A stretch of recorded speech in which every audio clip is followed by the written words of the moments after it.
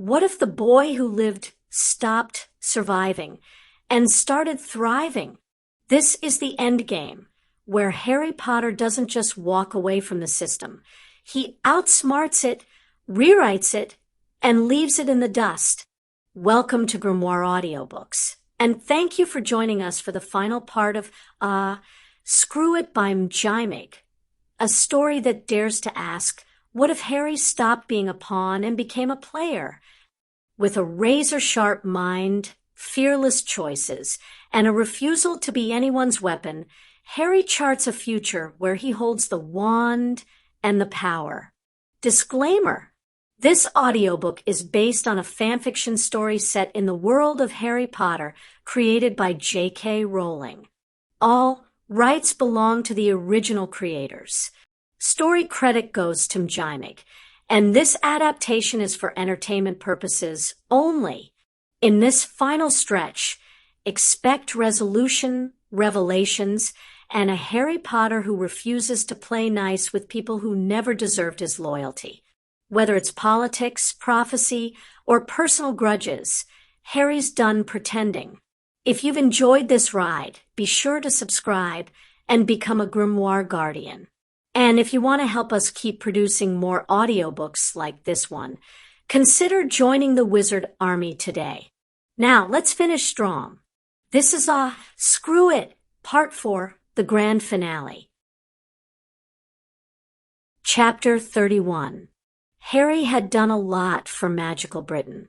He had defeated Riddle as a baby, as an 11-year-old, as a 12-year-old, as a 14-year-old, a 15. He'd done it a lot.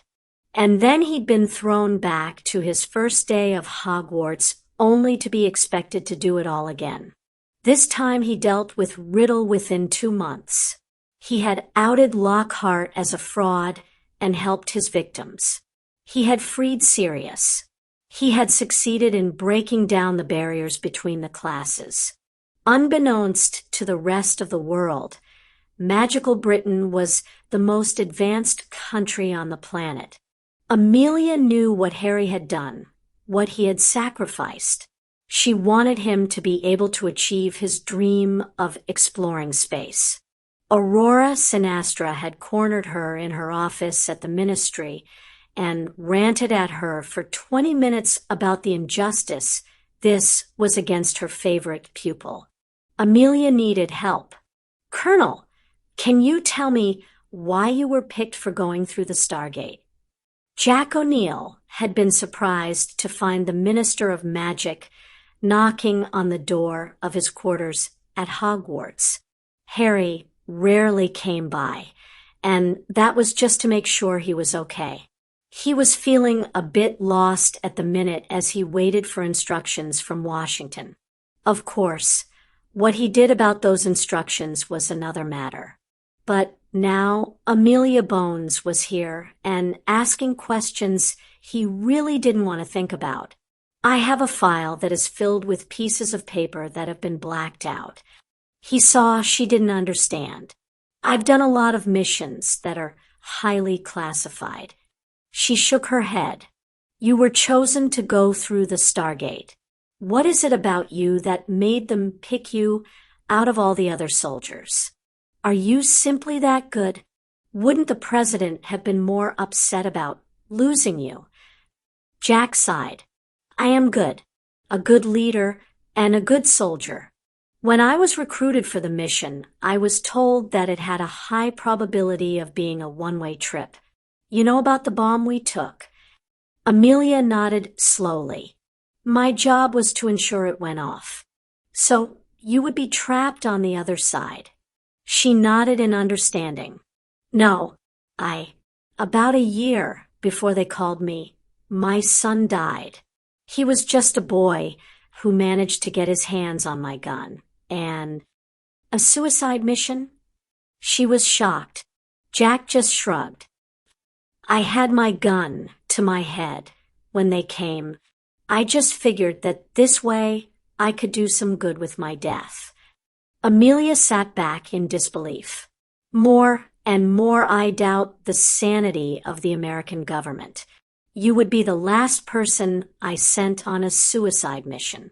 You would be completely unreliable. Yeah, but it wasn't like I was in the mood to be logical. He gave a self-deprecating smile.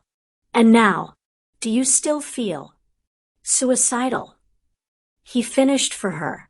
He knew this would be as uncomfortable for her as it was for him. No, I think I found my life back on Abydos when I met Skyra and the other kids. He said fondly, if you truly want to, I believe His Majesty could arrange to have you assigned as an ambassador of sorts to the Abydonians. She offered. He shook his head. I'm a soldier, ma'am. I lost my son. I just want to make sure others can enjoy their time with their kids. I understand. She saw a hint of doubt. I am the guardian of my niece. She is 15, and her parents were murdered when she was a baby, just like the kings. I had to raise her, just myself and our house elf. Jack maintained a relatively neutral expression regarding elves. He was a little jaded after the revelations over how America treated magicals. Why are you so interested in my selection for the Stargate mission? Jack asked curiously. Harry had been fairly glum for a day or so. He had just found out that the world was so big and interesting, but he had to stay in his room. The girls had spent a fair amount of time with him, trying to cheer him up. Harry was conflicted, as he was developing some very strong feelings for all of them. In the end, it was Gabrielle that cheered him up. The little girl had insisted that he show her his country. Of course, growing up in a cupboard meant he knew very little about the land he lived in. So together the pair went around to various places of importance, a journey of discovery. Are you going to marry Fleur? Harry looked between the little girl and the amused elder couple that passed by as the pair sat on a bench next to the River Thames. They were right next to Cleopatra's Needle, and there was a man in his early 20s sitting cross-legged whilst he played the didgeridoo. Gabby, I'm 14. I think I can put off that decision for a few years. You're 15. No, it's Harry chuckled. Missed my own birthday. Nothing new, though. Still, 15 is a little young for marriage. She looked at him intently, scrutinizing him as though looking for a tell or lie. Then she just harumphed. If you don't want to marry Fleur, you can marry me. Ah, but I like having you as my baby sister. Harry pouted. The man with the didgeridoo choked. He had to take a few deep breaths and begin again. You can't be my brother until you marry my sister. Gabby said firmly, then we will be brother and sister. Oh, so that's what I have to do to keep you. Marry your sister? Harry asked teasingly. Uh-huh. She turned to him excitedly. You are the king, so Fleur gets to be a queen, and that makes me a princess. She grinned happily. The didgeridoo seemed to have something stuck in it, judging by the choking. Well, if Fleur and I decide to get married later, I promise to make an official decree that makes you my little princess. Harry might have appeared to be teasing, but he was already thinking of doing it if he and Fleur did stay together. Will I be allowed to live in your castle with you? She asked hopefully. You don't want to stay with your mum and dad. You will be spending most of the year at school, so you won't get to see them. The little 8, going on 9-year-old had a look of deep thought. Then the light bulb clearly went off. I can go to Hogwarts. She smiled. Then I can stay with you during school and Mummy and Daddy during the summer. Harry just laughed. You've got a good 2 years before we need to decide on schools. How about we go and decide on food instead? Okay. she chirped as she hopped to her feet. Harry stood and pulled out his wallet to retrieve some money before handing it to Gabby with instructions. Alex had needed to take a break after nearly choking on his own didgeridoo. That conversation he had overheard was worth every penny he had spent to travel from Australia to England. He was surprised when the little girl suddenly skipped towards him. "Harry says you can have this. He said he is sorry we nearly killed you," she recited. She dropped several fivers in his upturned hat and looked at him worriedly. "You should go to the hospital to make sure you don't die." And with that, she turned and skipped off towards the young lad she was clearly accompanied by. Alex watched the girl grasp the boy's hand as the boy himself sent Alex a wink. At least the Brits weren't as stuffy as he was told. "Desmond, Harry, Shirley, Harry, pork pie, Harry, Matthew, good to see you again, sir." The career student was once again the focus of laughter in the out-of-the-way barbershop in southeast London. He sat there pouting. "Come on, Matty. You know you wouldn't have joined in proper like." Harry nudged the grumpy man. "Matthew," he enunciated. "It is a strong name." He said proudly, "It means dash. Gift of God." Came the chorus and laughter. "You tell us the same ting every time Harry comes here." Pork pie laughed. "Enough about Matthew." Shirley bustled between Harry and the two-seated gents. "I want to meet this gorgeous angel. Everyone, this is my good friend, Gabrielle Delacour." Harry wrapped an arm around the girl's shoulder. "Gabby, this Desmond, Shirley, pork pie, and Matthew. Des is a barber, Shirl is a hairdresser, Maddie is a student, and Porky is Dash. You mind what you say there?" Pork pie interrupted quickly. Harry enjoyed a good banter with the gang, and always gave as good as he got. Pork pie is a man of leisure. Pork pie sat up straighter and puffed his chest out. "Man of leisure. I like that."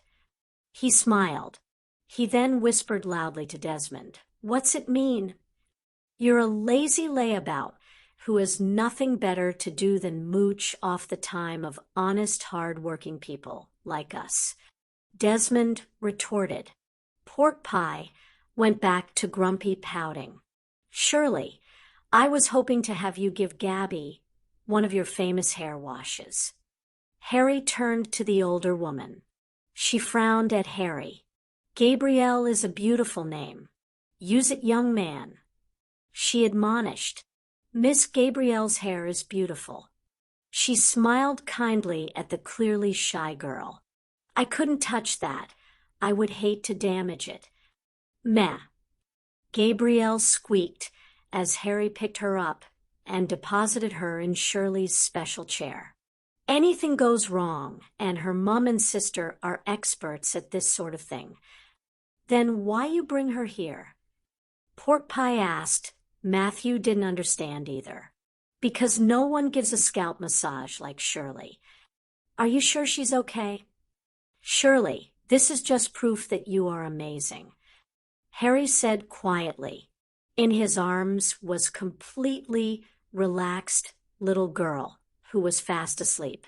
"The only problem is that she might have trouble getting back to sleep tonight due to the near coma she is in now," he said wryly. Gabrielle was being cradled high in Harry's arms, her legs dangling over his left arm and her head nestled in the crook of his shoulder. "She's so beautiful," Shirley said with a sappy smile. "Just like her mum and sister.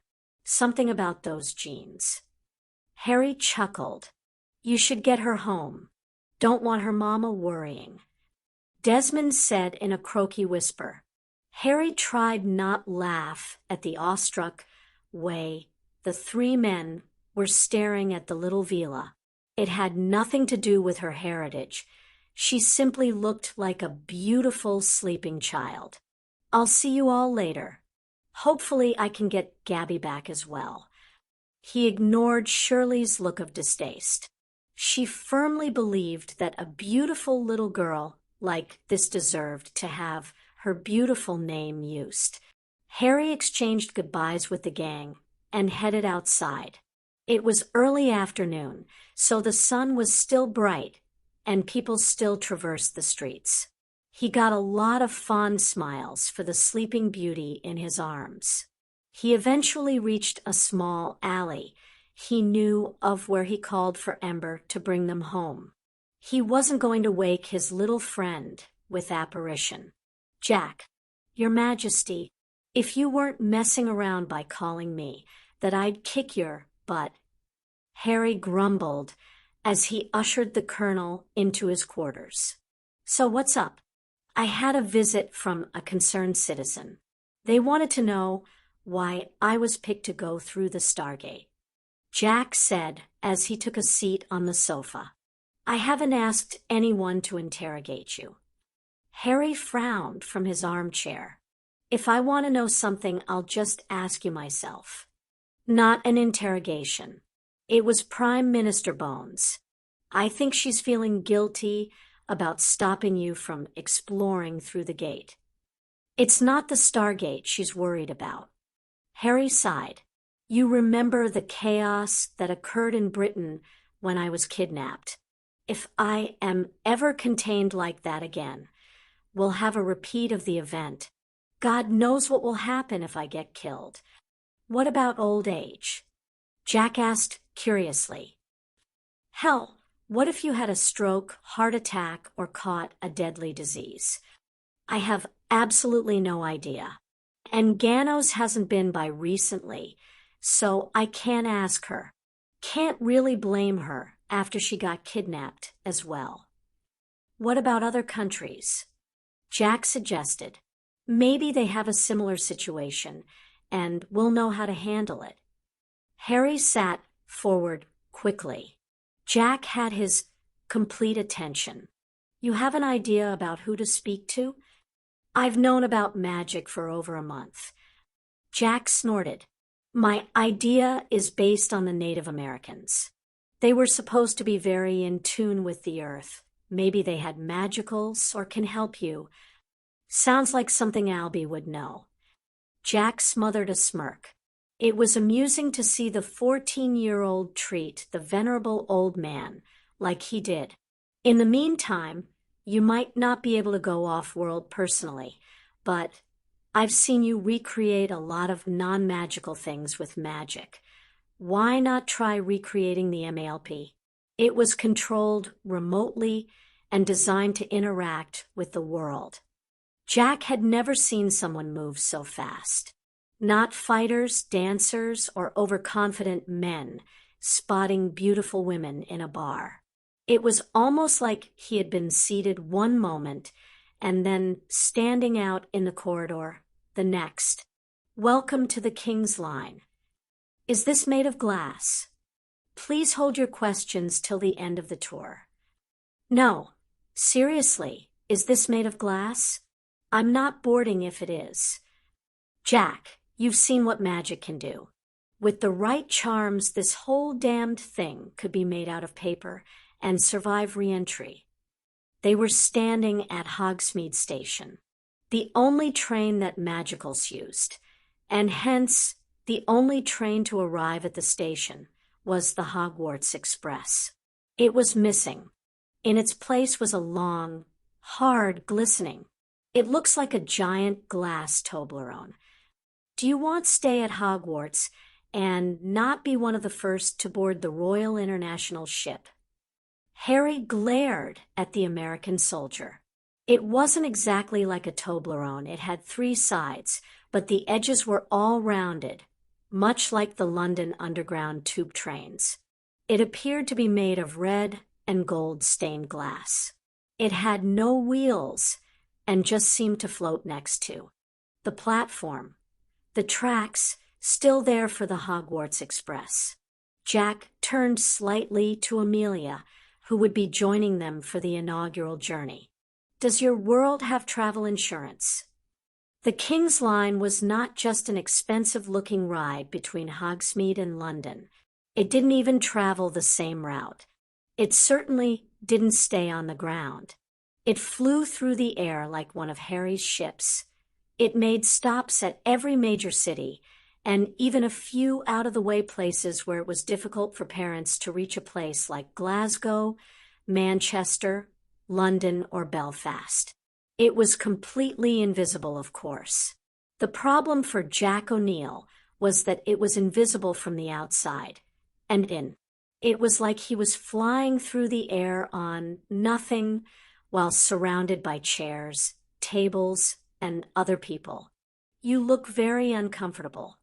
Jack looked up to see the youngest of the Hogwarts professors smiling at him, Professor Aurora Sinastra. He only knew her name. He knew everyone's names by now. I was just wondering if this thing had bathrooms, and if they had invisible walls. Jack smiled as she laughed. I would not put it past Harry to forget something as basic as that. I also wouldn't put it past him to have filled this creation with pranks. She scowled in the direction of the sovereign ruler. There aren't any signs, though. How are they supposed to see the walls and not smash their faces into them? He asked curiously. Now, that is something Harry probably did think about. She assured him. She suddenly looked a bit bashful. Colonel, I was wondering if you could tell me about some of the work that went into your Stargate program. Jack breathed out deeply as he figured out how to respond. I can't tell you much. I can't even tell His Majesty some of the classified stuff. Oh no, I don't care about the technology, per se. I'm more interested in what methods of searching you used to find your destination, what celestial cartography. Oh, well, I didn't really get a good look at that side of things. Jack scratched his head. I was more involved in the tactical side of things, risk assessment, and the like. You're interested in astronomy, then? He asked curiously. She gave him a smirk. I should hope so, seeing as I am the astronomy professor. Jack nearly blushed. Sorry, I don't know what everyone does. I'm one of the people who worked on Harry's first ship. I also deciphered the symbols that Ganos gave us that led to Atlantis. I didn't even know astronomy was a course. Magical education is very different to non-magical education. Aurora nodded. Harry has ordered changes to the courses, though. This year, for the first time ever, Hogwarts will require students to take lessons in science, mathematics, and basic English. What about history, geography, the arts? Our history professor has already started covering both sides of history. Harry has asked me to think about incorporating geography into my lessons along with the history professors. The most I can do, though, is teach them about how the stars are different in each part of the world. What sort of telescopes do you have? What's the range? Are they magical? Astronomy was something he actually enjoyed. It used to be that we used unmodified brass telescopes. Harry took an interest in my subject, and we now use new telescopes based on non-magical variants and heavily enchanted. You should join me in the astronomy tower later. I'll show you Atlantis. Welcome to Hogwarts. Harry cried out happily to the seated and sorted students. For those of you just starting, this will all be different for you. For those who are rejoining us, this will all be different for you. Yes, let's start at the top. I convinced Albus Dumbledore to step down as headmaster and begin teaching a brand new subject. Alchemy will now be available as a third-year option. Mutterings of excitement ran through the students. Minerva McGonagall now holds the position of headmistress. She will still teach Transfiguration, but she is the head of the school. Incidentally, Professor Dumbledore is also the head of Gryffindor now. Pomona Sprout is our new deputy head. Those are the important staff changes. Now, the real changes, non-magical courses, are now mandatory. Less time has been allotted for magical courses. To make sure that you are getting your magical practice, you are allowed to use magic anywhere in the school for practical reasons. For instance, 5th through 7th years, you will notice from now on that you will no longer be provided with a knife and fork. You will need to conjure your own. 2nd through 4th years are provided a simple block of wood that you will need to transfigure. 1st years, you aren't expected to worry about anything like that, but you must study and practice if you want to eat with cutlery after your 1st year. The new batch of midgets looked greatly relieved. The rest of you, if you can't manage conjuration of transfiguration as required, then you will be able to ask for extra help from prefects and professors. You can also ask your friends to do it for you until can do it yourself. You will find all sorts of things in the castle that will require you to think and use your magic to live here. Hogwarts is a living being. She won't give you tests and tasks that are beyond your ability, he assured them. Now, these non-magical courses. Science, maths, English, they will not be held here. Hogwarts now owns a nice modern building in Vauxhall, London. You will not be allowed to use magic there, but you will have your wands.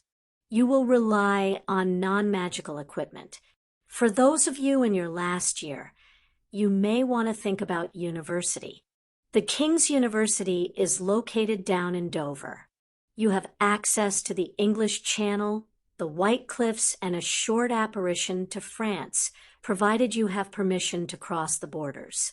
At the university, you can learn advanced versions of standard magical subjects.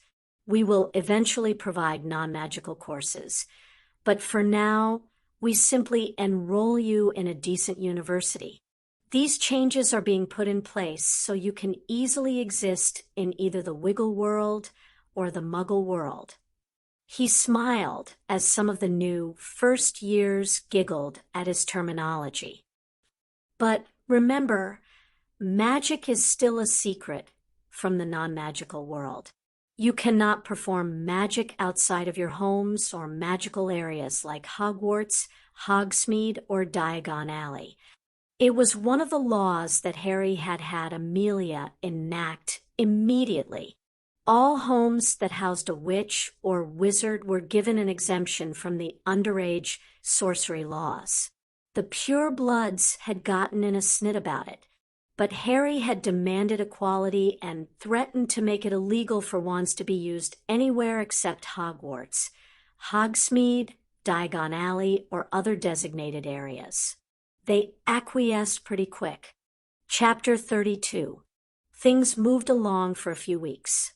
Students found themselves fascinated by either the magic or the technology they were now being exposed to.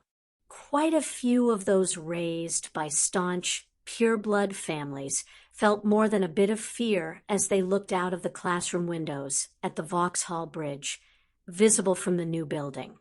Having only been exposed to Diagon Alley and other magical areas, they had never seen so many people moving in one place. And that didn't even begin to take into account the vehicles, especially during rush hour. Harry was suitably distracted by the girls, Fleur, or his latest project, a magical MALP. The girls were a bit jealous of Gemma, Fleur, and Harry as they were no longer in school. It was also clear that Fleur and Harry had been getting a fair bit more passionate, and they wanted that too.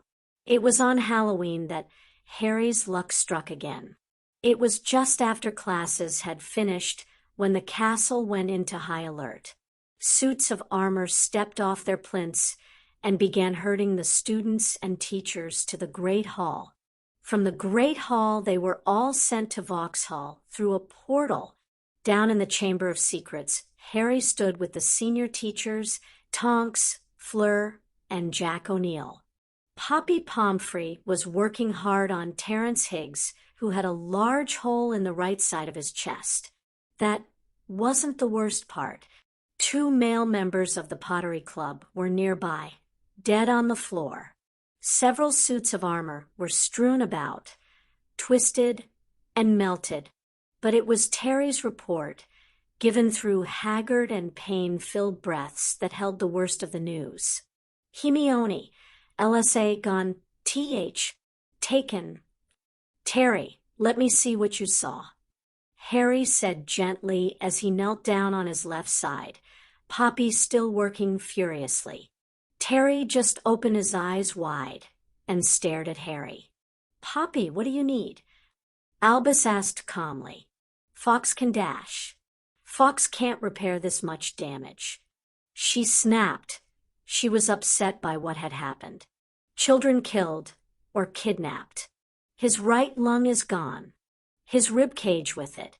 These are not the type of injuries I am used to. Give me curses and severed limbs, and I can fix you. A blasting curse to the chest will kill you. Higgs should be dead. I have an idea. Aurora offered. She, like the others, was scared and shocked. She was standing very close to Jack, who put a comforting arm around her. On Atlantis, there are special chambers that will put him in stasis, like petrification. Wait. Jack pushed her away slightly and held her by the shoulders. What about Harry's snake? You said it could do that. The problem would be reviving him. Albus frowned. In his current state, we would not be able to administer the potion to do that. The chambers don't need that. You put him in and push a button. You want him awake. Push the button again. Aurora explained, her eyes locked on Jack's. Can Ember take us straight to them? She can. Harry startled them as he joined the conversation. The little phoenix, who was now fully grown, appeared on Harry's shoulder. She then vanished in flame, taking Harry, Poppy, and Terry with her. Harry returned with Ember a minute later. He turned straight to Jack. Tell me, Colonel, are you beginning to see the consequences of a unilateral action by your government? He asked stonily as he pointed to the dead man in the corner wearing gray metal armor.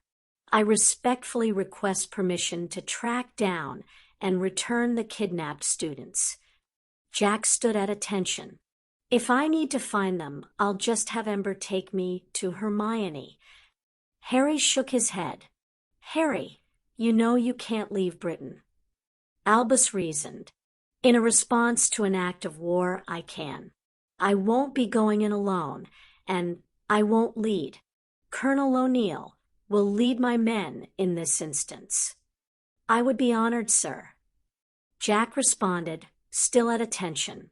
With respect, though, I was hoping I could assemble my original team. They are familiar with my methods and orders. I also believe they would wish to rectify the mistake we made. Harry stared at him for a few seconds. Phil, take the Colonel to Lieutenant MacDonald. Have the Lieutenant aid the Colonel in contacting and retrieving his men, and then they can join the rest of the Black Watch on my ship. Sir, did Mr. Higgs see where they went? O'Neill inquired. Lord Higgs was unable to get an eye line on the control panel.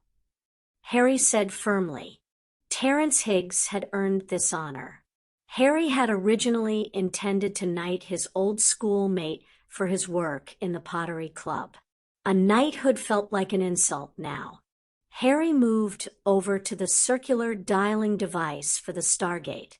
He pressed the large red button 3 times, causing 7 of the symbols to light up.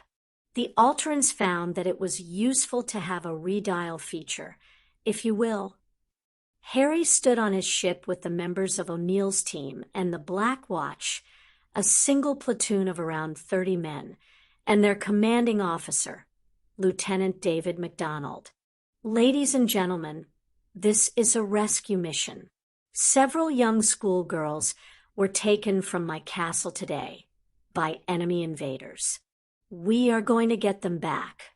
We will only engage the enemy if they stand in our way. Preferably, we want to get in and out without raising alarms. However, once we have the girls back home, safe and sound, we shall return to where they were held, and we will destroy them. He was rewarded by some blood-thirsty grins. At this moment in time, Lieutenant Colonel Danson is organizing a battle group that will join us on site. We will show these bastards the truth of what they have done. Lieutenant MacDonald is your CO for this op, but Colonel O'Neill will be leading. He and his men have faced this enemy and can help prepare you for what to expect. I'll leave you in their care for now. He nodded to the colonel and turned away to head to the bridge where Dudley was flying. You know we're going in with you, Dudley said darkly, his eyes glued to the view of the planet below. They took Hermione and Luna. With the same dark looks, Harry saw Neville, Greg, and Vince sitting on the couch in the corner. Harry had an Army, Navy, and Air Force at his call. He had technology that was beyond comprehension of most life forms in the galaxy. He had magic in abundance. But his initial plan centered around one snake. Granted, it was the magical basilisk, the king of snakes, nearing 30 feet in length and capable of crushing a horse with its powerful body. But Blinky and Ember flamed straight to Hermione Granger, a good friend of theirs and Harry's. Within seconds, everyone in Ornate Room was stone still thanks to Blinky's ability to petrify. He had worked hard at Harry's insistence to be able to use his deadly gaze and not actually kill. Ember flashed out and returned quickly with Harry and the boys. In a flash, Neville spotted Hermione and poured the restorative potion down her throat. Harry took hold of her, and Neville moved on to the other Hogwarts girls. There were many females in the room. All of them were dressed in gauzy silk garments. Even the Hogwarts students. As soon as Hermione could move, she wrapped her arms around Harry tightly, her face buried in his neck. I knew you'd come. These bastards didn't just kidnap my subjects. Mione, they kidnapped my friends. Harry told her. His face was set, and his eyes promised death. These other women, are they victims too? I think so. Some of them don't speak anything close to the languages you shared with me. Portal's ready, boss. Vinny reported from near a wall where he and Greg had erected one of the frames. Dud, take Luna and lead the way. Harry ordered. Hermione, Lisa, you, and the other students try and get the other women through. Neville, Greg, and Vinny, you guard the rear. And you, Harry? Neville asked. Harry pulled his wand calmly. I may not be allowed to foolishly risk my life in exploration, but nobody will stop me from annihilating a threat to my people. It was only Ember landing on Harry's shoulder and Blinky curling up around Harry's body protectively that prevented Neville from arguing. Just wait for David and the Colonel. Neville instructed. He left no room for arguing. Harry simply nodded in acceptance. Of course, Sir Neville. Please work with your fellow knights, Sir Dudley, Sir Vincent, and Sir Gregory to ensure the victim's safety. I entrust you with the welfare of the realm. Neville remained stoic, but his cheeks reddened slightly. He bowed low. "Of course, my liege." He then turned and followed Greg and Vinny through the door. Seconds later, the soldiers of the Black Watch stormed through the portal and secured the room. They were followed by O'Neill and his team. "Colonel, Lieutenant, I want this room secured. Once the Lieutenant Colonel begins his assault, we will begin ours a minute or so later. It's not like they will expect us to already be inside, after all." "You sure about his, huh, sir?" David asked. "These Goa'uld consider themselves to be gods." Harry sneered. "They have their slaves well and truly cowed. No one but another Goa'uld would dare to attack them." He said sarcastically. David and O'Neill worked together to have the men secure the doors and set up communications equipment and supply crates. Blinky had taken up position, coiled patiently in front of the door. If it opened, then whoever was there would be petrified. The four-man fire team assigned to the door did their best to ignore the massive reptile. Around 20 minutes later, the platoon's senior signaler indicated he had connected with the rest of the company. They were in orbit and ready to descend. Harry gave the order directly to the commanding officer, and the assault began. The sound of gun fire permeated the building. This was instantly followed by screaming and shouting. "Does anyone know what they are shouting?" Ferretti asked with concern. "Should have grabbed Daniel." Jack muttered, "If you can grab someone, I can take the language from their mind." Harry offered, "Adams, any viable targets?" O'Neill asked his man, who was lying on the floor using a fiber optic scope to watch the activity outside. "It's a madhouse out there, sir," Adams reported. "The civvies have cleared the corridor, but there are a lot of the armored soldiers running around. I don't advise opening the door unless we are about to join the fight. Jeffries, what is the status of the frontal assault?" Harry turned to the signaler. "A few injuries, no fatalities, sir. These people weren't prepared for an armored assault. They can't find a place for cover that our heavy artillery can't decimate. We'll wait then." Harry decided, "If the tide changes, we'll make our move." "Colonel, the foot traffic outside is tailing off," Adams reported from the door. "Blinky, move back and give me clear line to the door." More than a few of the soldiers shuddered at the sound of Harry speaking to the large snake. "Adams, as soon as you see a viable target, clear the door and get it open. I'll summon the person inside so we can get some better intelligence and maybe the language." The platoon's staff sergeant immediately ordered 2 fire teams to positions flanking Harry to give him backup. "Get ready," Adams said quickly as he got to his knees and prepared to yank his spying device. The soldier then knocked sharply on the door and rolled to the side as one of the men guarding the door flung it open. The large man with tanned skin and heavy grayish armor was stunned to see more than 30 men in the room with weapons pointed at him. He was also stunned when Harry hit him with a stunner and a summoning charm. "Very nice work, Adams." Harry grinned at the American Air Force soldier. O'Neill and Kowalski had the man on his back and held down for Harry. The man was then petrified with a spell and enervated. The man's eyes were terrified.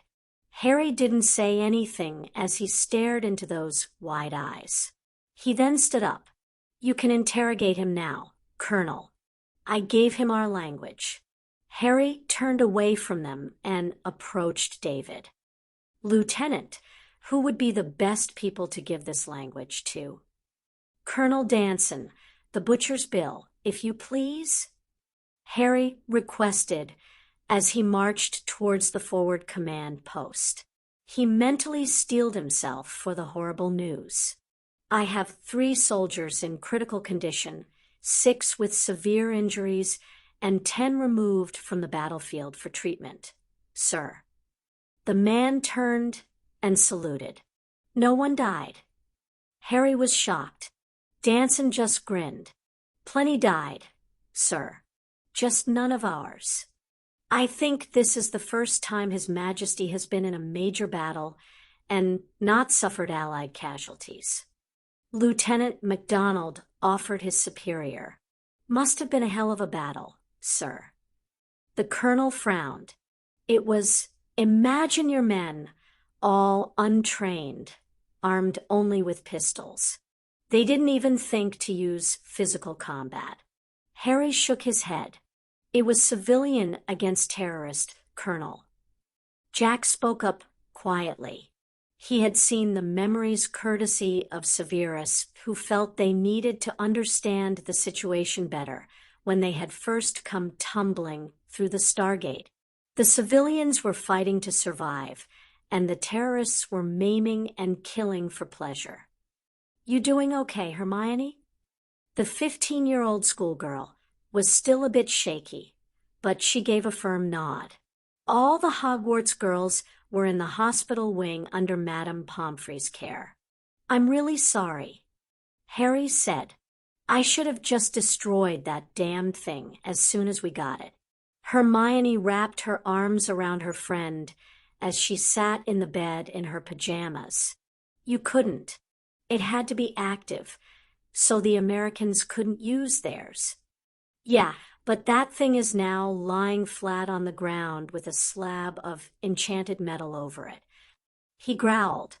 Anyone tries to come through will hit the slab and drop back in. They will be instantly killed. Make sure you tell the president. She sighed as she rested her head on his shoulder.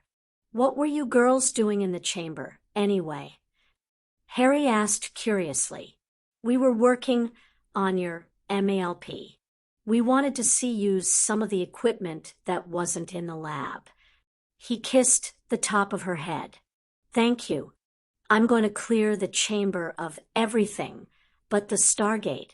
If anything does get through, they will be trapped down there. What happened to the soldiers? Was there a Goa'uld there? Most of the soldiers were killed.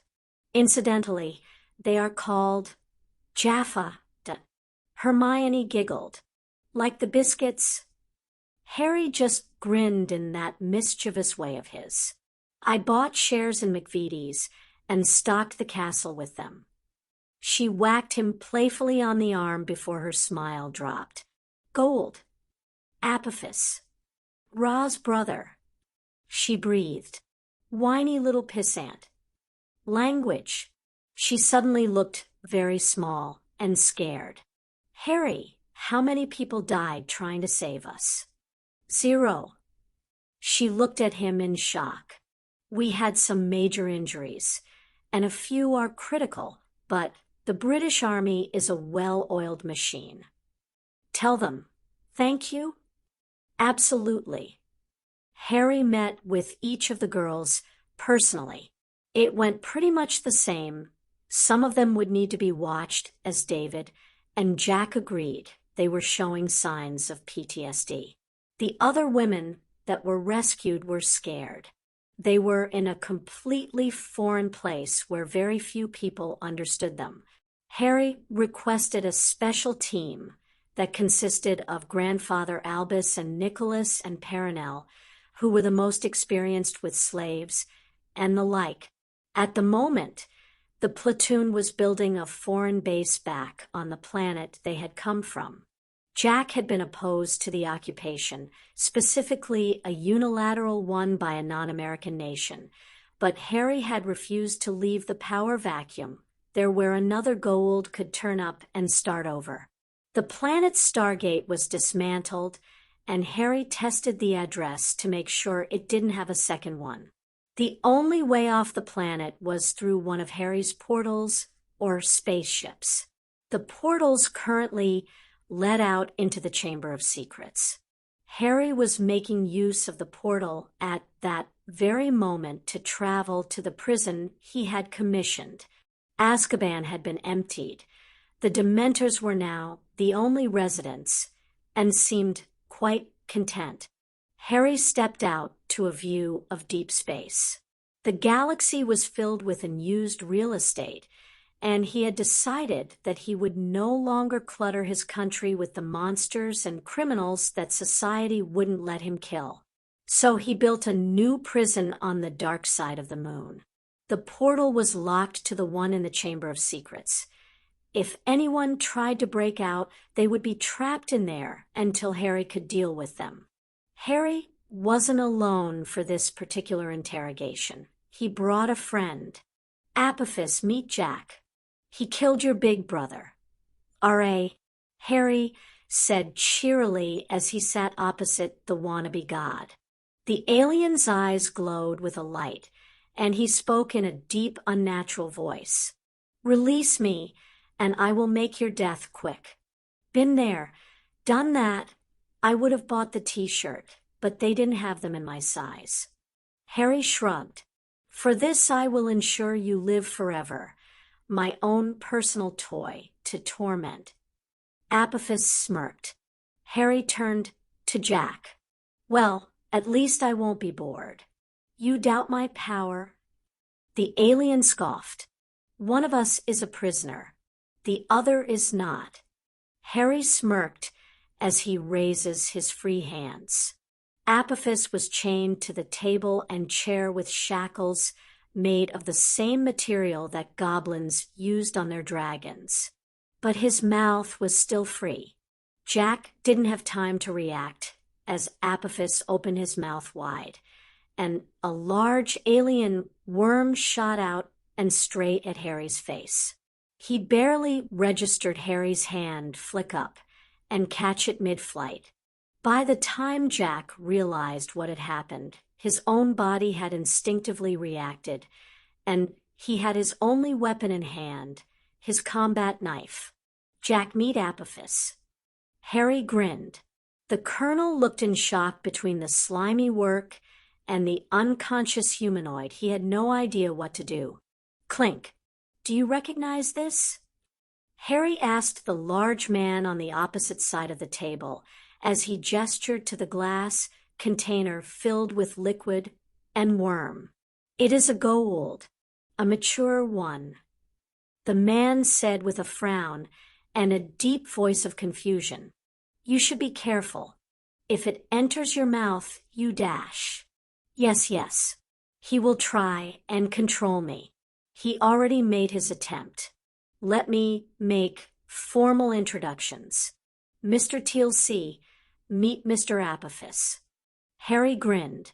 Jack and Harry were a bit confused, as TLC seemed disappointed. They had expected him to be happy for his new freedom, angry for treating his god like this, or belligerent in denial that this worm was his god. You killed the host. The host is fine, Harry assured him. This little git left him voluntarily. Besides, I can remove the bloody little parasite without harming the host. TLC looked at them curiously. I had heard tales that there were planets and people with the ability. The false gods were quick to squash them as heretical rumors. What planet are we on? Who are your people? This is Earth. We are the Tauri, as you would call us. Air. Harry Dash. Who is he going to tell? Harry turned to the worried Jack.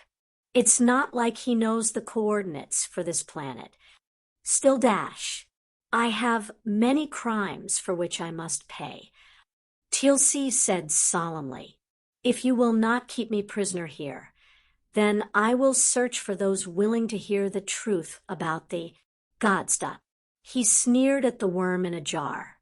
Our medics say, you have one of those in your gut. Jack grimaced. Is it a threat? TLC slowly raised the hem of his prison-issued t-shirt that he wore under a blue jumpsuit that he had left undone. Carved into the flesh of his stomach was a large X from within a smaller version of Apophis peeked out. This is a Goa'uld in larval form. It is too young for a host. The Jaffa were created to serve as incubators of the young Goa'uld until they were ready for implantation. Your healers were most kind when they allowed me to keep it after I explained that its removal would kill me. I'm sure we can figure out something to replace the little devil, Harry said in disgust as he indicated for TLC to lower his t-shirt. There is a group of like-minded Jaffa. TLC admitted cautiously. They fulfill their roles as Jaffa, but they wait for the day when we can overthrow the Goa'uld and reveal them for the false gods they are. Sounds like you have a plan, then, Harry said decisively.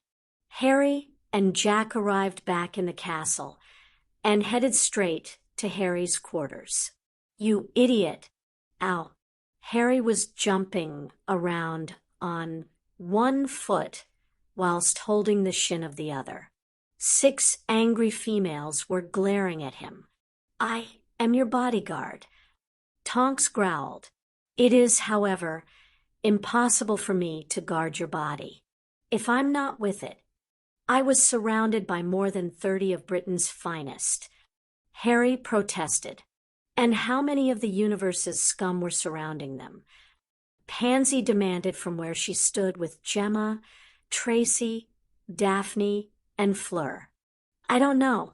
I was locked in a room hiding from them whilst a couple of 100 more of Britain's finest bombarded the shit out of them. Harry grumbled as he sat in his chair. You were in their line of fire. Harry frowned at Gemma. Neville told us what was happening when he and the others brought the girls home. She frowned back. Bang. Harry James Potter. Seeing Amelia and Minerva standing at the door to his rooms looking murderous, Harry simply wanted to cry. Harry stumbled out of his quarters nearly an hour later, his ears ringing. We had a deal, Potter. Why won't this day end? Harry wailed as a pissed-off Ragnarok came storming up. We gave you the banking rights, and we had the rights to fight our combined enemies. I'm sorry. Okay. Harry snapped. My friends were taken, and I just reacted. I'll have someone set up a system where you automatically get notified if I encounter fighting. If this happens again, dash. Dobby. Master King Harry Potter. Sir calls Dobby. Harry was certain that Tracy was the one coaching the little elf on long and unwieldy titles for him. Can you get me the long box on my desk?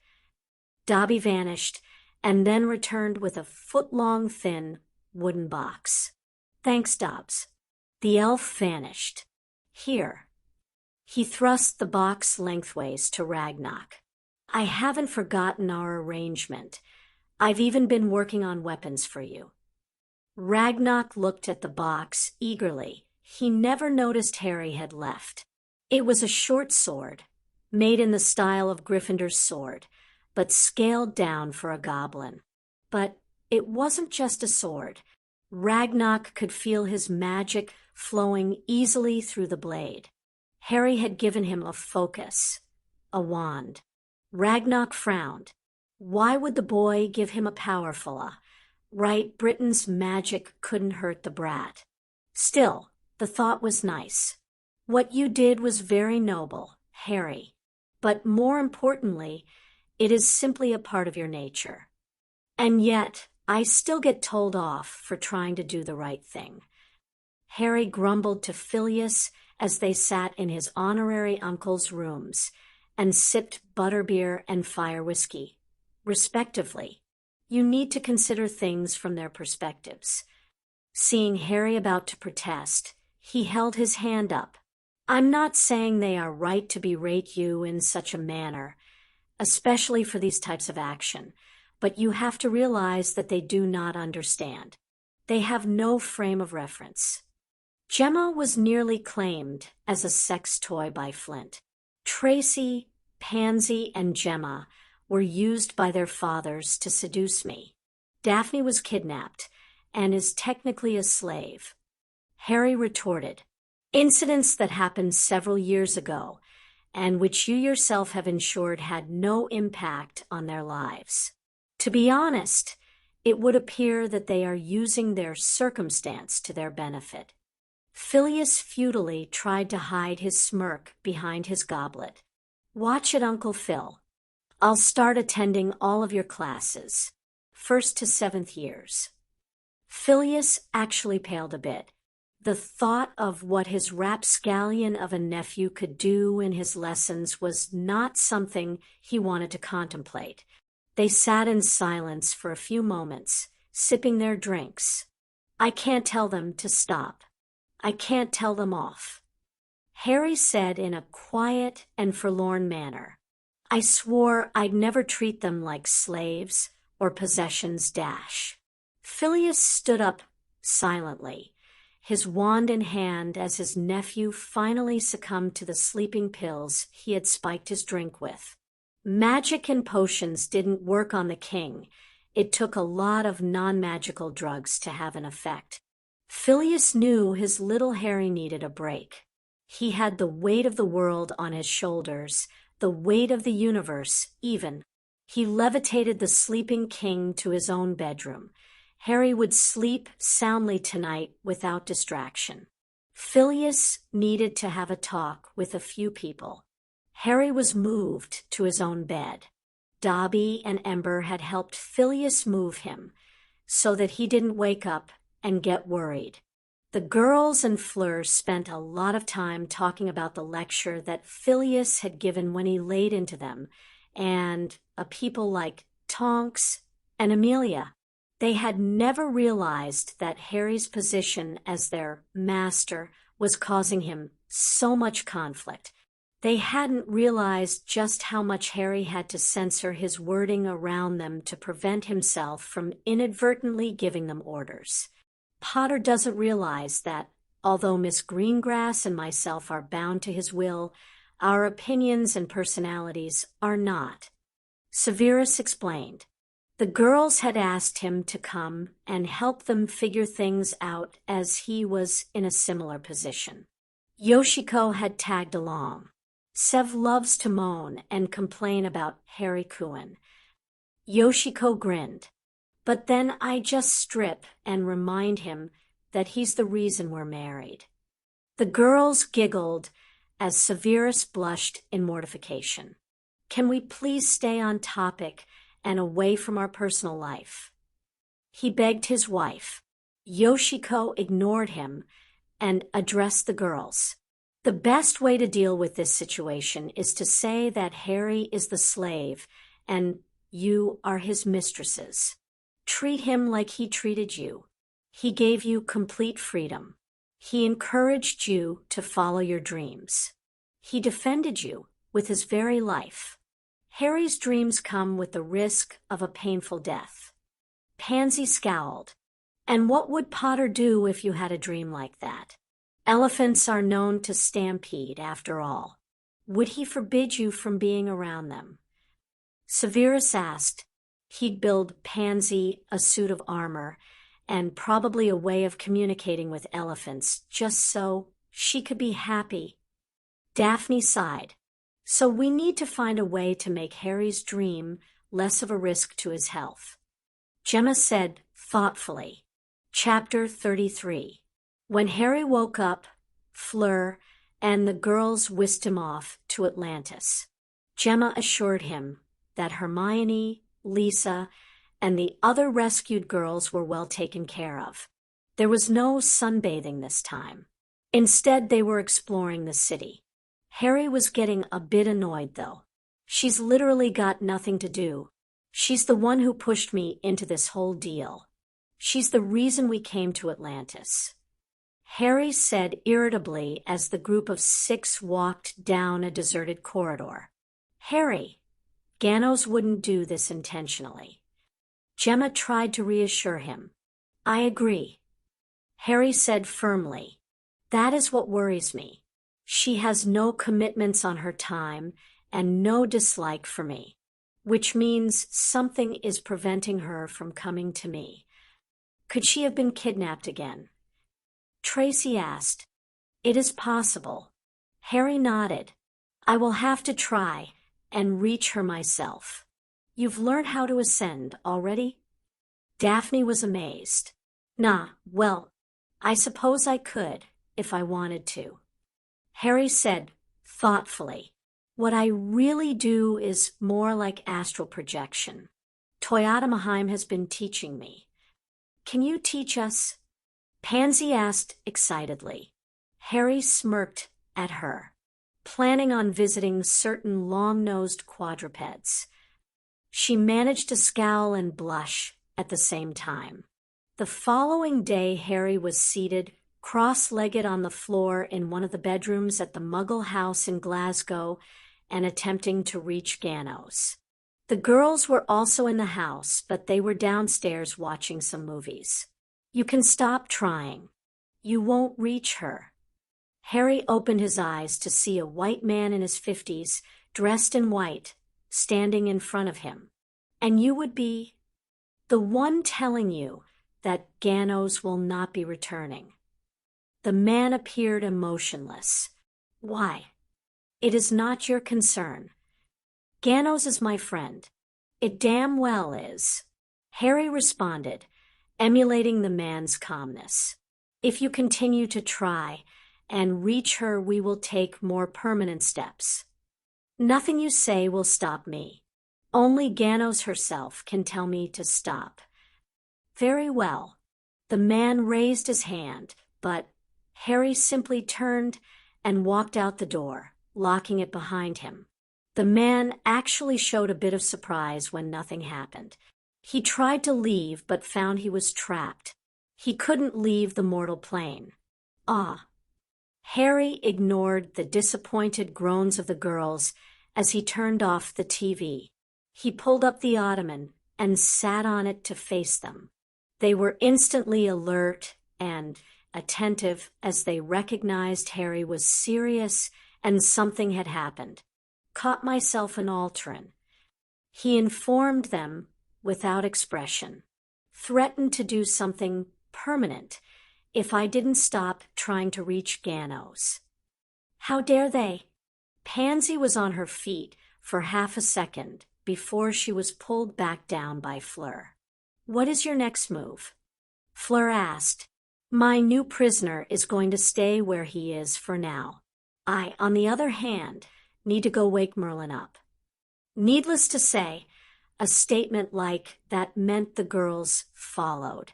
We're going to need hours in the bath after this. Gemma groaned as she followed David out of Harry's ship. Sengets everywhere. Harry's little club did good work on our clothes. David assured her as the others exited behind her, Harry and Tonks coming last. Harry had taken them to a planet that was mostly made of desert. Dave, it doesn't matter how good the charms. A woman will always hog the bathroom. Ow. Harry rubbed his head as Tonks glared at him. Come on, let's finish before Harry gets himself killed by one of his own bodyguards. Pansy grumbled. It was a short walk to a nearby cave for the group. They paused for a few minutes whilst Harry deactivated the planet's stargate and then headed in. They easily found the stasis chamber and Merlin. Harry, if you let him out, will he last longer than 5 minutes? Tonks asked worriedly. He looks like he should have been mummified. The greatest wizard in British history. And that's your opening line? Harry chuckled. Look, it even says right here, Merlin, Archmage of the Round. Did Ganos write that? Gemma asked. He must have really impressed her. She didn't agree with everything he did, but she did agree he was trying to do the right thing. Harry admitted as he placed a hand next to the chamber. Seconds later, the ancient man inside fell forward into Harry's arms. Everyone grab a hold of me.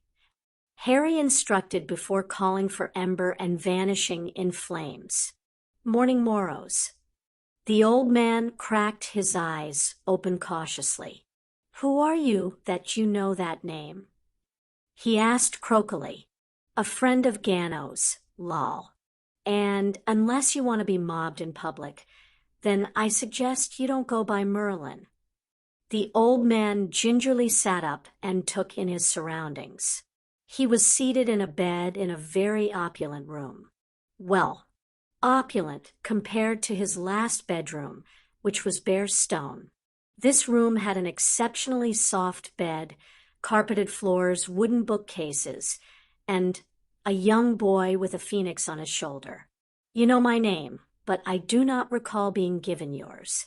He looked at him like he was a young Arthur, his rascal of a student. Harry Potter.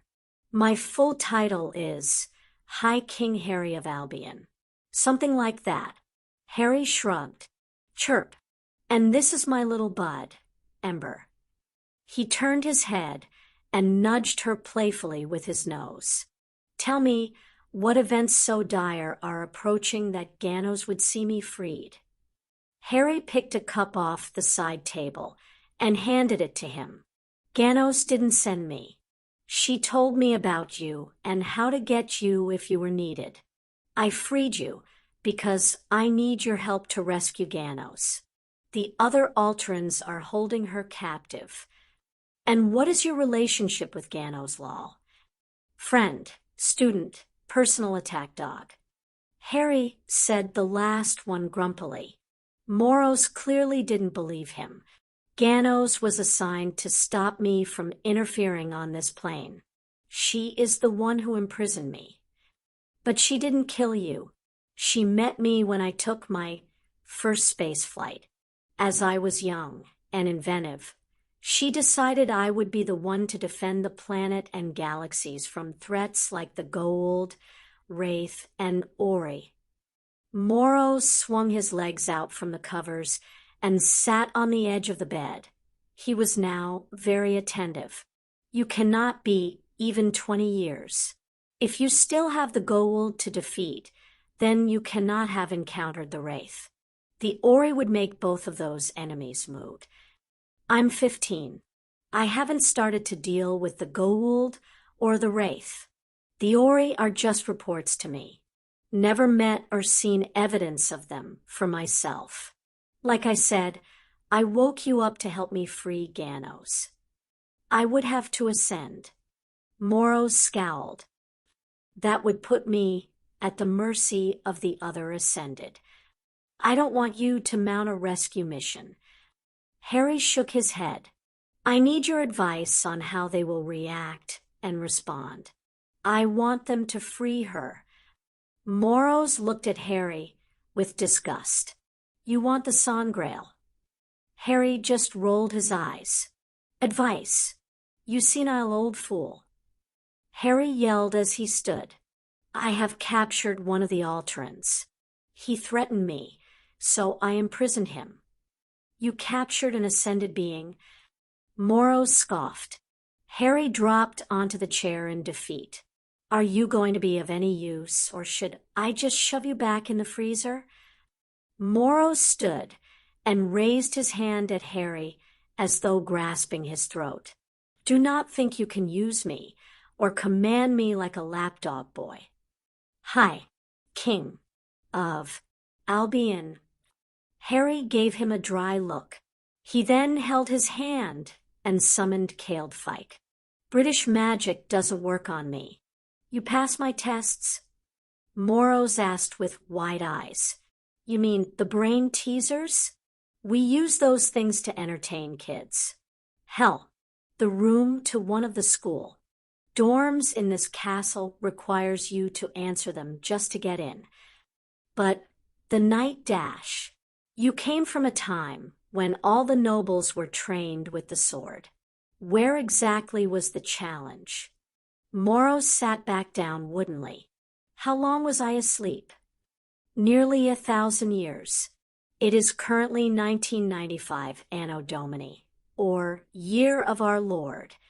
Humans who don't have magic have developed technology to fly hundreds of people through the skies, bring people back from the brink of death, keep a heart beating even if the person should be dead, communicate instantaneously with each other from one side of the planet to the other, and destroy entire cities with the push of a button.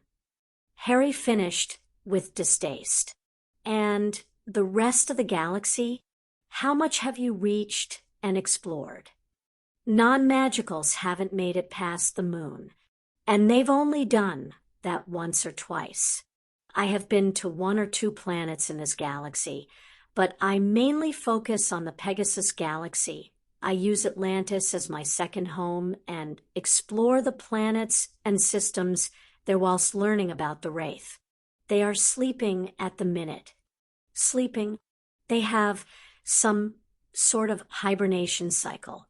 A few stay awake and send out hunting parties to gather food for the hives.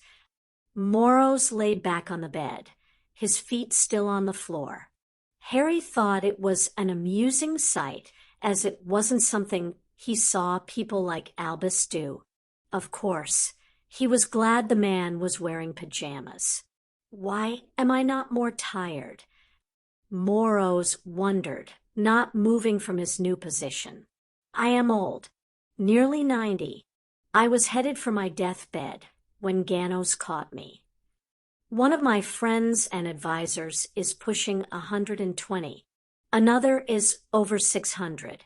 There are at least 2 women who are past 150. We gave you some potions to bolster your body. Moros lifted just his head to peer at Harry. And you didn't wake me for the sangral. Why don't you get dressed? I'll send someone to answer a few more questions, and then I'll show you the Ascended I imprisoned. Then you can decide if I would even need that weapon to defeat the Ori. Harry stood up and gave Moros an appraising look. I'll also see if I can't scrounge up a Barber. Harry and Ember vanished in flame, leaving a confused Moros. What is a Barber? How do gang? Harry came from the usual crowd at Desmond's. Ah, there's my little angel. Shirley beamed as the now 9-year-old Gabrielle ran up and hugged her. Hi, Auntie Shirley, she said happily. Sev. Pork Pie managed not to squeak. Severus Snape may no longer look like the bat of the dungeons, but Pork Pie still remembered the first day that he saw Death enter the small barber's shop. And who are these 2 lovely ladies? Desmond smiled at Tonks and Yoshiko. Well, this is the big surprise. Harry grinned as he put around a similarly grinning Yoshiko and turned them so everyone could see her. I would like to introduce Mrs. Yoshiko Snape. Pork Pie burst out laughing. Good one, Harry. Ahem. Yoshiko wiggled her hand at the man, showing her engagement and wedding ring.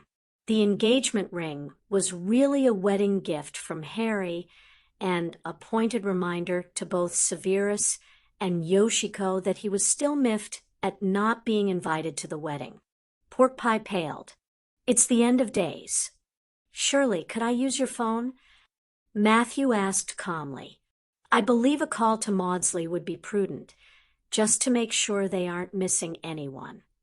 He explained as he looked at the young-looking woman warily. Hush, Matthew.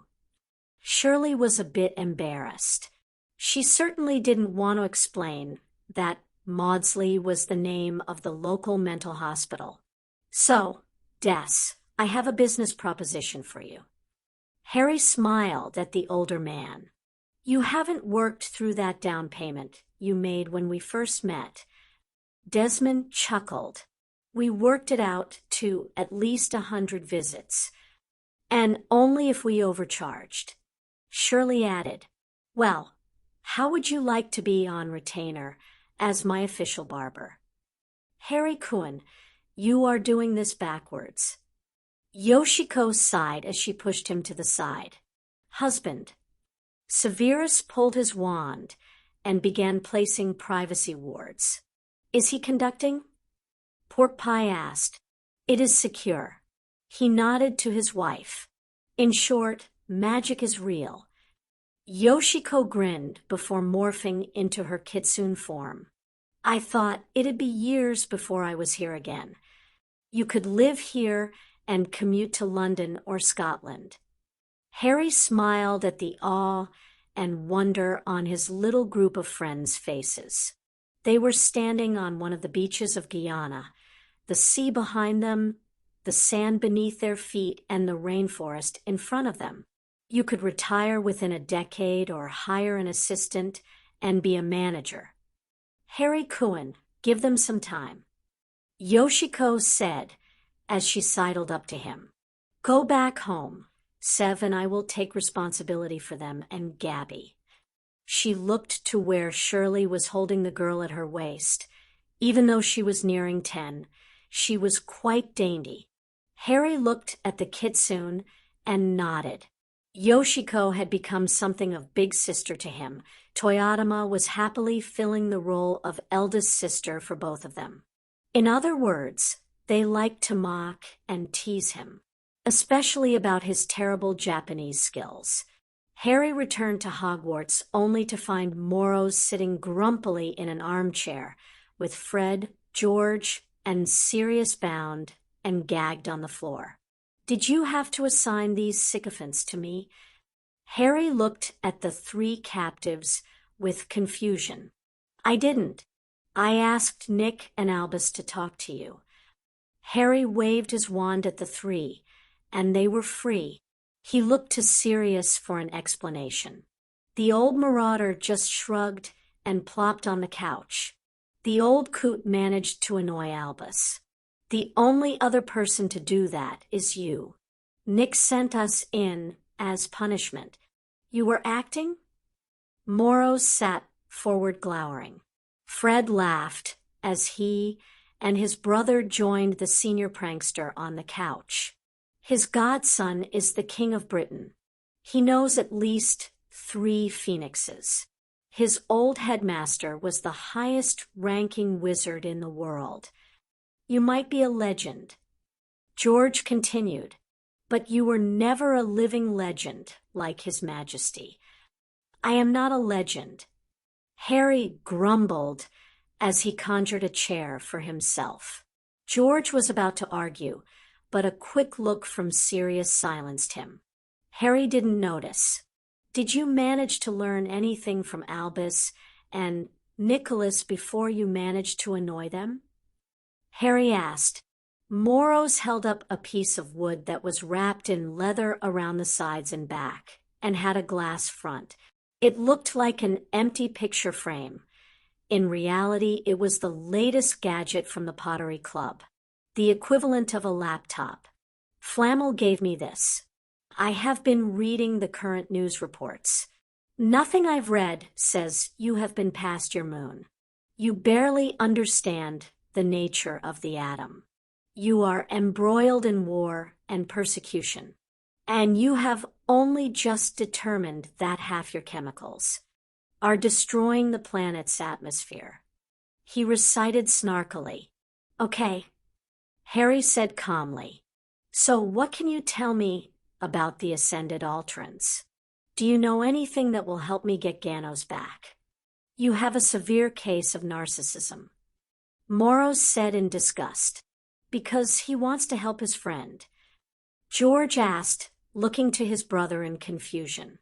Isn't that the opposite of narcissism? Fred opened his mouth to respond, but Moros spoke up. He wants to help his friend. He wants me to tell him my secrets. All I heard in that lot was me and Mike. Sirius shrugged. Pup, he's not going to be of any use to you. I recommend you either shove him back in the box or let him go and tell the world that Merlin lives. Either way, you have bigger fish to fry. George added, yeah, hand him off to Professor Dumbledore or someone else. Focus on Ganos. Fred agreed. Ember. Sirius yelled out. Harry needs some fun time. He added slightly quieter as the always attentive Phoenix flamed in. Harry had zero time to protest. You are close to forcing our hand, Harry Potter. The sound of 5 female screams preceded an angry squawk and the sound of rushing flame. He's gone, Harry said calmly.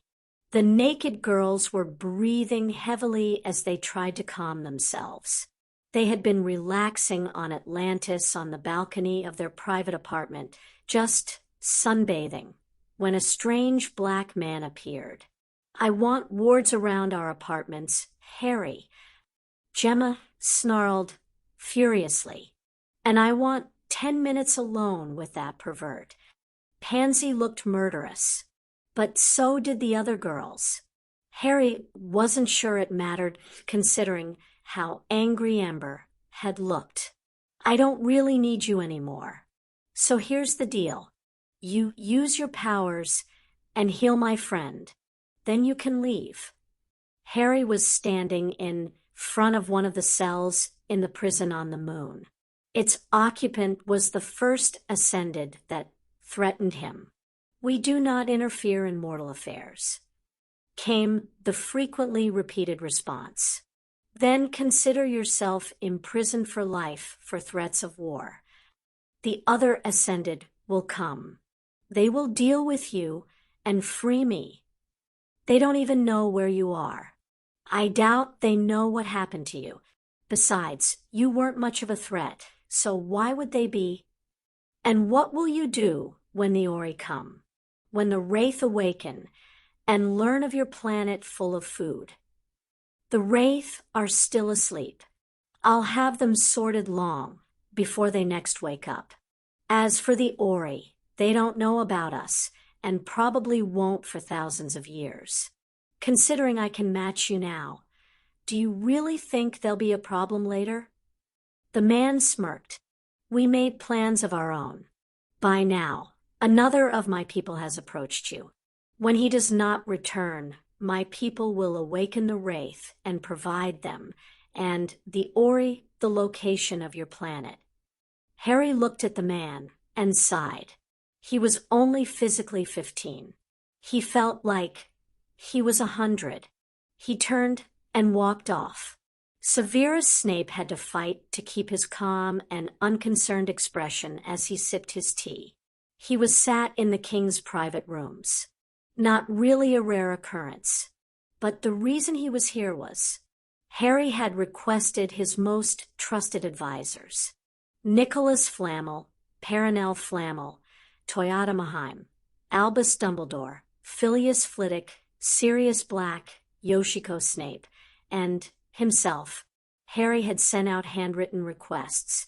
Delivered by Ember, every individual received one, and it begged their attendance as his respected and trusted advisors.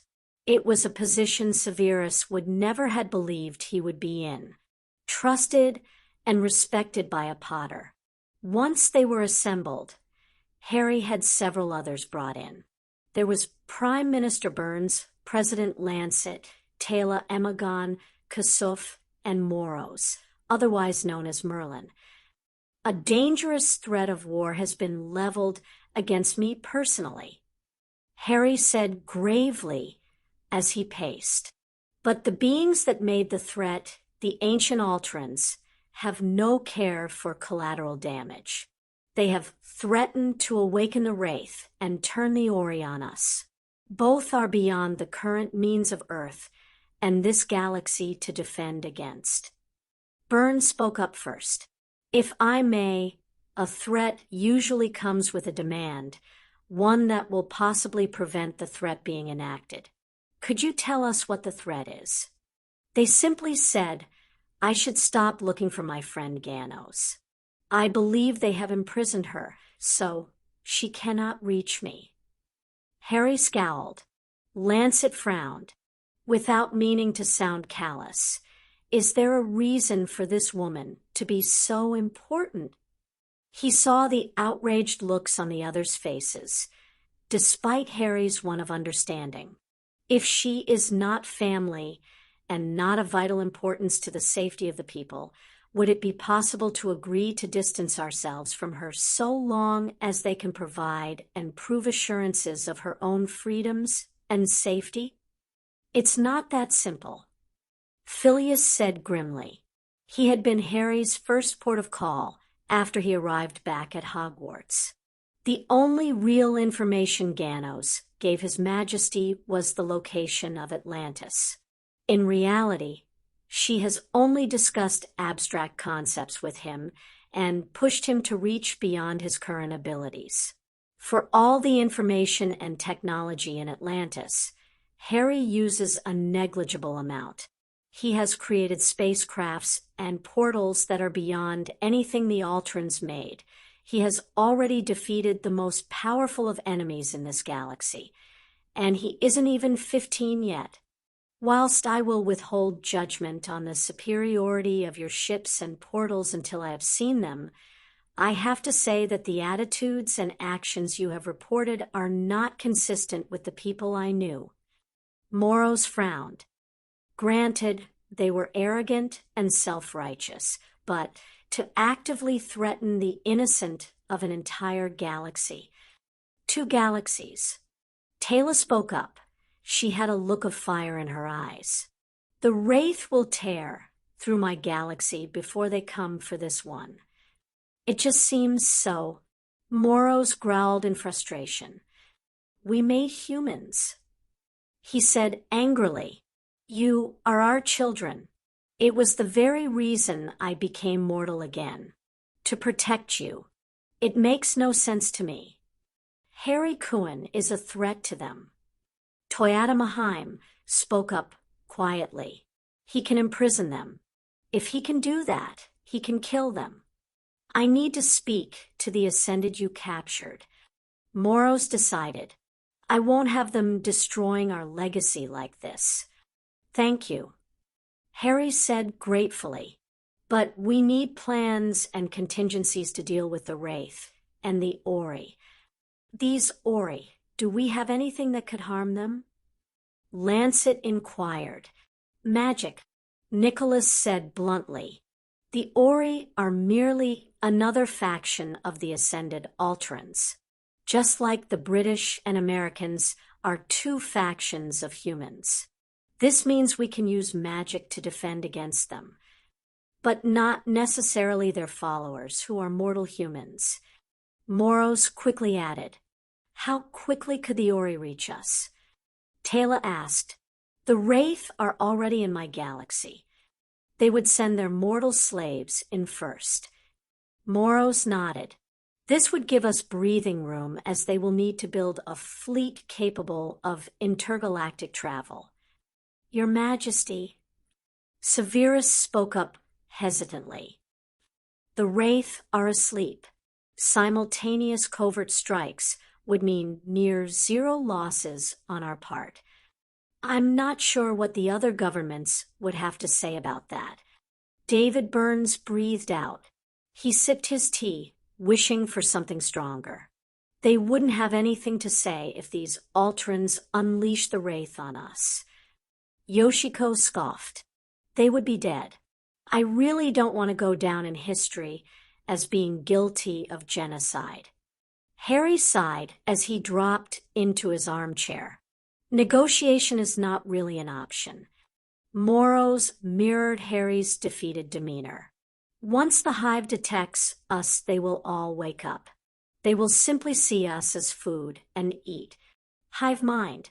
Everyone looked at the now very thoughtful king. Sh. The president tried not to be offended. He was just shushed by a being several centuries older than him. Even if Yoshiko wasn't the oldest in the room, is it possible to disconnect one of them from the hive? Harry looked at Moros intently. Yes, but they will instantly be missed and therefore alerted to our presence. Harry just grinned. It won't matter. It will already be too late. Chapter 34. Harry's mind often produced exceptionally good ideas.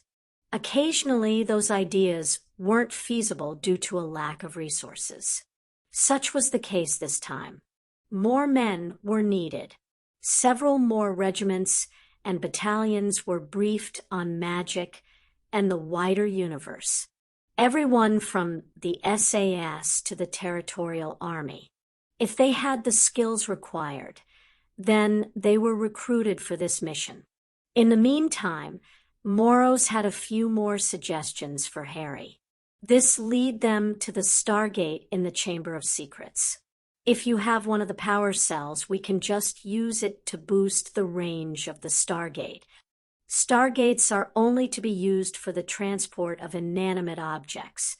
We use them for thousands of years. It takes a fool to get hurt by one. Look, if you want to use it, then fine. We'll go to Atlantis, and you can use that one. This Stargate stays locked. Harry said firmly. Now, will you please just enter the addresses into the map so we can go? Moros grumpily complied, muttering to himself all the while.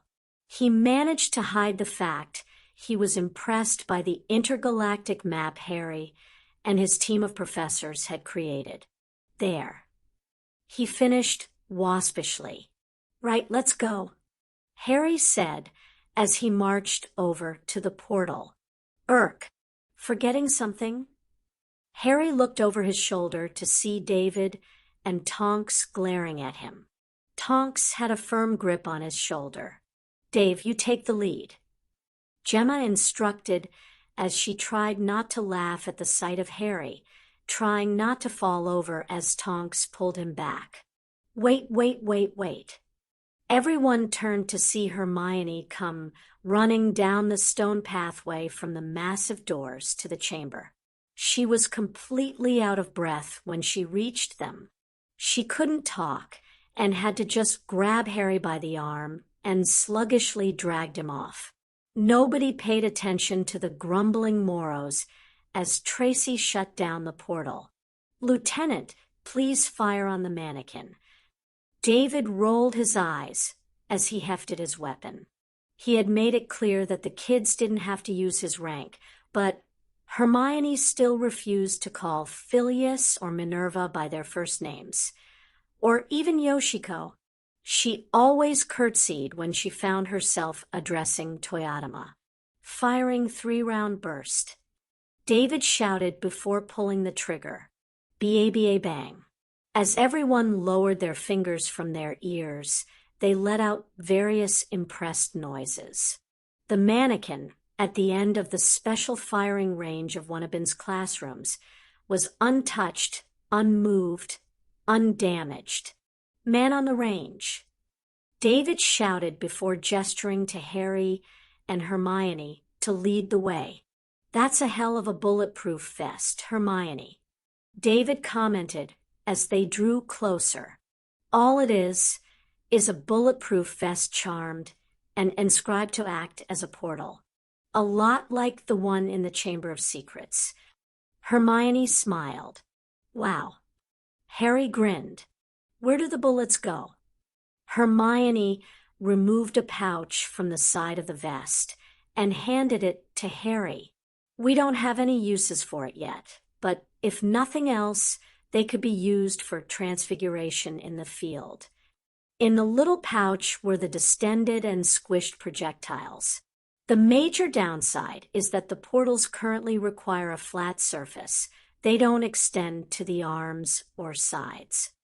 Hermione. David looked at her incredulously. You have just saved thousands of servicemen's lives. This vest protects what is necessary, the vital organs. Harry and his group were kitted out with the new vests. As this was supposed to be a peaceful diplomatic venture, it was deemed a good field test for them. That being said, Harry had sent a polite message to the Asgard the day before. Unfortunately, he used Ember to deliver it instead of Fox or Phoenix. God knows what mischief his little friend got up to. Fortunately, the Asgard were fairly hard to rile, and they had an envoy waiting for them. Unfortunately, Harry had insisted that Hermione accompany them for the test run. Roswell aliens. Everyone had to agree with her snap assessment. The Asgard did resemble the creatures of modern legend. Roswell, a small town on the continent you refer to as America. One of the little gray men mused. Yes, I believe there may have been some trouble with an observation ship. Well, that was a few decades before we were born. Harry shrugged, and he was asleep for all of it. He jabbed a thumb over his shoulder at Moros. Moros scowled at him and moved in front, much to the displeasure of the girls. I am Moros of the Altran people. I descended several millennia ago to help prepare the humans of Earth for the possibility of the Ori invading their galaxy. We are pleased to greet one of the ancients. Another little gray man stepped forward. I am Thor, Supreme Commander of the Asgard Fleet and a member of the Asgard Council. This is Freyr and Baldur. They are also members of the Council. I don't suppose your king is Odin. Harry grinned. Odin was the head of the council before he died. This was many centuries ago. Thor nodded. You recognize our names from the Norse culture. We were required to intervene when the Goa'uld were still active on Earth. May we know your names? Baldur asked respectfully. At this, Pansy stepped forward and curtsied. May I present my lord and king, Harry Potter. He rules the islands of Great Britain off the eastern coast of the European continent, as well as being the head of the Commonwealth. The gentleman is Lieutenant David MacDonald. He, along with Miss Nymphadora Tonks, are His Majesty's personal bodyguards. This is Miss Hermione Granger, currently a student but a budding scientist. Hermione just blushed. I am Pansy Parkinson, and I am a consort of the king along with my friends Daphne Greengrass, Tracy Davis, Gemma Farley, and Fleur Delacour. We are familiar with Britain. Freyr mused. But not this Commonwealth. Britain conquered a good percentage of the planet and maintained an empire for some time. Harry shrugged. As time and culture developed, personal freedoms were given higher values. The empire was disbanded in favor of a voluntary commonwealth. Every country is independent, but at the same time, they hold close ties to the throne of Britain. Of course, what Harry didn't mention was that the magical side of the Commonwealth was still considered part of the empire. It is good to hear that humans have come so far. Baldur said approvingly, What brings you to our galaxy? I did not think humans had access to intergalactic stargates. Technically, I have the one on Atlantis in the Pegasus galaxy. But we don't use stargates, too dangerous. You have developed engines capable of intergalactic travel. Freyr was impressed. Probably. Harry rubbed his chin thoughtfully. We've never tested it, as it would still take centuries to travel. At the moment, we use a special portal. It's how we arrived here. Yes, whilst the feat is quite impressive, the fact that you managed to bypass the Stargate and all our planetary defenses is cause for concern. Thor said gravely, Information on creating the portals is one of our country's most classified secrets, sir. Hermione spoke up timidly, but trying to reassure them. And still you arrived on our planet. We did send a message. Daphne said, her expression beginning to darken at the insinuations. Moros wrote it himself. Quite. Moros was feeling a bit insulted himself. I used the same wording that Altrans used before they ascended. A phoenix voluntarily delivered the message, and only one of our party is visibly armed. Apologies. Baldur said as he stepped between the two groups. Things are not well for our people at this time. We face a relentless enemy and the possible end of the Asgardian people as a whole. We are wary of anything that may cause trouble for our people in light of these facts. What possible enemy could trouble the Asgard? Moros was shocked. We call them the replicators. Freyr answered. They are an artificial life form with a hive mind and take the physical manifestation of metallic insects. They measure this wide and this tall. He held his arms a foot apart. They consume all resources and use them to create more of themselves. Our weapons appear ineffective. Jem, make a note. Have someone from the Pottery Club contact the Asgard to help with these replicators. Harry ordered. Done. The young woman nodded as she made the note.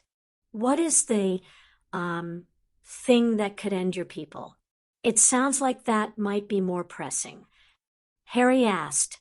The three Asgardians shared a look. Baldur spoke up. Forgive us. We are surprised that you are freely offering aid, or that you even might be capable of providing aid. Harry grinned. Like your colleague said, we bypassed all your defenses. Despite not wanting to be involved in the day-to-day running of the country, there was system in place that allowed for the courts and people to call for his personal attention. He never expected Arthur Weasley to be the first person to call for it. Harry was seated in a conference room at the Ministry with Gemma, Amelia, Augusta, Arthur, and Adam Bowers, the head of the Wiggle-Muggle Relations Department. It was the last department Harry was able to name before Amelia booted him from the building. All right, Arthur, you called for this hearing. Please explain things to me. Harry began. Arthur cleared his throat, a little nervous at being in the same room as the ruling monarch. I believe I am being unfairly discriminated against. I have applied for a position in the Wiggle-Muggle Relations Department 3 times and have been rejected each time. I was the head of the Misuse of Muggle Artifacts Office for 11 years. I believe that in of itself is sufficient to prove my suitability for the department despite my pureblood heritage. Harry wrinkled his nose and turned to Adam Bowers. Mr. Bowers, what were the reasons for Mr. Weasley's application being denied? Bowers was clearly frustrated at being brought to this meeting, but he maintained his professional demeanor. Mr. Weasley's record and his official documentation and application show that, despite being a competent head of department, he had a very poor grasp of Muggles and their culture. Weasley's outburst was silenced by Harry's raised hand. Gemma, could I borrow a piece of paper and a pen, please? My lord. I just need a page, Gem. I've been carrying that around and putting your ideas in it. It is your notebook, your majesty. Harry looked from the thin, leather-bound book to the woman at his side. He could see the triumphant amusement in her eyes. He sighed and turned to a blank page. He'd make sure to do something extra nice for her later. Mr. Weasley, please answer the following questions to the best of your ability. How do Muggles make light for their homes? They use a substance called electricity. Arthur said firm in his knowledge. What is the correct procedure for using a London bus? Arthur paled a bit at that. Put your wand out and wait for it to stop. Boodash, Bowers was silenced by Harry's raised hand. Harry thought for a few moments. What subjects are Muggle children taught in school? I don't know. Arthur admitted. Last one then, what is the function of a rubber duck? Aha. Arthur said triumphantly. A rubber duck is used to clean toilets and sinks. The Muggles animate it, and it produces a special liquid that is said to clean the surfaces. Harry sat there, mouth opening and closing dumbly. Gemma turned away and was trying extremely hard not to laugh. Harry shook himself as Augusta cleared her throat. I think I can see where you got that from. You've been watching adverts, right? Arthur looked very pleased with himself.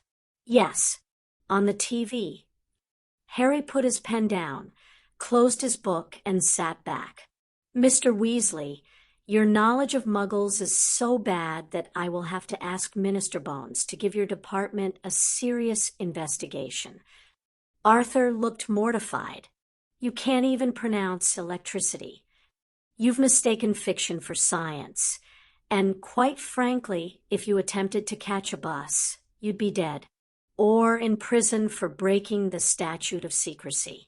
Bowers added, Mr. Weasley, when it comes to working with Muggles in a professional capacity, you are grossly unqualified.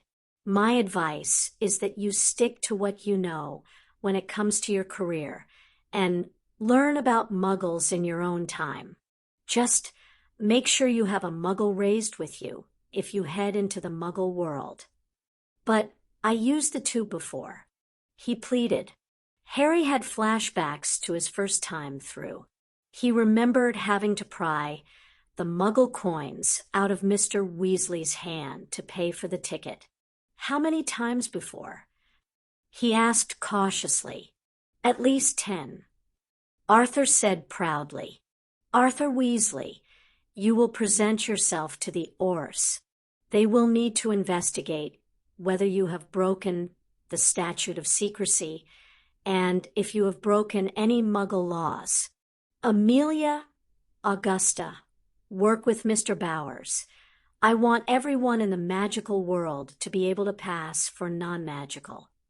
Harry was pretty pissed. He didn't want to be involved in things like this. Having to come down on a man he admired and respected was one reason why. After his disaster of a meeting with Arthur Weasley, Harry stormed into the Department of Mysteries. It was now simply the headquarters of the Royal Society of Innovation. The office of the head of the department was luxurious. It had its own bathroom and lab as well as a small bedroom. Harry had ordered Hermione and Dudley to make use of it together so that it would be ready for Terry when he was back on his feet, which was actually today. Harry had given a royal order for Terry to be placed in the Goa'uld sarcophagus. They knew the risks of addiction, but as soon as Terry was healed, the sarcophagus was moved to Harry's personal lab and locked away. It was the same lab that held the instructions on making portals. Only Harry, Aurora, Terry, and Hermione had access. Harry could enter on his own, but the others had to do it with him or in pairs. Oh, bugger. Terry's smile vanished as he saw the black look on his young friend's face. What happened? He asked as he stood up and began to prepare some tea. I just had to send Arthur Weasley to the Orse. He will probably just be cautioned, but I practically stomped on his dreams and then shat on them. Terry winced and sent a spell at his desk. It sealed the room for privacy. I know you were close to the Weasleys in your first life. Harry shuddered. He hated that term, first life. It reminded him that he died. Arthur Weasley is a decent man, but his actions showed that he had little to no respect for Muggles. He made a passing attempt at learning about them, and then assumed he was an expert. He couldn't even pronounce electricity. I'll have a word with the DMLE. Terry said as he placed the tray on the coffee table in the middle of the room. He then sat opposite Harry in his armchair, whilst Harry sat on the couch. Why? I want to make sure he doesn't have any learning problems like Greg. Unlike most purebloods, Arthur Weasley made an effort. Because they amused him. Harry sighed. Why were you dealing with an inter-office dispute? Terry asked curiously. He'd been through the proper channels and wanted to take it further. I was the furthest he could take it. Terry frowned. No, that's not right. He said firmly, I'll speak with Minister Bones and the Chief Witch. You deserve better than this. Harry gave a tired snort. Yes, Lord Higgs. It's your own fault for elevating me. Terry smirked. I do have a project I'd like your department to work on. Harry said as he sat forward. Terry pulled his wand and summoned a notepad and pen from the desk. Go on. I want the Obliviators to be put out of business. The only people they should work for are hospitals and your department. I don't want them going around and wiping people's minds because, through no fault of their own, they witnessed magic. I want you to create a spell or potion or something that will prevent people from talking about it to those who don't know. Something that will stop little children from accidentally blabbing as well. Terry knew that Harry had some fairly bad experiences with the memory spell. Lockhart had been exposed whilst he was a student himself. I'll have a team start on it immediately. Don't forget to ask other countries for advice. Out, Harry. Go and play with your harem or something. Leave the work to your subjects. Harry grumbled as he operat from the couch. As the magically recognized king, British words meant nothing to him. Terry walked to the door of his office, opened it, and sighed. He's gone back to Hogwarts. He informed Gemma and Tonks, who were waiting patiently for Harry. I'm going to kick his scrawny ass. Tonks muttered as she stood and left. She missed a hastily reappearing Harry as a result. He spent a good 10 minutes apologizing to Gemma. He later spent 20 minutes getting tossed around the room by Tonks in a self-defense class. I am Moros of the Alterans. I seek a meeting. Harry and his group grimaced at the volume the former ascended being was putting out. They had been on the planet for an hour, and he had been calling out and trying to get the attention of the Knox for all that time. Moros was getting pissy. Let's just leave. Harry whined. It's a nice enough planet. Why spoil things for them? Moros whirled on him angrily. The Ancients, the Knox, the Furlings, and the Asgard were part of the alliance of the four great races. We swore to always heed the call of the others. The alliance died a long time ago. The group turned to see a young woman with wild hair that had leaves and stick growing from it. The Asgard failed in their choice of guardian, and the Ancients left this plane of existence. The Furlings suffered at the hands of their own chosen guardians. She said calmly, falling into disarray is not the same as dying. Moros said sternly, it is true that we would have shunned any call made by the younger species. We would have refused direct and personal intervention should the Alliance have asked, but we would have answered the call from any of the four. The fate of the Furlings is disturbing. You come on behalf of the humans, not the Ancients. She countered, you are not ascended. We weren't ascended when we helped found the Alliance. Moros retorted, ascension was not part of the requirements of membership. We know why you have come. She sighed. We will have no part in violence. It is no longer our way. You want to remain in solitude. Harry said as he stepped up. The woman inclined her head. We are content with our ways. We have been on this plane for millions of years. I have personally seen the fall of civilizations. We will have no part in it. Okay, I wish you well. Harry said, simply, we are done here. He said to Moros firmly, they have an obligation, dash. Moros, the woman just stated that she watched civilizations fall. He turned back to her. How did they fall? Most fell to atrocities by the Goa'uld. Some were the instruments of their own destruction.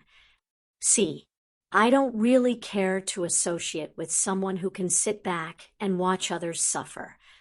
The woman quirked an eyebrow at that, but remained silent.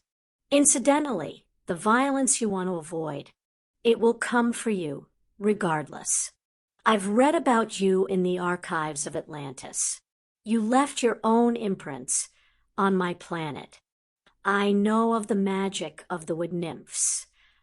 Harry drew his wand and waved it across the sky. Revelio. The girls gasped as a massive city shimmered into view in the sky. If I can find it, so can others. The Goa'uld will descend on your people like a ravenous beast. No one is asking you to fight, but sharing ideas and aid so that we can all survive, that we can expect of decent people. Harry turned and left. The others followed, leaving Moros to shake his head in disgust at the woman who was showing her first emotion of the day, shock. On returning through the portal to the Chamber of Secrets, they were greeted by Talen and 20 individuals in uniforms pointing weapons at them. Talen. Harry said neutrally. Forgive me, Harry. She said, clearly upset. They threatened my people if I did not bring them. So, not friends of yours? They were once. Silence. A tall man with tanned and scarred skin snapped. He strode up to David. You are this king? You will give us the codes to Atlantis and the plans for your portals and ships. I can't. David answered with a dark look. They are buried beneath unbreakable protections. Atlantis is bound to my blood and DNA. Then we will take your blood. Bang. Did it work? Harry asked calmly as both the scarred man and David looked down at David's chest. Felt nothing. David was clearly surprised. He had been steeling himself for a lot of pain. Excellent. Hogwarts, let's try and keep a few alive for interrogation. And fun. The invading soldiers paled at the look of glee on the kid's face. Then came the sound, the horrifying grinding of stone. The Type 1 associates with a ceiling descended. But it came from the walls. The walls seemed to vibrate and crumble. Figures stepped out, completely made of stone. There were dogs, large cats, snakes, and even birds. Phi dash. The scarred man dropped like a rock. On your knees, hands behind your heads, or they will break all of your limbs. Harry gestured to the approaching rock creatures. His wand pointed at them.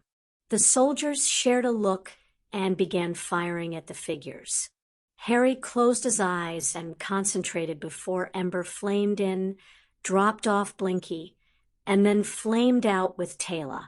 Blinky, now 4 years old, devoted to his daddy, 30 feet long, 3 foot in diameter. Pissed. The soldiers, originally numbered 20, down to 19, assumed a superior position due to stealth, surprise, and blackmail. Pissed themselves. Harry, 15, King of Britain, loved by most, smug. Talen, what sort of force did the bastards leave with your people? Harry asked. They were aboard his ship in the briefing room that had been created for his soldiers. Dudley was currently flying.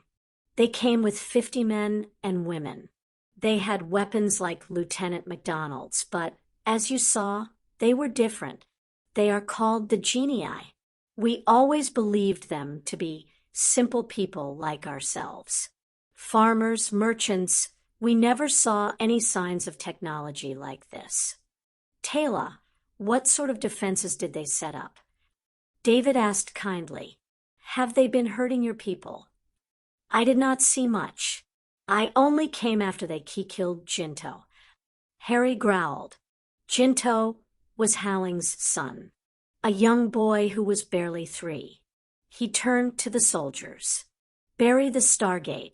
Capture everyone you can, but kill if you have to. I won't be with you. I need to speak to the higher-ups about spanking the genii as a whole. A second later, he had left the room. Harry arrived at the Athosians' village with 4 ships filled with soldiers of all trades: engineers, medics, riflemen, administrators. They immediately began setting up a temporary base a mile away from the village, whilst the medics tended to the people.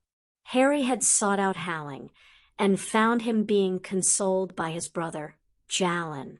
Jalin could pass for an older Harry with his black hair and new glasses. Ginto, the little black-haired boy, was not dead, but he might as well have been. Howling, you have to let me take Ginto.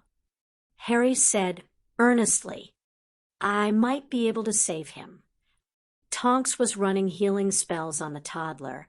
He had been shot in the head. He would be severely brain damaged unless Harry put him in the sarcophagus. Go, Jalin said desperately, pushing Harry to Ginto. Save him. Harry roughly grabbed the unconscious boy in his arms. Ember.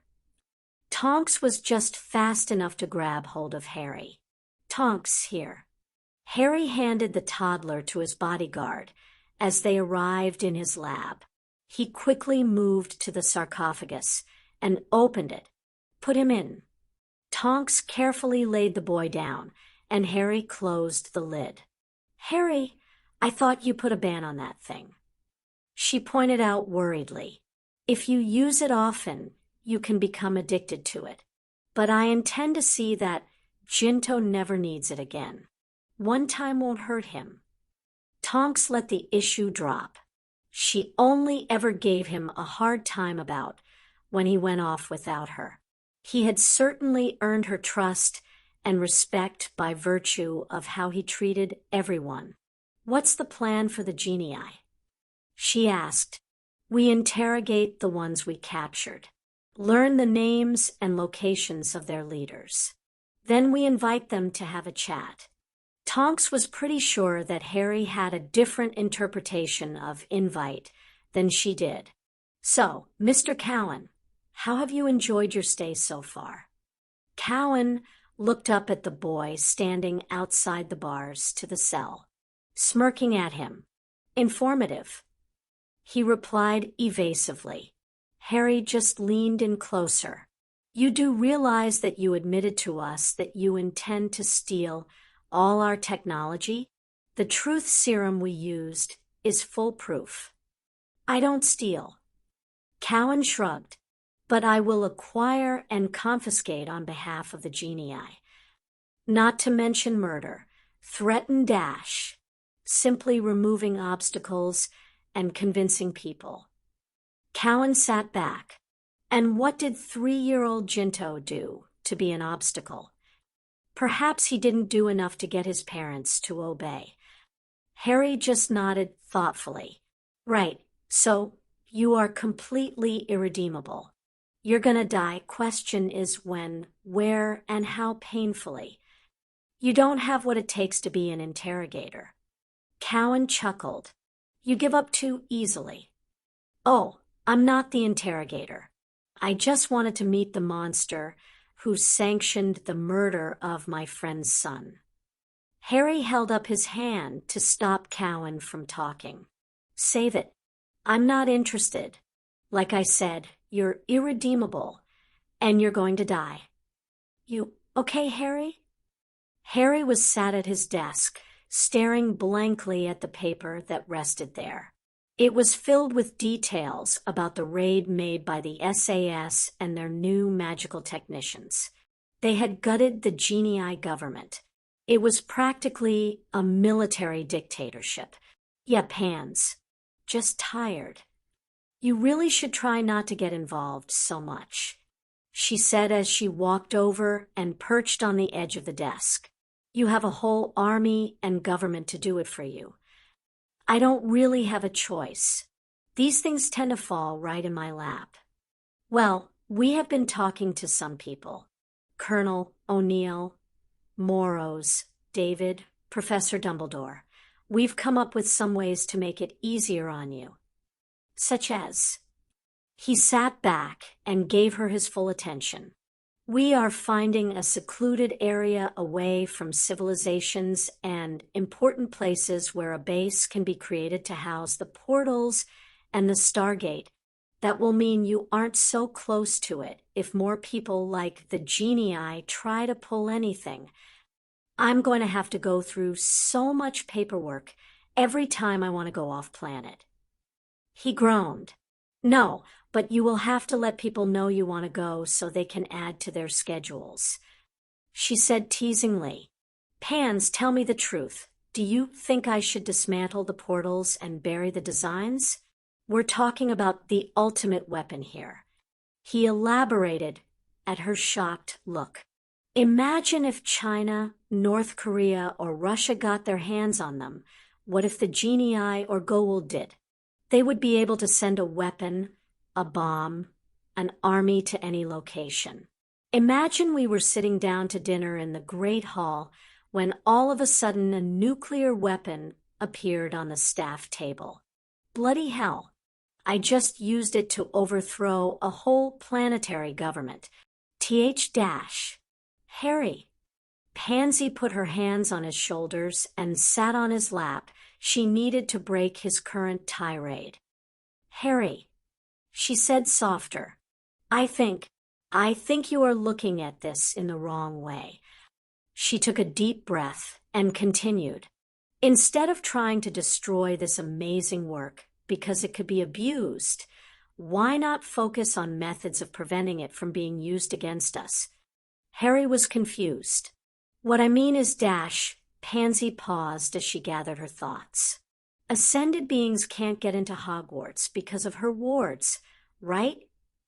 Harry nodded once. Then create a new ward that prevents the portals sending people to restricted areas. Harry looked down at his lap. Well, Pansy's lap as she was covering his.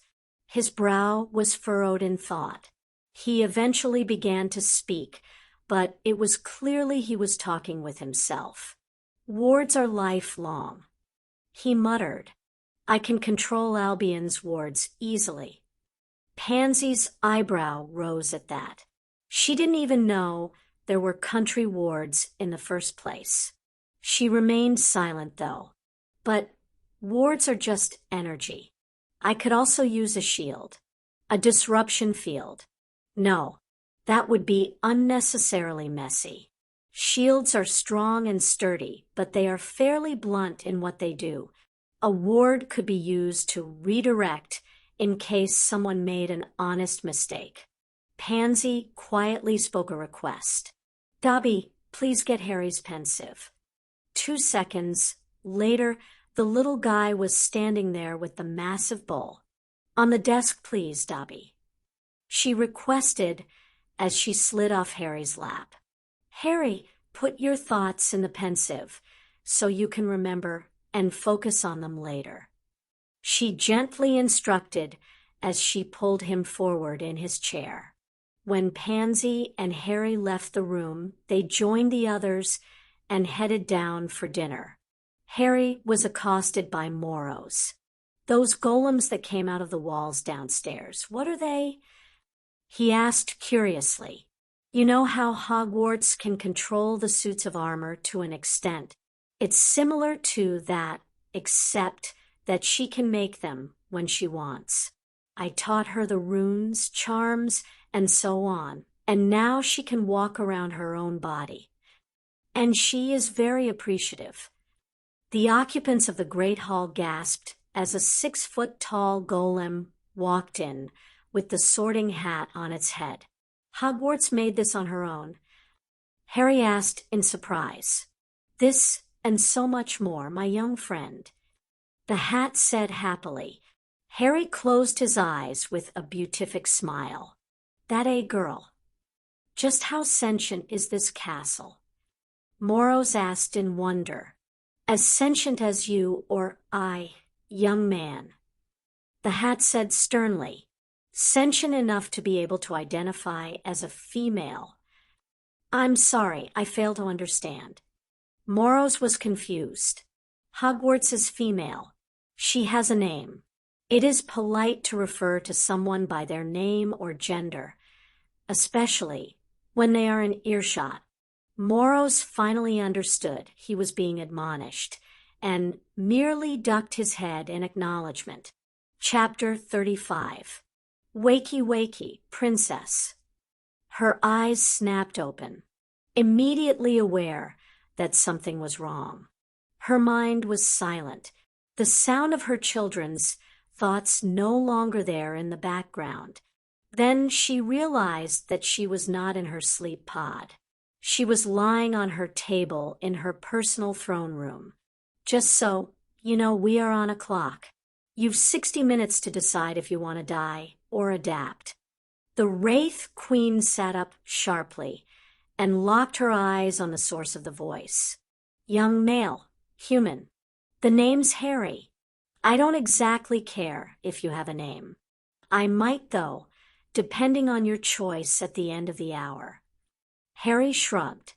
My children will know I am being held captive. She snarled as she moved off the table. She was wearing a long skirt and tight top. It forced her movements to be more sensual than deadly. She would have preferred deadly. Nope, they have no idea. Harry grinned and pointed behind her. She turned and saw her sleep pod. It was occupied. There was a female in it, and it enraged her. Then she realized. It was her. What trickery is this? She demanded. This is the trickery of a people so much more advanced than you that they have the ability to traverse time, to stop it, slow it, and speed it up, to travel forward, backwards, like I said. In 55 minutes we will have caught up with normal time. You will get to witness me and my people extract you, and then you and I will travel back, and you will see yourself sleeping. The process will repeat infinitely. You have trapped us here? No, like I said, 55 minutes, and we start living time normally. Now, take a seat. Let's see if the Wraith can be civilized, shall we? She began stalking up to him. I will make your end torturous. See that device at the end of the table? Harry pointed to a large chest made of silver metal. That is a bomb. It has the capability of destroying everything within a 100-mile radius. This ship will be reduced to ashes. There is one on every hive ship in the galaxy. A bluff. I can travel through time. Harry shrugged. I could easily travel back to the time you first developed into humanoids and kill you. I'm here to give you a chance to live, to be better. You are nothing but cattle. She spat. You live for us to consume you.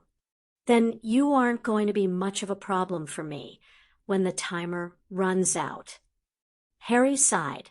Honestly, you don't have a large range of choices. It's either adapt or die. You have 51 minutes. You think I will let you live that long? She laughed derisively. I will drain you dry now. She began stalking towards before there was a loud bang. She cried out in pain and grasped her shoulder in agony. Harry just looked at the smoking gun he was pointing at her. We tend to use projectile-based weapons.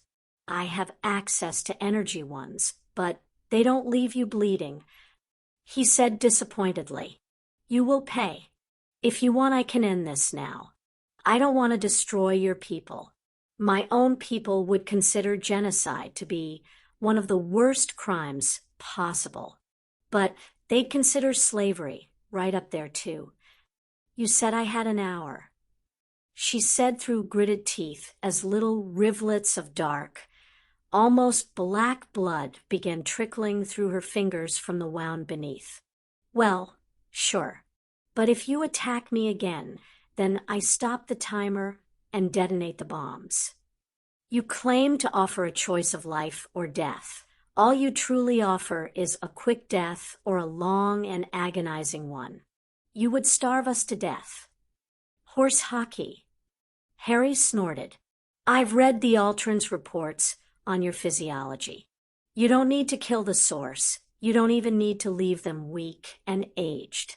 For God's sake, you don't even need to use fully sentient and intelligent beings. You could use a damned cow. What is a cow? She sneered. Semi-domesticated animal from my planet. We breed them and use them for food and clothing. And yes, I know there are strong parallels between you and us, but these creatures literally have limited intelligence.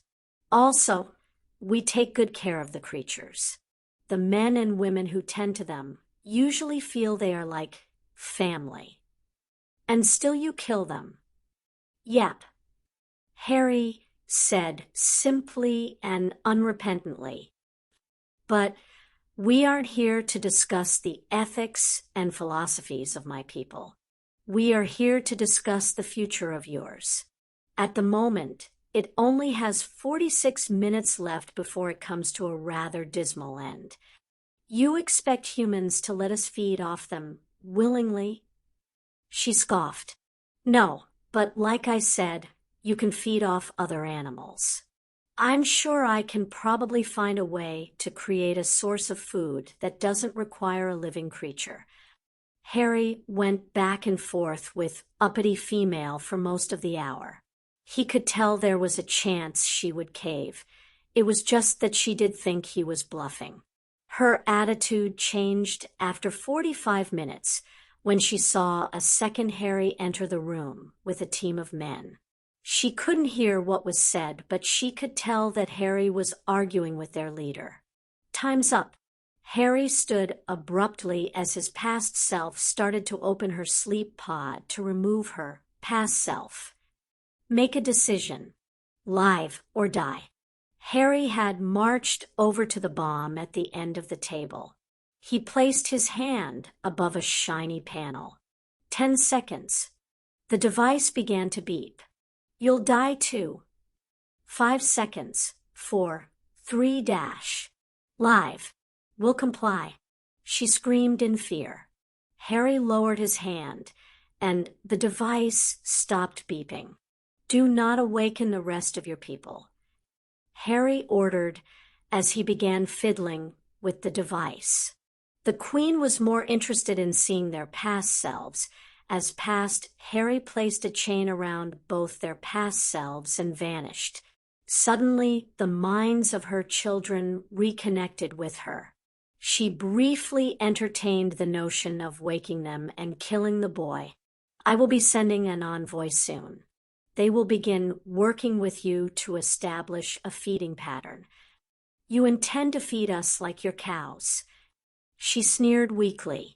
The bombs will remain on your ships and bases. Piss me off, and I can easily remote detonate them.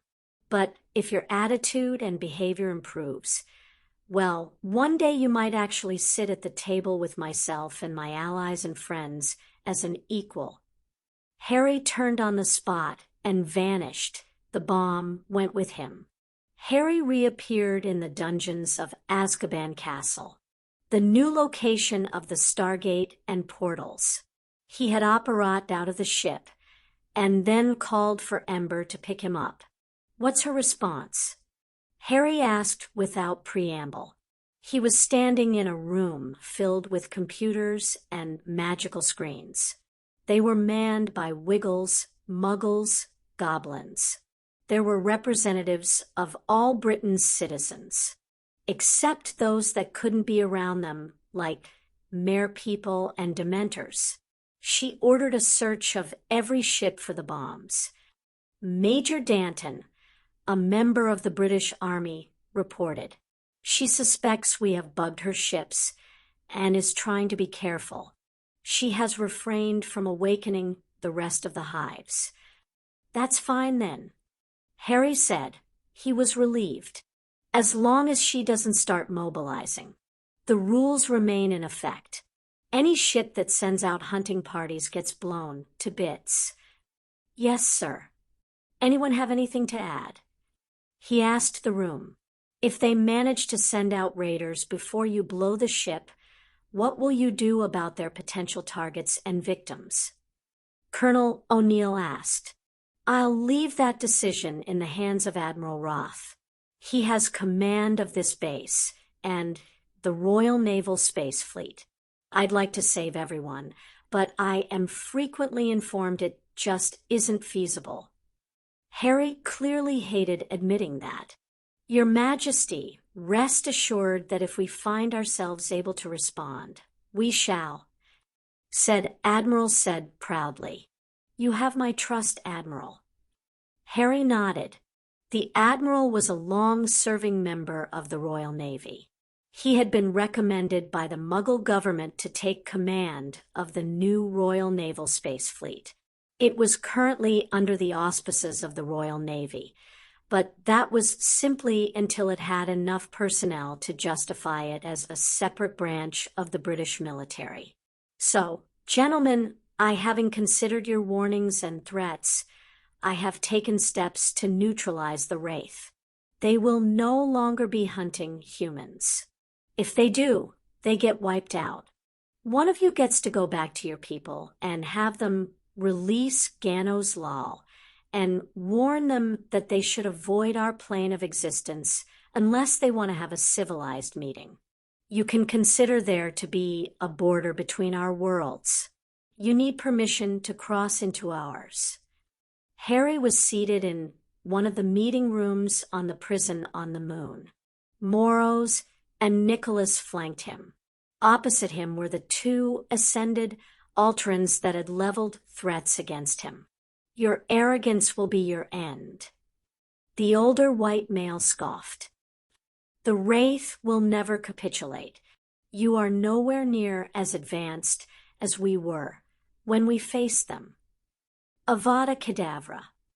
Harry conjured all the hate he had for these bastards, for the people who had hurt him and his loved ones. There was a thud as the man's face smashed onto the table. The other man was stunned, speechless. Harry just sat there, silently, patiently. The Alteran tried to rouse his colleague, but to no avail. Harry and his companions remained silent and waiting. It was heart-wrenching to see the man on the other side of the table desperately try to wake his friend. He shook him, shouted at him, screamed into the air for him to reappear as ascended. Harry and his companions remained silent and waiting. You are a monster. The ascended spat at Harry eventually, tears running down his cheeks. Why? Harry asked emotionlessly. Why? You killed him. He was unarmed. He couldn't hurt you. Really? Because a few moments ago he threatened my people. He threatened me. Clearly he didn't think he was unarmed. Bellows. The man jumped at hearing his name. He looked at Morrows as though he was worse than Harry. You threatened to unleash our worst enemy on Earth. We made this planet. These humans are our children. What do? You threaten to hurt and destroy them. His Majesty has just shown that you and the rest of our ascended people are not immune to him. He can hurt and kill us. He did all that with just his own intelligence and abilities. Moros sat forward and stared the man in the eye, intently. I was the one that created the sword that connects one man to the energy of this island. Imagine what the king could do if he had tapped into that resource. Bellows paled. Now, bear in mind that I could easily connect him to the energy of the entire planet. We should have killed you immediately, he said shakily. You have created this monster. There was a knock on the door. Harry frowned as he stood to open it. They shouldn't have been interrupted. Harry, I've got bad news. Tonks said gravely. The Wraith. They began preparing for war. They woke the rest of the hives and started sending hunting parties out for resources and food. Hemi went to try and dissuade them, but they tried to kill him. Sparky got him out. The Admiral triggered the bombs. They're all dead. Harry closed his eyes. A massive amount of pressure was building in his head. There was a flash of fire. An ember flamed in and vanished with him. Tonks felt heartbroken for her little cousin. This was what he feared. Tonks, Nicholas asked gently. The Wraith are dead, she said simply. Moros hung his head as Nicholas nodded tiredly. Go find your charge. We will finish here, he instructed. Once it was the three of them, Nicholas turned to Bellows. You are being released. You will tell your friends what happened here. You will release Ganos Lal, unharmed and unchanged. Then you will consider yourselves foreigners in this universe. If you wish to enter it, you will require the permission of His Majesty, Harry Potter.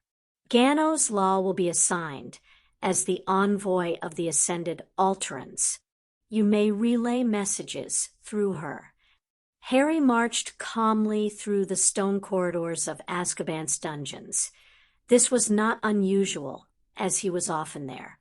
What was different this time was that he was dressed in his finest clothes, cape on his back, crown on his head, fleur on his arm, the girls behind him, and a team of soldiers led by David MacDonald armed and acting as his royal guard. They too were dressed for action, but dressed in their finest. As they passed, everyone saluted or stood out of respect. They could see that the king was here on serious business.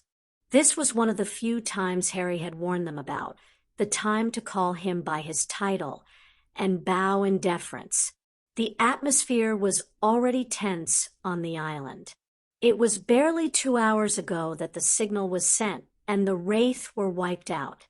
Harry marched into the command room of the castle.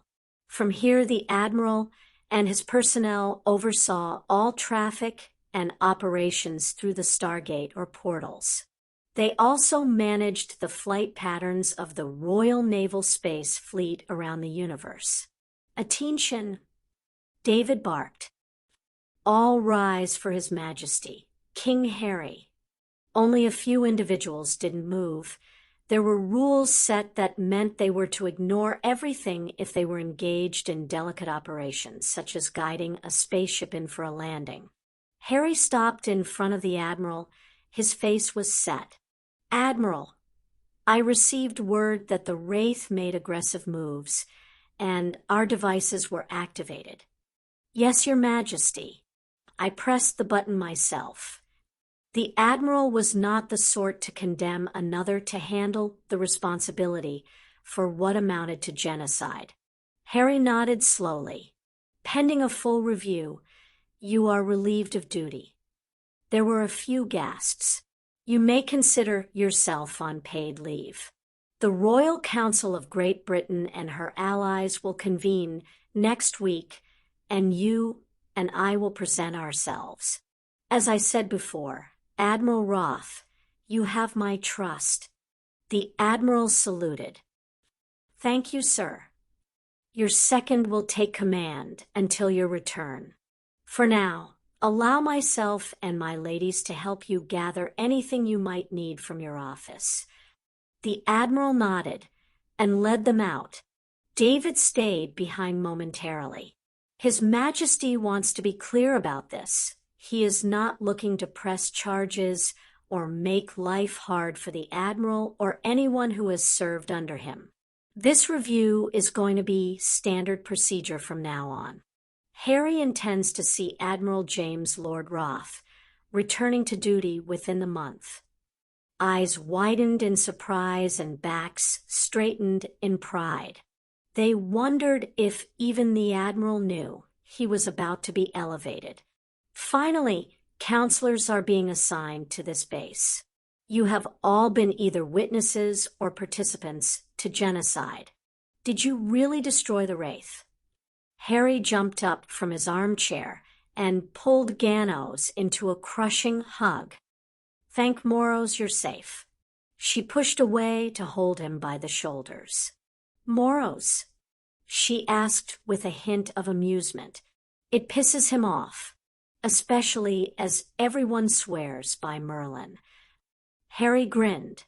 The boy is a menace.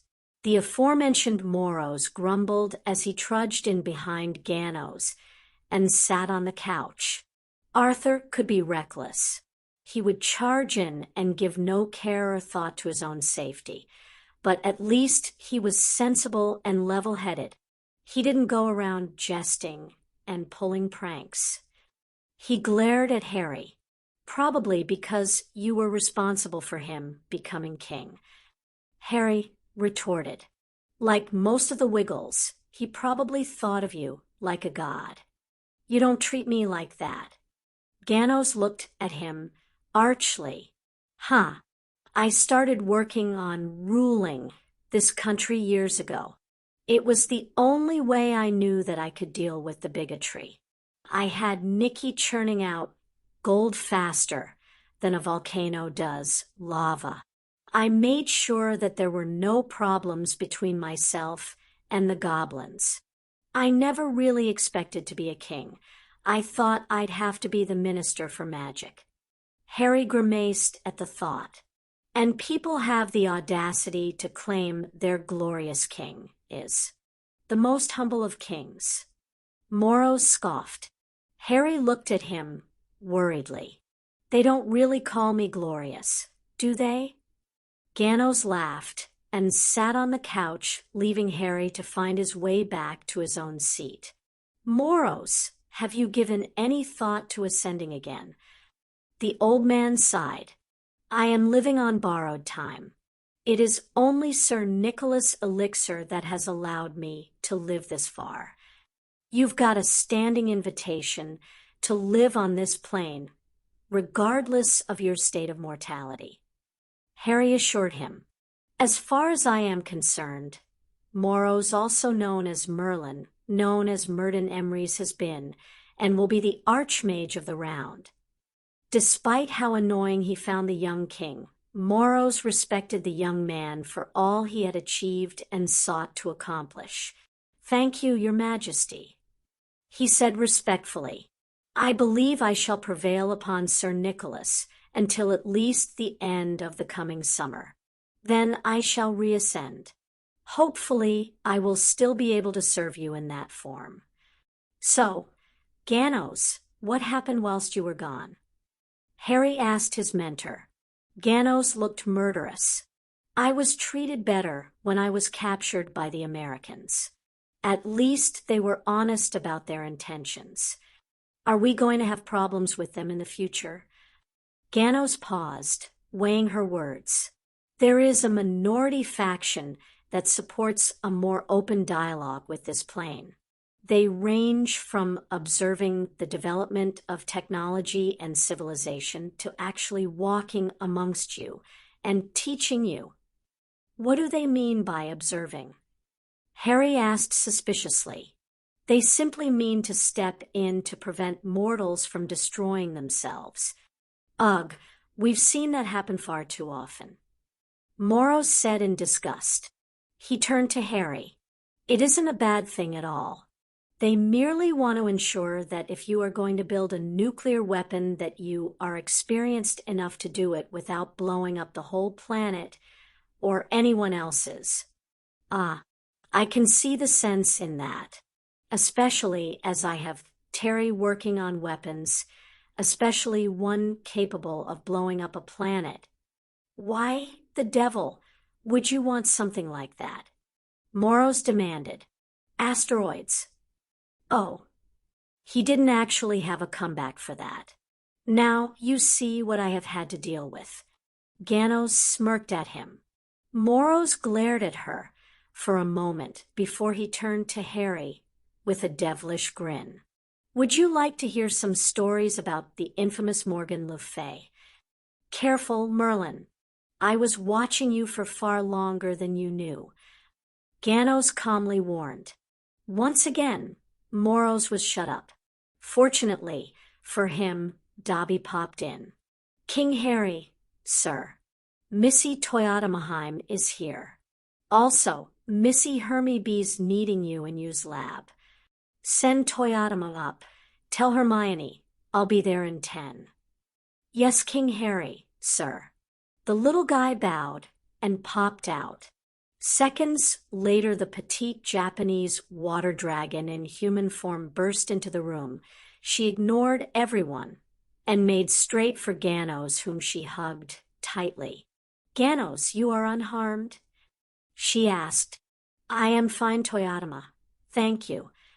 Ganos smiled as she returned the hug. Harry has become very adept at diplomacy. There was a snort from both Toyotama and Moros. Ganos looked at Harry as she pulled back from her friend. I may have executed one of the Alterans that came and threatened me, he said with shame. I would eat them. Toyotama growled. Dare to threaten a king. I'll leave you two to catch up. Harry said. I'll go and see what Hermione wanted. Hermione, you bellowed? Whatever the reason, she had called Harry down for a serious matter. She didn't even roll her eyes at him. We picked up a distress signal. Harry was confused. Britain had a decent set of emergency services, including the military. Then it hit him. You got the galactic radio working. Yes, and aside from the Goa'uld transmitting orders and reports, we picked up this. She activated a console, and a message was played of a male voice. This is Chancellor Omak of the Talen Curia to Tolana Command. We have successfully buried the Stargate. The air is toxic, and we do not expect to survive for more than a few days. Remember our sacrifice, but more importantly, remember our mistakes. It repeats continuously. Hermione told him, We can help them, Harry. Sure, now answer the other question. She looked at him curiously. Should we help them? She opened her mouth to lay into him. Mione, they could be hostile. Dudley spoke up from a nearby desk. This could be a trap. We could grab a few students from various houses and have them come up with all sorts of reasons about why we shouldn't get involved. But we'll certainly investigate. Harry assured her. But we need to know more about these Talen. You have a new assignment. Contact our allies like Teal'c, Dr. Jackson, and Kasuf, and see if they know about the Talen. If you want, you can ask the Asgard and Knox. I'd advise against the Knox, though. Harry grimaced. I don't want to see your lovely brown hair turn gray early. Want me to contact Azkaban and have a few ships prepared? Dudley asked. Yep. Tell them I'll be coming along. Harry Hermione, you have a task to complete. Dudley interrupted her. He had been approached by Phileas and Harry's girls. They had asked him to protect His Majesty's freedoms as fervently as he protects his people's. A short conversation with his fellow knights, Neville, Gregory and Vincent, and they had agreed to adopt this cause as the primary goal of their order. At the moment, it simply meant making sure well-meaning busybodies like Hermione were kept from making Harry's life miserable. "I'm going to ask Hemi to have his men join us," Dudley added before grabbing Hermione by the arm and marching her out. Jack O'Neill was a military man. He had been for several decades now. He was also a father. Or he was. Aurora had once pointed out to him that just as children don't stop being the offspring of their parents when the parents die, parents are still parents if their children die. Still, Jack had a love of children and civilian life, just as he loved to serve his country in the military. But he really preferred to keep the two separate. This was not easy, as his current assignment was to liaise and work with the King of England. Not that more than a few million New England had a king. He was to provide military assistance and expertise with the king's exploration of space. Said king had appointed him head of field units, those that went through the portals. Jack suspected that Harry was trying to coax him into joining the British military. Anyway, Jack's two loves of life were now well and truly mixed. He was on a military space vessel that flew under the British flag. There was a bunch of British soldiers waiting to disembark down below, and a bunch of civilians up here. On the bridge that had clearly been modeled on that of the Starship Enterprise commanded by Captain Kirk. Fine. He was glad he hadn't managed to pull that trigger the day the Air Force recalled him. Harry certainly made life interesting. "All right, listen up." Harry's voice sounded throughout the ship. "The end goal of this mission is to rescue those who need it, but we'll have a few smaller missions to deal with first. First up, Marco and Polo will head down to the planet and determine the state of the environment and what would be needed to safely land and disembark." Jack rolled his eyes. Marco and Polo were similar constructs to Hansel and Gretel, the two assigned to Terry's department. They were Harry's version of the USAF Stargate program's MALP. Even Jack had to admit that any name was better than MALP, although he had managed to stop him from calling them Mork and Mindy. "Once we know what is needed to land, and if we can get out, Marco and Polo will begin a search for any survivors." Harry continued. Hermione says she has information from the Asgard about the Talen." Tracy announced from where she was sitting on the couch with the other girls. "Please hold for more information." Harry said before closing the comm channel. "Let me see it." Tracy jogged over and handed him what appeared to be a rolled-up piece of parchment. Really, it worked on the same principles as the Marauder's map and the Protean charm from Hermione's DA coins. It could redraw itself and communicated with a central database of sorts. It was creations like this that had Harry sending people to Terry. Hermione had a standing offer as a researcher under Terry. She was also on a slightly different set of courses than the rest of Hogwarts students. Fred and George Weasley were on the same path. Their assignments and homework were nothing like the ones that were given to regular students. Their tasks involved creating new things. "All right," Harry announced as he reactivated the intercom. "Latest intel suggests that the Talen are relatively advanced. Nowhere near the Knox, Alterans, or Asgard, but definitely beyond Muggle technology. The Asgard have also noted that they have a culture that has similar leanings to Earth's, but are heading swiftly to those of the Alterans. Of course, They also noted that this might be because they are human. Harry added with a mutter, "All right, let's get this show on the road."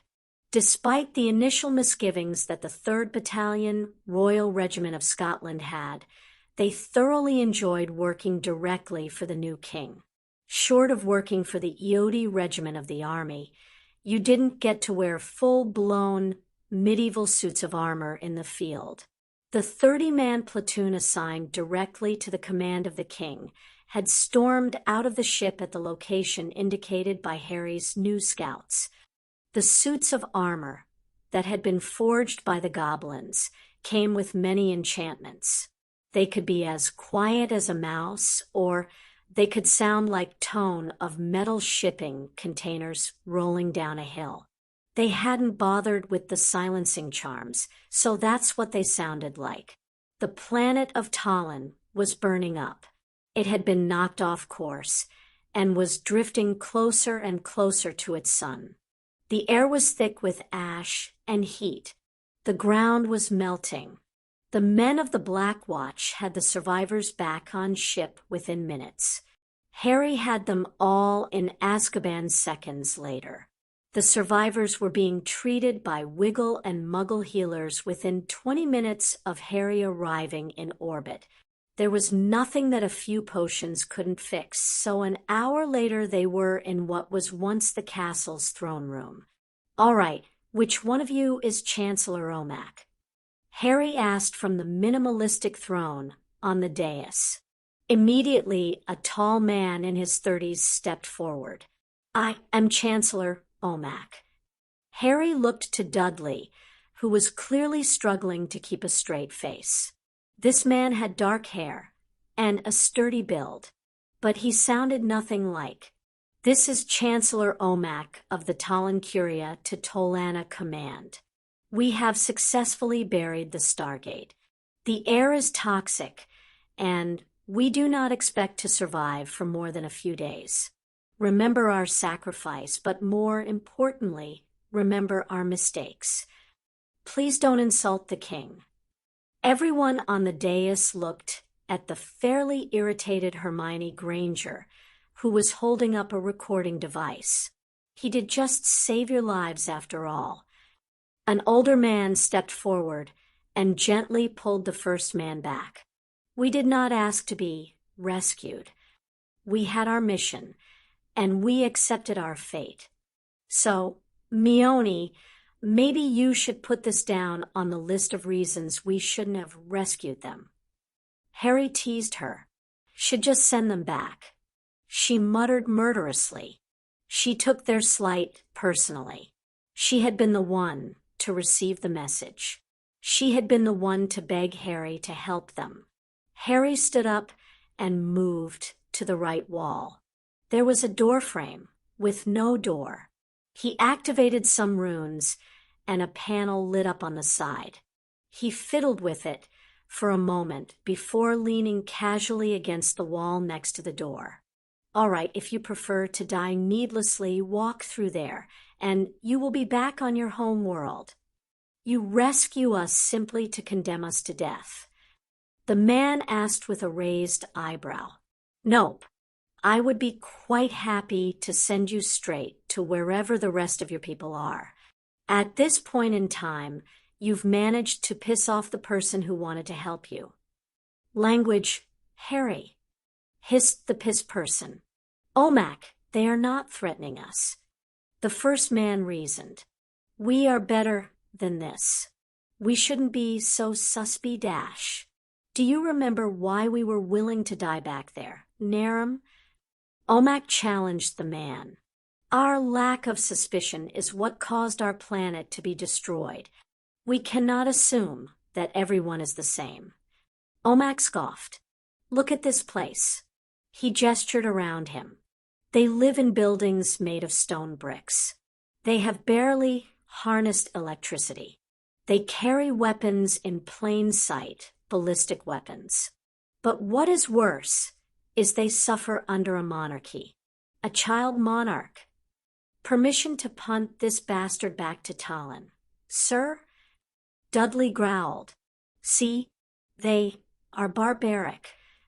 Omak pointed at Dudley. How long will it take for them to demand our technology? We are clearly more advanced.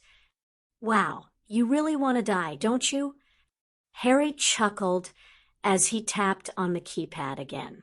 He then strolled back to his throne. That portal now points to a random, uninhabited planet. It will drop you right next to the Stargate. I assume you know how to get home using one of those. Actually, we were never told the address of our new home world. Narum said, respectfully, whilst we did not expect to survive our mission, we did not want to risk being interrogated by the Sarita, those who caused our planet to be destroyed. Do you think you could find it in a map of the galaxy? Hermione asked. Yes. The Sarita had no ships. They merely had access to the Stargate and only our address. Did you have ships? You could send a message if you know the coordinates of your new planet. Harry offered. Omak just sneered. It would take years for one of our ships to reach us. Harry just looked between Hermione and Dudley and grinned. So much for being more advanced. Quite. Hermione said primly as she looked down her nose at Omak. Especially when you consider that our ships can travel between galaxies in moments. Impossible. Omak said dismissively. Even with faster-than-light capabilities, it would still take time to travel that distance. You ever wonder if maybe it was the fact that your technology was so flawed and primitive that caused the Sarita to attack you? Harry asked. I know I'd be pretty pissed if you gave me advanced technology that nearly killed me. It's why we don't use Stargates. The things are bloody death traps. Language. Hermione was ignored, aside from the snickers from the rest of the occupants of the dais. If you do not use Stargates, how did you reach us? Narum asked curiously. Hermione was about to answer, but Dudley grabbed her wrist and gave her a stern look. Now, we wouldn't want to give you access to our superior technology. Harry said with faux concerned look at Omak. Who knows what damage you could do to us? Besides, just because we don't use Stargates doesn't mean we don't have them. If you want to use them, then that's fine. But you hold all responsibility for using it. Don't come complaining to us if it kills you.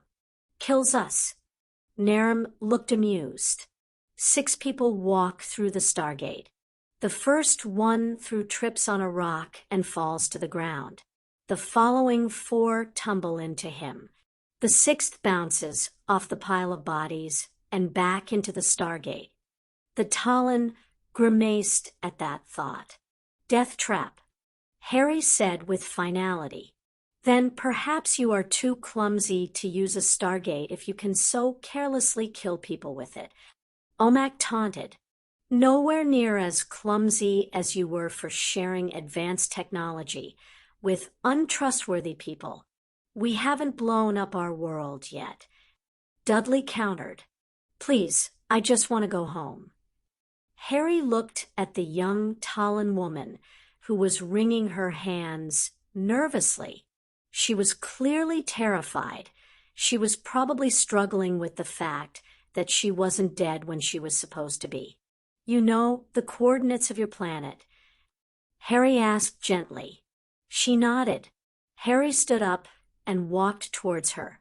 He held his hand out to her. Dudley, prepare my ship. Let's get the good lady home. On it. Any of you who want to go home, follow us. The rest, follow anyway. He looked at Omak with disgust. I can't wait to be rid of some of you. Impossible. And that is why you've made so many mistakes. Omak glared hatefully at the young king. They had boarded Harry's ship only seconds ago, and they were already looking at their new planet, Tolana. Tolana has planetary defense cannons.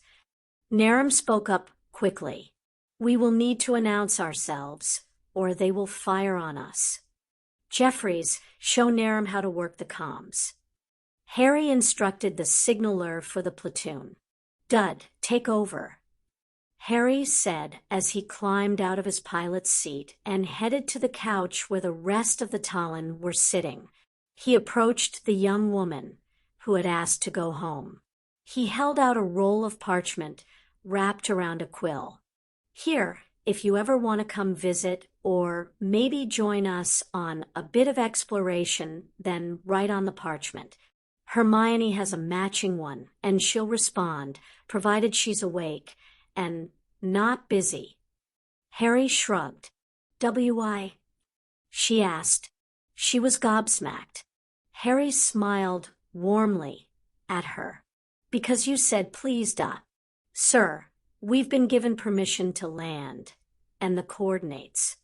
Jeffries reported. "Land." Harry's face twisted into disgust. He turned back to the woman. "Do I really want to land on a planet which produces arrogance like his?" He jabbed a thumb over his shoulder at a fuming Omak. The woman giggled nervously. "Harry, think about it from a different angle." Dudley called over from the pilot's seat. "Do you really want to land on a planet which produces people like her?" Harry rolled his eyes. "And he wonders why he leads his own personal order of knights." "Yeah, I think she's the exception, not the rule, Dud." Harry grimaced as they stood outside his ship. Upon landing, the ship was surrounded by armed soldiers. Harry had tossed Naram out and told him to find out why they were being targeted. He let the rest of them leave at a more civilized pace.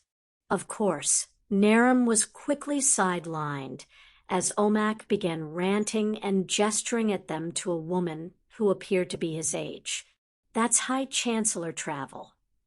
Harry jumped at the voice at his side. He saw the woman he gave the parchment to.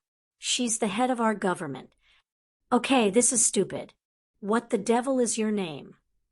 Harry huffed.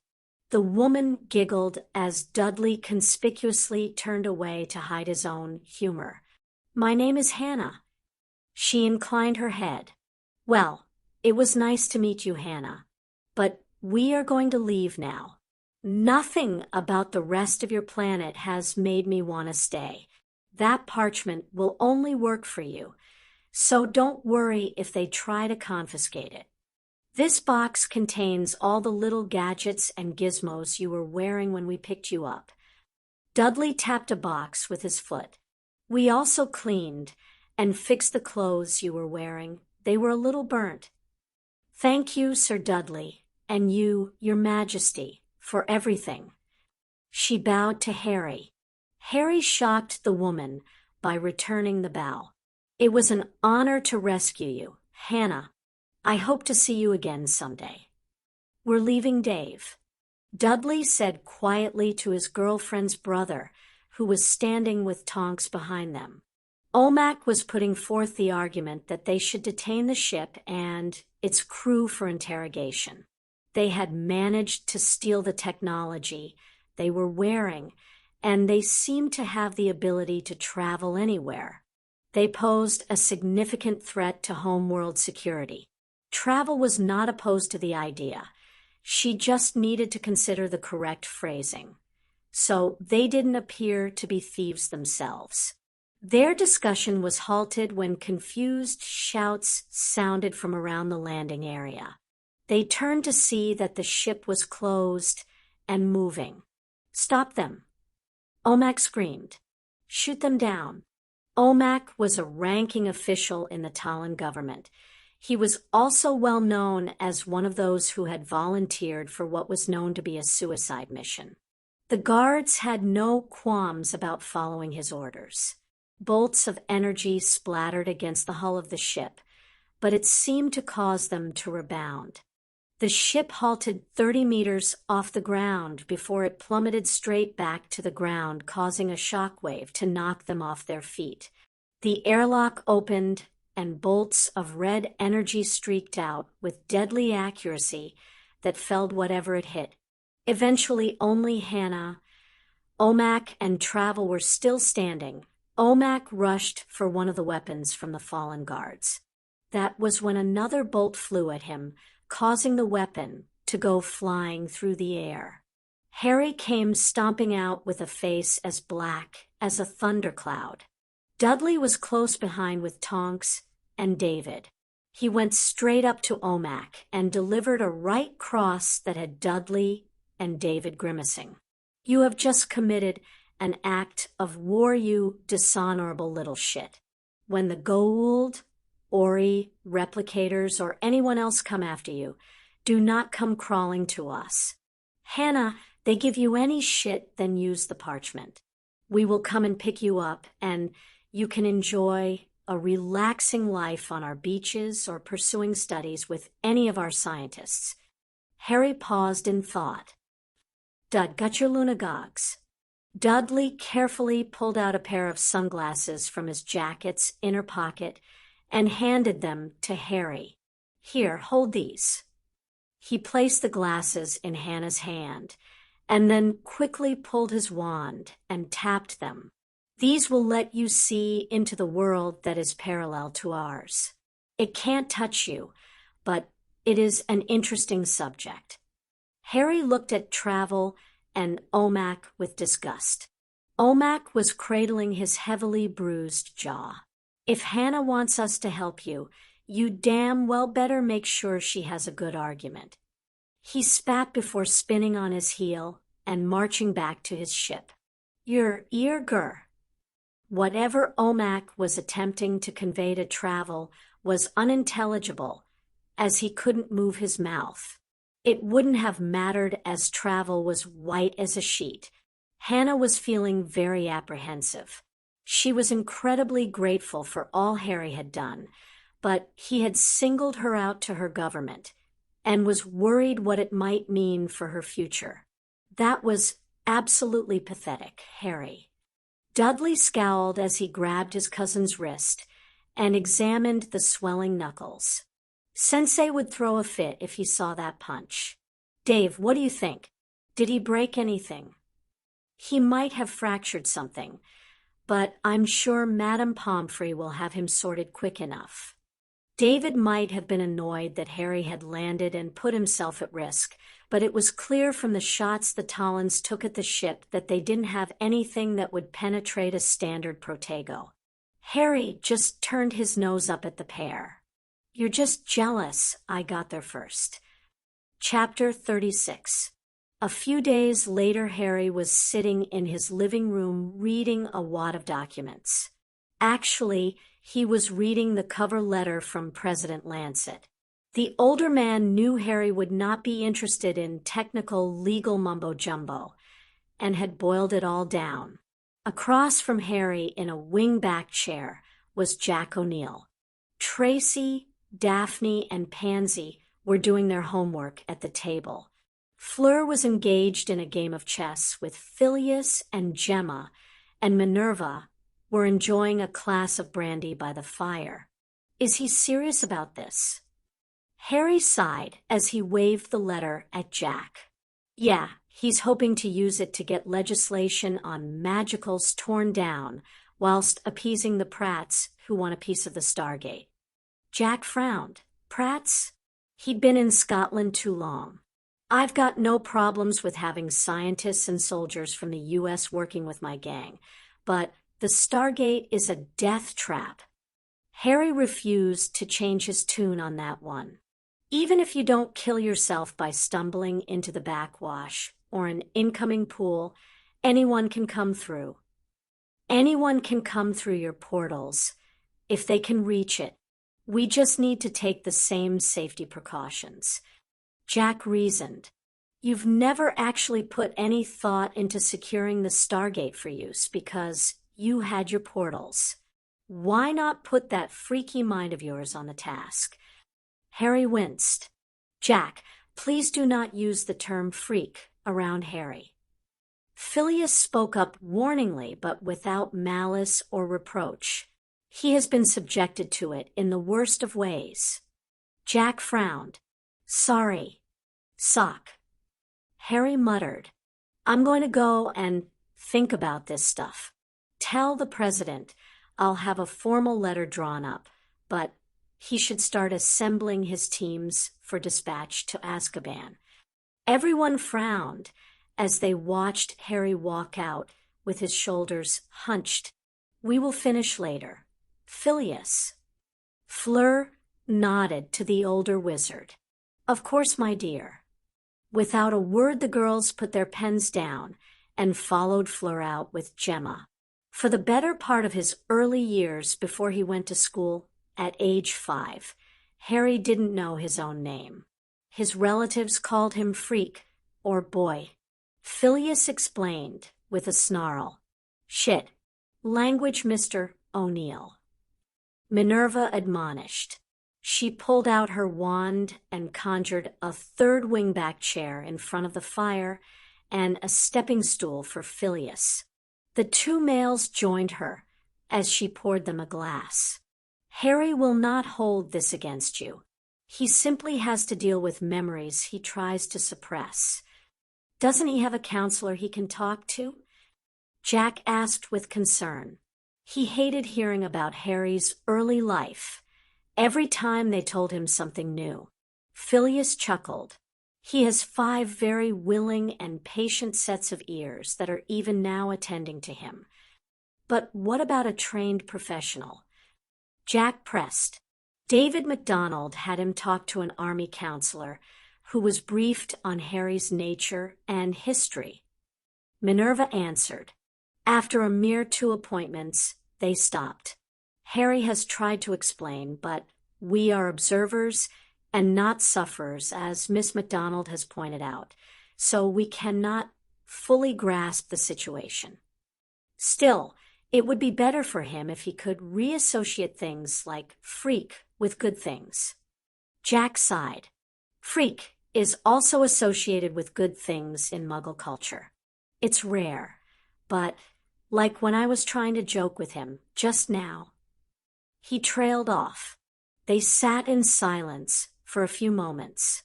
Then Phileas let out a chuckle. He has adapted quite a bit. He no longer shies away from physical contact, and he actually provokes Aurora into chasing him with the threat of physical violence. She told me about the prank he played on her with the moon. Jack snorted. Phileas and Minerva shared a subtly smirk. Jack and Aurora had become quite inseparable. They weren't dating, but that was simply because they were engaged in the mating dance, as Harry called it. He'd taken great pleasure in explaining it to Phileas, Minerva, and the girls by using a thoroughly embarrassed Dudley and Fiona. Harry has a horrible history. It spans more than 2 decades, quite a feat for someone who is only physically 15. Phileas gave a little giggle. Minerva was less than impressed, considering the subject matter. Don't worry about it, Jack. He has what he needs. He has friends, family, people who love him, a purpose in life. If you wish to do more, I recommend you invite him to accompany your own exploration team when it tickles his fancy. Minerva nodded to the copy of the documents she had made from President Lancet. That surprises me, Minerva. Jack looked at her curiously. I thought you'd be all for locking him in the castle for his own safety. She answered him as she looked at her half-goblin colleague with narrowed eyes. It was impressed upon us that Harry deserves to have his own freedoms, especially after he fought so hard and lost so much in ensuring ours. Besides, you've been in his lab. Phileas said with a mock huff, There is nowhere on the planet more dangerous. You know this is going to end badly, Albus. Harry grumbled as he adjusted his cape. Regrettably, That is the most likely outcome. Albus sighed. But we owe it to the people of Britain and ourselves to be the better people and try. Albus, our entourage consists of 2 ascended beings, a widely respected Quidditch team of exceeding caliber, the immortal alchemist, and his wife Eowand, for count them for phoenixes. If they weren't going to call this fiasco off when they heard that, then they certainly won't change their minds now. I hate politics. Perenelle added in agreement. Give me a king or queen any day. You prefer dictatorships? Moros asked in amusement. I prefer that there be only one fool whom I have to scare straight, instead of a whole government full of them. She buffed her fingernails on her chest in a devil-may-care manner. You can denigrate the establishment later. They are about to start. Nicholas interrupted them. They were currently in Berlin, Germany. They had been summoned by the International Confederation of Wizards to explain their blatant disregard for the Statute of Secrecy and the Muggles' right to self-govern. Harry had wanted to respond. Fortunately, Gemma caught him in time and managed to stop Hedwig from delivering the shrunken box filled with several hundred pounds of hippogriff manure. The current supreme mugwump, Babajide Achingbaid, was Albus' successor. Order, order! The man called out in heavily accented English. This emergency meeting of the ICW is now in session. Emergency? This is an emergency. Harry hissed at Albus incredulously. It is impromptu, for certain, unscheduled, indeed. But there was no mention of an emergency in the summons. Albus frowned. Achingbaid spoke again. The representatives of Germany, America, and Italy have called for this meeting to address concerns regarding Britain's Great Britain. There was a lot of muttering at Harry's correction. Please wait until you are called upon before speaking. The man frowned at him. Then please ensure you get your facts right before delivering them. Harry countered. Also, I was not told this was an emergency meeting. To be frank, I'm not pleased that I have been dragged here so rudely and now under false pretenses. Sir, please remain silent, or you will be escorted from the room. You are the ones who demanded I come here. To answer for your crimes, you foolish child. Harry looked between the Italian representative and the supreme mugwump with a raised eyebrow. After a few seconds, he asked, Aren't you going to tell him off for talking when he wasn't called upon? If you would all sit down, I will continue. The man's glare stayed fixed on Harry. It was only Phoenix's request that convinced him to stand down. Hemi and Sparky were there as well. Hemi was partially there as a bodyguard, but also with the blessing of the New Zealand government to show that Harry had their full support. Fawkes had also accompanied Albus. He and Ember were glaring at everyone who glared at Harry. Ember was on Perenelle's shoulder. She was actually being held in place to prevent her from attacking anyone. Now, I will cede the floor to the German representative to state her case. A tall woman with tightly held blonde hair in a bun stood. Thank you, Supreme Mugwump. Why are they all speaking English? Harry muttered to Albus. A long time ago, there was a vote. We won. The old man shrugged. Harry shook his head at the stupidity of wizards. The woman continued with a fairly decent English accent. Over the past few years, we have received reports that the British Ministry of Magic has been interfering in the Muggle government. We believe they were responsible for the death of the English Muggle Queen. More and more Muggles are becoming aware of our world despite not having magical blood or relations. Furthermore, and perhaps the most serious, is that they have attacked the American Muggles and annexed the magical population. This is no less an act of war in the eyes of the Americans and ours. To add to the horrific actions the self-proclaimed king has taken on our planet, he has also begun to attack other planets. He has killed a foreign power, claimed several planets as his own, and incited violence against a race of beings that have ruled certain parts of the galaxy for centuries. This is to say nothing of his admission of meddling with time magic, a highly restricted and regulated field. We must take action to stop this tyrant before his greed and bloodlust comes to bear on us all. She sat down with spiteful look at Harry.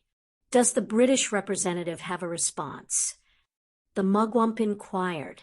Harry stood up slowly with a thoughtful look. He then stared straight at the German woman. Prove it. And he sat down again. There was a rumble of mutterings around the room. Mr. Potter, King Potter. Albus stood with a grave and displeased look. His Majesty does not require the approval of his post from this body. That is the joy and duty of Great Britain and her people. The mugwump chose to ignore Albus. We are giving you the opportunity to defend yourself. From what? Where are the American Wiggles to complain about me? Most muggles don't know about magic. There have been no news reports on the subject. Prove I have attacked other planets, and such. And finally, I never claimed to have meddled with time magic. I stated that I was involved in time travel. I also stated it was completely involuntary and uninformed. So, I'm waiting. And he sat down again. Aching-Bade turned to the German woman expectantly. She stood. We have the testimony from the Americans and some of our own people who have visited Great Britain recently. You have been open about your activities in space, but you have never been fully questioned about your use of time travel. Harry stood again. He wasn't sure it was worth it or if he should just stay seated. Where are the Americans? Their seats are empty. He indicated the vacant chairs. You have them imprisoned. She said in frustration. Harry looked at her, completely unimpressed. If I have them imprisoned, how can you have gotten testimony from them? There were a few moments of uncomfortable silence. Harry decided to put a stop to that particular line. Unless the Germans and Italians can provide proof of these claims along with the actual claimants, then I have nothing to answer for, but am well within my rights to expect an apology. And he sat down again. The German and Italian representatives were whispering harshly to each other. Eventually, the Italian representative, a dark-haired male, stood. We have several American refugees we can present. Everyone turned to Harry. He didn't bother standing up. He just sat there. You do not wish to respond. Aching-Bade inquired. I'm just waiting to see these refugees. Harry remained seated. Actually, he leaned his chair back and plopped his feet on the table. Albus scowled at him as Penny and Hemi chuckled. Nicholas remained stoic. Ember managed to take advantage of Penny's distraction and hop off her shoulder and onto Harry's lap. Harry happily began petting and stroking her. We cannot reveal these refugees and ensure their safety. The Italian sneered. Then you can't prove your claims. Harry muttered loud enough for them to hear. He kept his focus on Ember, who was cooing happily. How convenient for you. The man said sarcastically. Harry looked up. Ember clearly grumbled as Harry stopped his fingers. Look, either you provide proof, or I leave. Quite frankly, I can't see the benefit of being a part of the ICW. All it is a bunch of politicians spewing hot air. I bet you lot are to blame for global warming. He added under his breath. You see, the Italian representative gestured at him violently. He has no respect for our ways. Harry sighed and picked up Ember, depositing her on his left shoulder. That right there is the problem. Your ways. You treat us like outsiders and expect us to suck it up. I'm leaving. If you ever try and pull something like this again. Harry shook his head. Don't. With a flash of fire, Harry and Ember vanished. This was very disappointing. The New Zealand representative spoke up. In the future, I expect to be notified beforehand as to the nature of these meetings. When His Majesty consulted my government about this summons, our first reaction was disbelief. You had the audacity to call forth one of the leaders of this world as though he were a child. Clearly you know that is not the case, as you have accused him of purposefully meddling with time. The Japanese representative stood, and the New Zealand representative ceded the floor to him. If you had sent such a letter to our emperor, we would have simply thrown it away and ignored it. We would never have insulted him by informing him of your disrespect. You seem to be selectively ignoring the reasons for His Majesty's actions. He was given the city of Atlantis by his ancestors.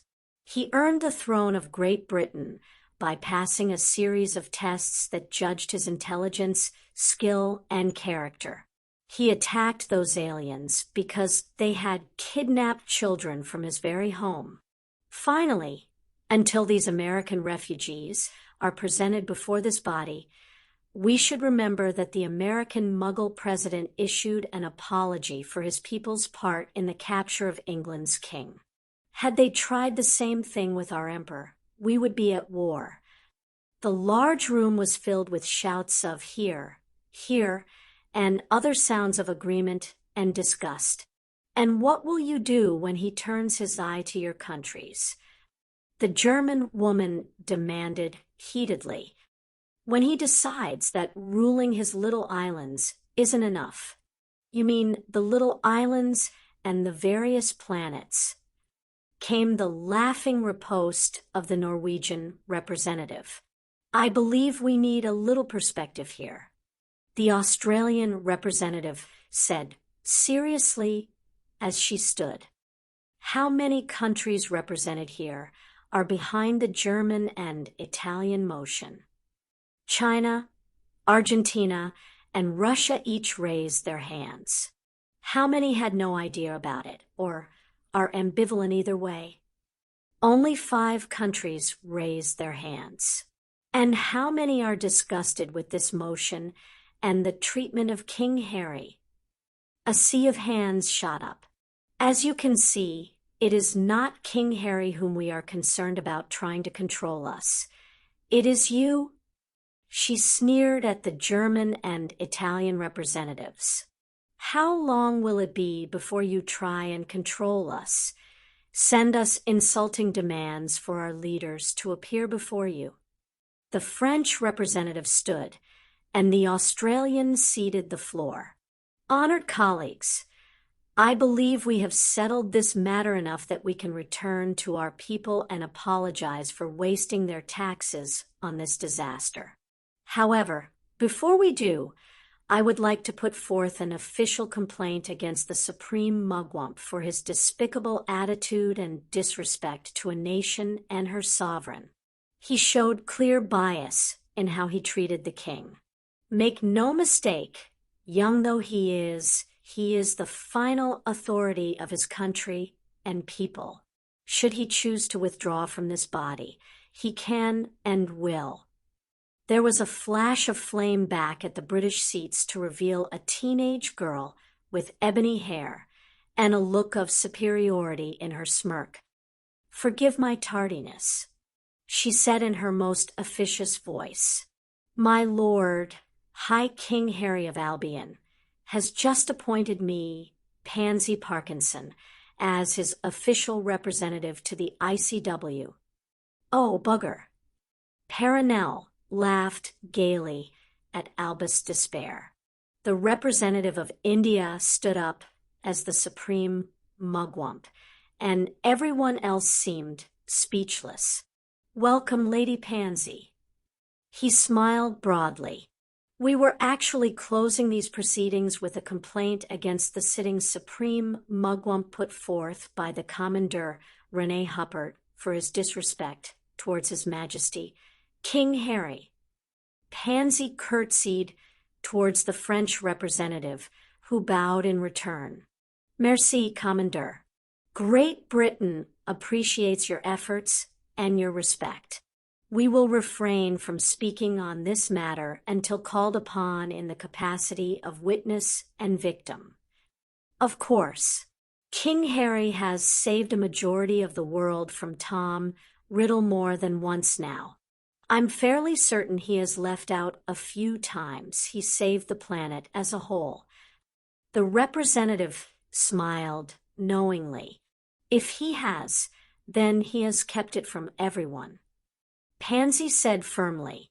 On the seats behind, Ganos began to glow a brilliant white. "If we are finished here, I believe we will leave." Moros announced. "If this has been an example of what our legacy has become, we are extremely disappointed." Ganos looked very much the disappointed mother. Her glow expanded, and they vanished with the delegates of Great Britain. Moros had grabbed Harry, Phileas, and Ganos and taken them straight to Stonehenge. He had activated a set of hidden runes that hid the ancient structure from others. "Harry, focus on the power of the country and repair the circle," Moros ordered. Harry frowned but complied. Phileas watched in awe as the megalithic structure began to levitate and move. Dust flowed up out of the ground and from the far distant horizon and molded together to create megaliths that had long since vanished. In a matter of 90 seconds, Stonehenge was as good as new, just as the Alterans had built it thousands of years before. "Phileas Flitwick, stand here," Moros ordered as he pointed to the ground in front of a freestanding, flat slab of rock. "King Harry James Potter, kneel before him." Phileas raised an eyebrow as Harry simply obeyed. "Take Phileas' hands in yours like this." He clasped Harry's hands around his adopted uncle's, his hands so much larger that they covered the half-goblin's wrists as well. "Harry James Potter, you have passed the tests required to wield the power of Albion. You have proven yourself as a ruler, a protector, and a nurturer. Albion has flourished, and she has grown under your care. But there are always greater dangers. Albion is but a part of a whole. That whole is at risk from both the dangers beyond the stars and those upon its surface. Reach out to Albion, and through her, Terra." Phileas was bursting with questions. His mind was racing as he tried to comprehend what he was involved in. Then it all came to a screeching stop as he felt a presence. It was powerful, powerful to the point of being oppressive. But it wanted only one thing from him, the answer to a question. Was the child worthy? Phileas desperately wanted to scream, no. He wanted to make sure that Harry wouldn't be seen as worthy. He wanted to save his beloved nephew from more responsibilities and burdens. He physically tried to move his hands. Suddenly, the oppressive nature of the power ceased. He was filled with a sense of peace and calmness, but he still felt sad and broken. The power had its answer, and Phileas was now no longer in control. All he could do was stand there and witness as veins of white light flowed up Harry's kneeling form. They flowed beneath his skin and clothes, around his head and hair. Phileas grunted as he felt Harry's grip tighten around his hands. He realized that Harry had gone rigid, and that he was in great pain and trying hard not to crush his uncle's hands.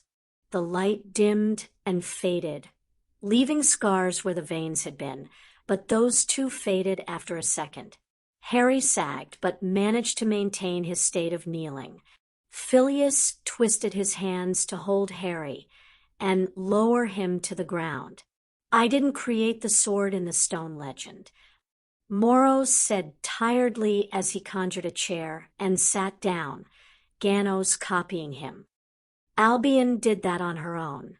Magic. It is essentially the catalyst for the ascendance of the Altran people." He frowned in remembrance. "It isn't magic that lets us ascend, but our curiosity about magic.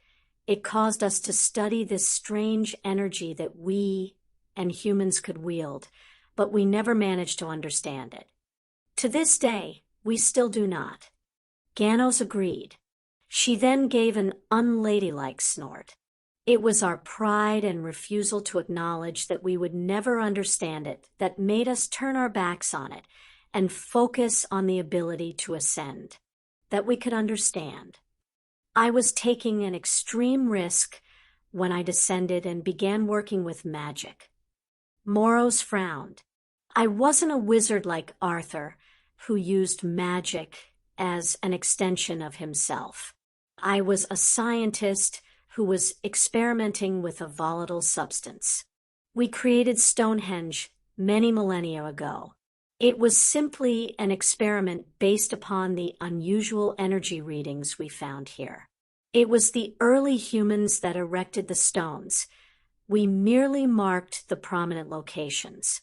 Upon my experiments with magic after I descended, I made a mistake. I do not know what that mistake was. I only know that I had reached the source of the energy, the source of magic.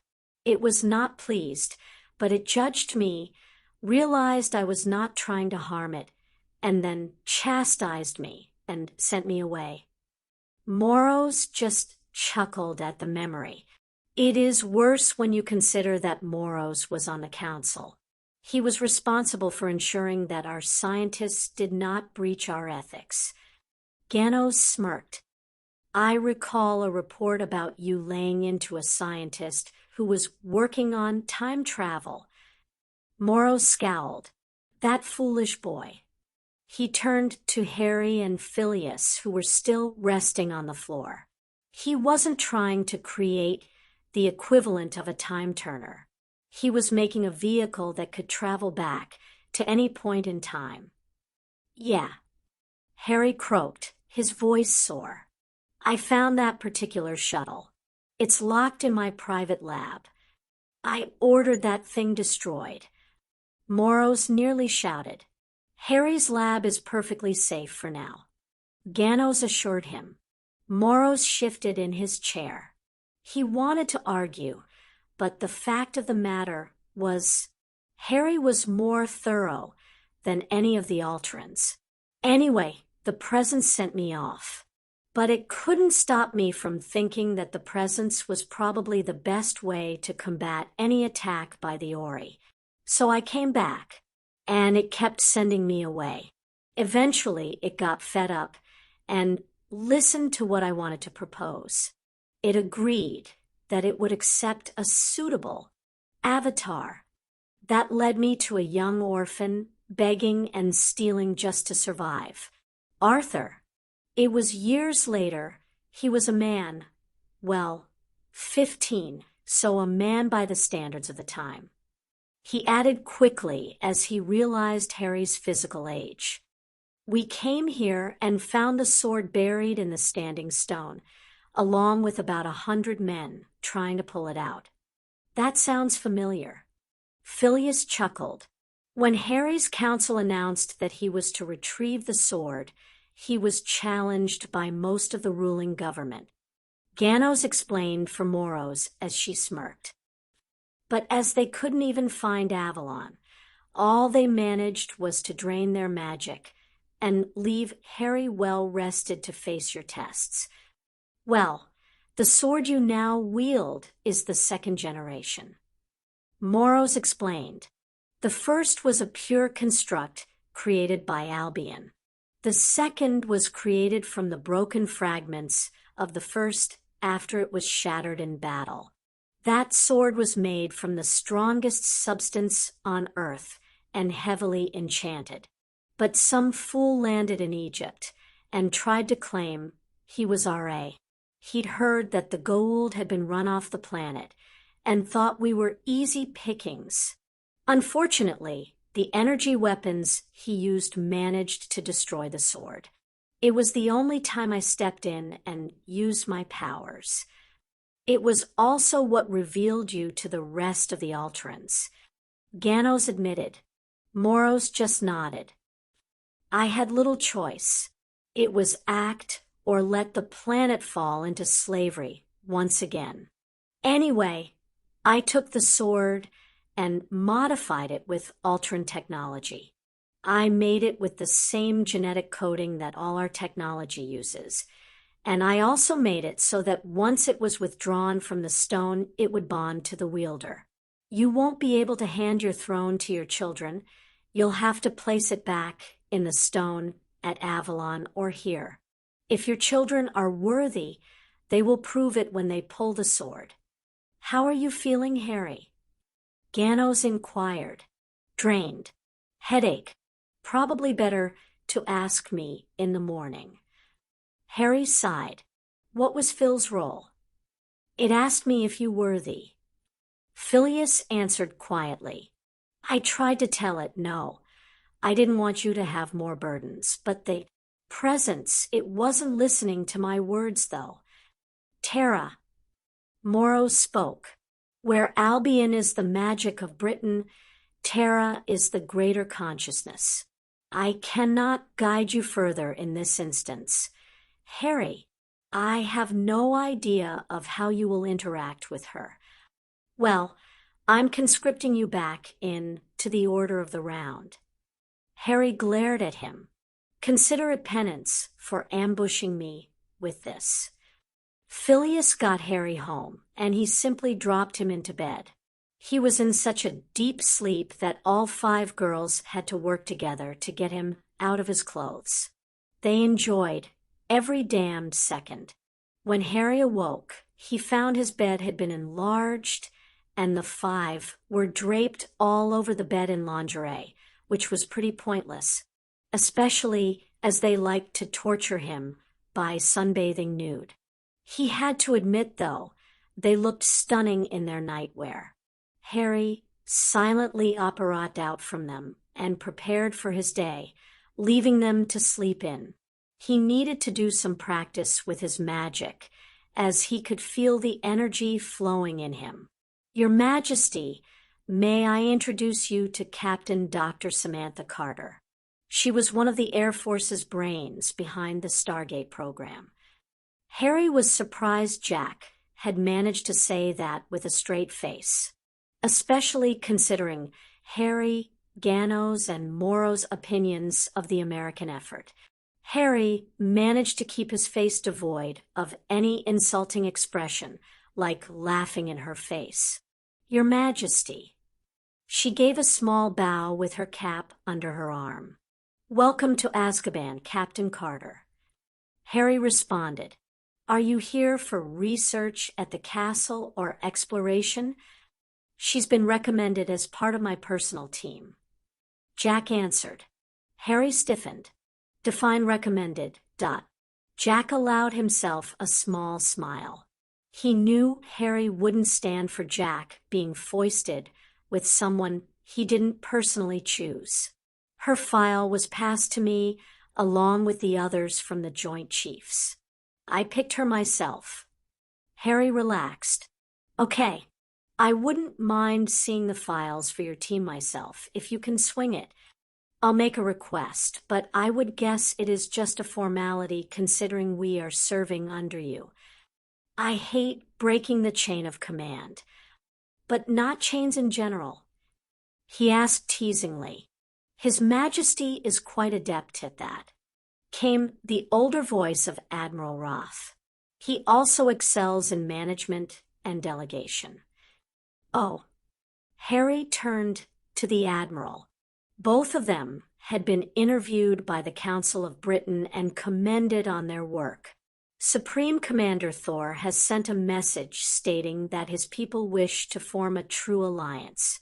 Apparently, the people sent to help them with their replicator problem have managed to reduce the threat to nothing more than an infestation of pests. He chuckled. Commander Thor was eager to have more scientific interaction between our people. They have a cloning issue that could see them die out, and if nothing else, they want to see what our people would do with some of their unsolved questions of the universe. Sounds cool, but Lord Terrence was in charge of assigning those people. The Admiral smiled. And you were responsible for assigning him as the head of the Royal Society for Innovation. You chose a man who, whilst being a wizard himself, saw the potential of non-magicals. There was quiet scoff, and everyone turned to a straight-faced captain. You have something to say, Captain? Jack asked. No, sir. Nothing, sir. She stood at attention. The three men looked at her curiously, but then turned back to each other. Are you planning another excursion soon, Your Majesty? Roth asked. Wanting, yes. Planning, not yet. After Phil, Ganos, and Moros did that ritual thing on me yesterday, I need to learn about my magic and Terra's power. I've got far too much to captain. Again had come the scoff. Explain yourself, Captain. Jack ordered. You seem to have a distinct lack of respect for King Harry and Lord Admiral Roth. Carter seemed a little indecisive, but then decided it was worth it. I have trouble maintaining respect for anyone who insists on using magic as an excuse for not fully understanding something. There was a bit of silence. What? Harry asked eloquently. I've been briefed on this so-called magic. It is clearly a form of energy manipulation. Calling it magic is a lazy way of claiming to understand it when you clearly haven't studied it enough to identify it. Again, silence. I'll have her shipped home immediately, sir. Jack stood at attention. Carter sighed, as though she was expecting this. She slowly stood at attention.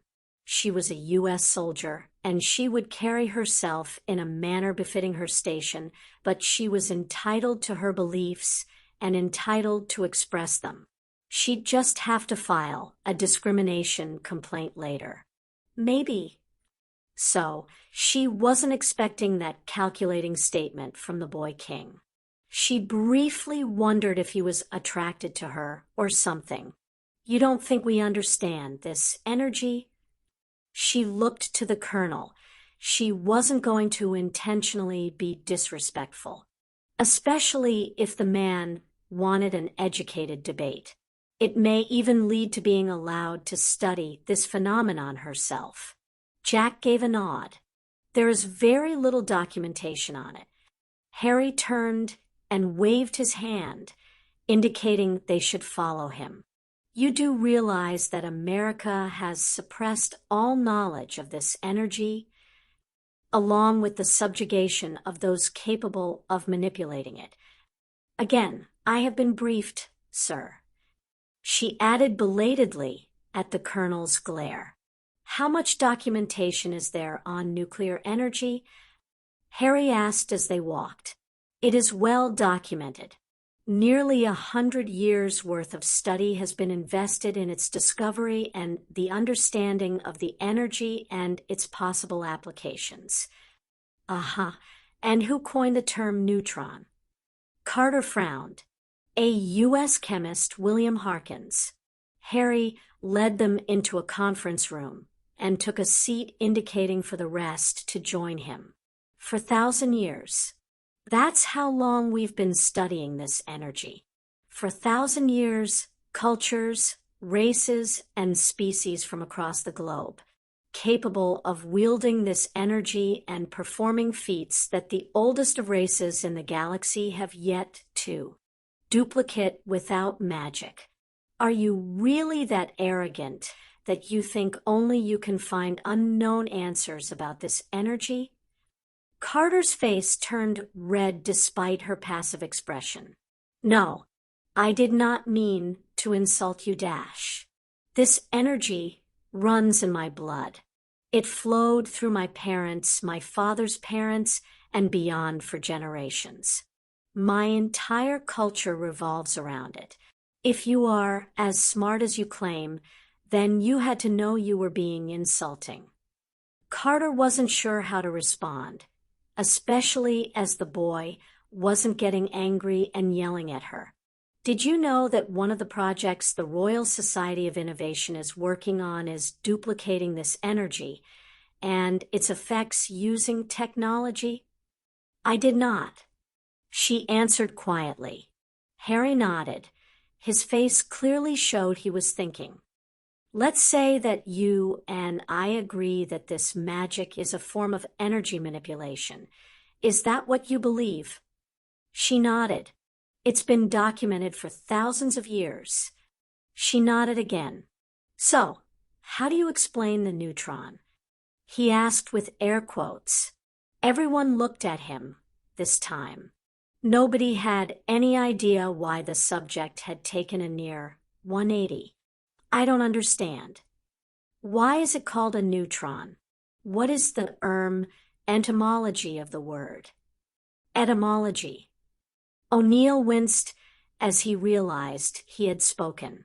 Considering the look of curiosity from Harry and the amusement from Admiral Roth, he elaborated. Entomology is the study of insects. Etymology is the study of words. Harry just grinned. You're so smart. Roth laughed as Jack glared at Harry. He got you again, Colonel. Harry had argued that Jack had to be fairly intelligent. The man was U.S. Air Force colonel and a highly trained fighter pilot. The U.S. certainly wouldn't have sent your basic grunt on the mission to abide us. So Harry often slipped up on words and pronunciations around Jack to catch him out. Anyway, Captain, the etymology of the word neutron. Harry turned to the confused soldier. I believe he derived it from the term neutered. So why not castrian? How about shutron? Those are plays on the word neuter in other languages. Harkin was American. Carter said, slowly. He spoke English. Did you know that uranium was named after Uranus? Carter shook her head and refocused on the king. She was beginning to wonder if she had been drugged, what with the constant topic changes. Sir, I'm not sure I'm following this discussion properly. We were talking about this energy you insist on calling magic. Jack knew that smile that crept upon his young friend's face. Here came the strike. The term neutron was coined by a man about 100 years ago based on his phrasing of a scientific find. The term uranium was coined a few hundred years ago by a man who probably liked astronomy or Roman mythology. You don't have any problems with those terms, despite their origins? Carter just shook her head. So, why do you have a problem with the term magic that was coined thousands of years ago for reasons that have been lost to the ages? Carter huffed. Magic is the term used for displays of sleight of hand. It is now by non-magicals. But again, for thousands of years, both magical and non-magical people have used the term magic to refer to this energy and its use. Harry sat forward and looked at her sternly. What gives you the right to come here, to my society and culture, and declare you know better than the billions of minds, far greater than you, that have agreed on this word for thousands of years? Your Majesty? Roth gently asked. Harry nodded and sat back. Captain, there are many branches of science. Chemistry, physics, those names have been widely accepted on our planet. But there are a race of beings out there who have existed longer than humanity and have evolved their technology beyond what we can barely imagine. They often have trouble communicating basic ideas to us because they have categorized the universe in a different way. Magic is another facet of the universe, like science to us. If you still wish to remain assigned to my command, you will need to become more open-minded about how others view the world. And if they are wrong, sir, prove it. But make sure you can prove it before you start throwing around baseless and derogatory assumptions. Are you sure you don't want me to ship her back to the States? Jack asked as he sat with Admiral Roth and Harry in the Admiral's office. Put her on probation. Harry shrugged. Give her 6 months and see if she can adapt and learn. Could I have permission to billet her in a fully magical environment, give her a full, immersive experience? Harry winced. Can you imagine her living with pure magical families for more than a day? She'd have insulted them or confused them by lunch. I may have a suggestion, Your Majesty. Roth clearly didn't want to make it, though. Hogwarts is a purely magical environment. Harry's eyes narrowed. But there are plenty of people there who were raised in non-magical environments or both. Sir Dudley and Miss Tonks spring to mind at first. And Tonks is about as close to a walking spell as you can get. Jack added with a grin. He seemed to be on board with this. Neither of those two would let a walking lab coat like Carter get away with ignorance and hubris. Harry gave a few dramatic sobs. Just don't get me in trouble. Harry, you know, that female soldier from America? Oh, God, Dud. It hasn't even been 4 hours yet. She can't have gotten into that much trouble. Dudley chuckled as he took a seat opposite Harry at the desk in his office. Well, she does seem a bit wary after Tonks morphed to look like her, and then proceeded to give a speech on how all magicals are devil-worshipping pagans who have been led astray from the true way of science and technology. You did tell Tonks not to kill her, right? Harry, Tonks is about as close to a pure magical being as a human get. Carter is pretty much calling Tonks a mutant without using the actual words. I mean, in general, she's polite and all. Harry put his pen down. Okay, answer me plainly. Is Carter pissing Tonks off, or is Tonks pissing Carter off? Dudley had to think for a moment. Both. But Carter doesn't think she is doing it, whilst Tonks is doing her best to do it. Harry's eyes went slightly cross-eyed at that sentence. Chapter 37. Welcome to Othala, King Harry. It's an honor and a pleasure to be back. Harry smiled and bowed before extending his hand. There was a slight smile on Thor's face as he reached out his thin hand and shook it. King Harry always returned the Asgardian greeting first before offering one of the human greetings. We have requisitioned a large scientific compound in a remote area of the planet. Thor explained. It was designed for weapons testing. As Asgard weapons are energy-based, we believed it would be the most useful to monitor your spells. You do seem to fire them from your wands. Sounds great. And again, my thanks to you and your people for helping me with this. Thor waved the thanks off as he led them away. Your people have reduced the threat of the replicators to a nuisance. Now you are giving us the opportunity to study the amazing power you use. Which reminds me, have you noticed any difference since you arrived? Harry nodded. I feel weaker, less energetic. You might want to send some scientists back with me to monitor what happens when I step back on Earth. I shall make arrangements myself. Thor agreed. Supreme Commander Thor Dash. Please call me Thor. He offered the girl as they walked.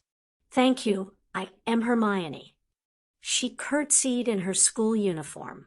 I was wondering if at some point you could arrange for a ship to transport Harry from Earth to Othala and back again.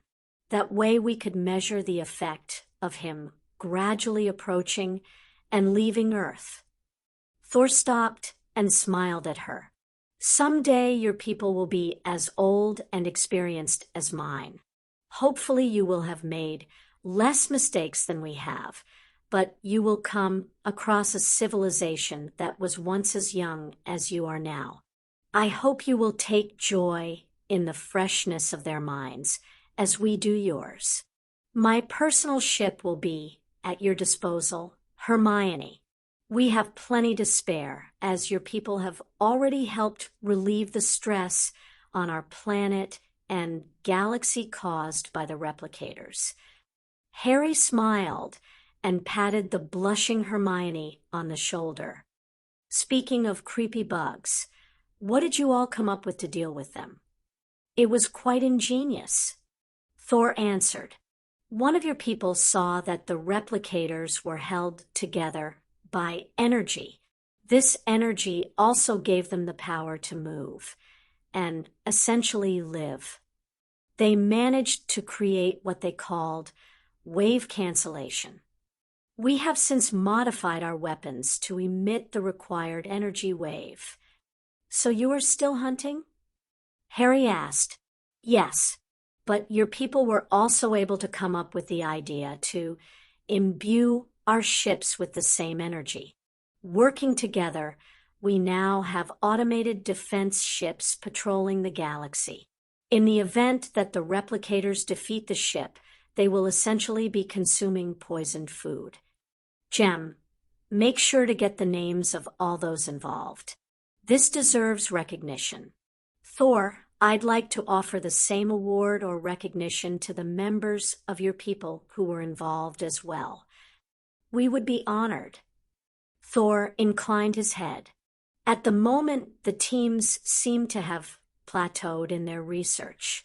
At Lord Terrence's suggestion, they have set the issue aside to focus on the Asgard cloning problem. He called it a mental change of pace. Terry's good at that. Harry nodded. He's not really an inventor or super smart brain like that one. He jabbed his thumb at an indignant Hermione. But he is excellent at helping people reach beyond their potential. Half of the innovations that came from his little club only did so because he recognized when individuals needed a break, or who to point the towards if they had hit a block. Jem, make a note for me to ask Severus if he can research making polyjuice potion permanent. Send a suggestion to Terry to examine the DNA of a person under the effects of the standard potion. And Wyam, would you be amenable to some scientific examinations? For the benefit of aiding the survival of the Asgard. You aren't going to cut me up, right? She asked nervously. Nah, just test your DNA in various states and see if it would have any transferable effects. And the like. I'm not interested in you being the cure, but I do think you might have some hints in you about where to find a cure. "I trust you, Harry," she said, steeling herself. "We have purely non-invasive techniques for examining the biological blueprints of living beings, as well as non-living," Thor assured her. "I believe you might find the experience enlightening. You may learn a lot about your body. Have you examined them for the source of their energy?" Everyone turned to look at the American Air Force captain. Most were glaring at her. Harry looked amused. "They have not asked, and there has been no need. Do you believe the energy of magic itself could help our cloning issues?" Thor asked curiously. Carter was a bit sideswiped by that answer. "I assumed that as you are clearly more technologically advanced, you would be able to help them understand the true source of their abilities." Harry put his knuckles gently in front of his mouth to obscure his grin. Jack had to restrain himself from dressing down the captain there. And then, the magical beings of Earth, particularly the islands of Britain, are fully aware of their power. They have spent thousands of years studying it. I'm sure that at some point, our currently mixed team of scientists would have used our technology out of mere curiosity, but I doubt it would reveal more than they already knew. Meh, she can ask the scientists later herself if she is that curious. Harry interrupted before Carter or Thor could continue. "Let's go stick me under a microscope." As the group moved on, Jack grabbed Carter viciously by the shoulder and yanked her to the back. "You just came a hair's breadth from an intergalactic incident, Captain," he hissed at her. "You practically accused the Asgard of probing citizens of Earth without their knowledge. The Asgard, who are the basis for the Roswell incident, and the whole damned UFO conspiracy." Carter gulped. She was a scientist and soldier, not a diplomat. Should I apologize? To Harry, yes. Daphne said as she stepped up, having dropped back to join them. But don't mention it to the Asgard. They already consider most of humanity to be just out of the Stone Age. The president is not going to be pleased when he reads my report. Jack growled at Carter. "You were recommended by the president himself. Part of the reason for that was you displayed an abhorrence towards the way the U.S. treated magicals. What's he going to think when he hears you are insulting them and their allies? You'll be lucky if you get assigned to maintenance duty on an airbase." "Oh, I doubt Harry will let her leave like that." Daphne smirked. "He finds her to be absolutely hilarious. He'll probably ask the president to let her stay for that reason alone." Carter was clearly offended by that. She managed to keep her mouth closed, though.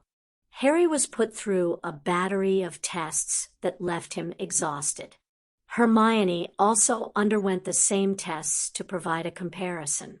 She didn't have anywhere near Harry's power, and Thor had been quite upset with his scientists when he returned in the evening to find Hermione had collapsed from exhaustion. He lectured everyone from Heimdall to Harry about lab safety.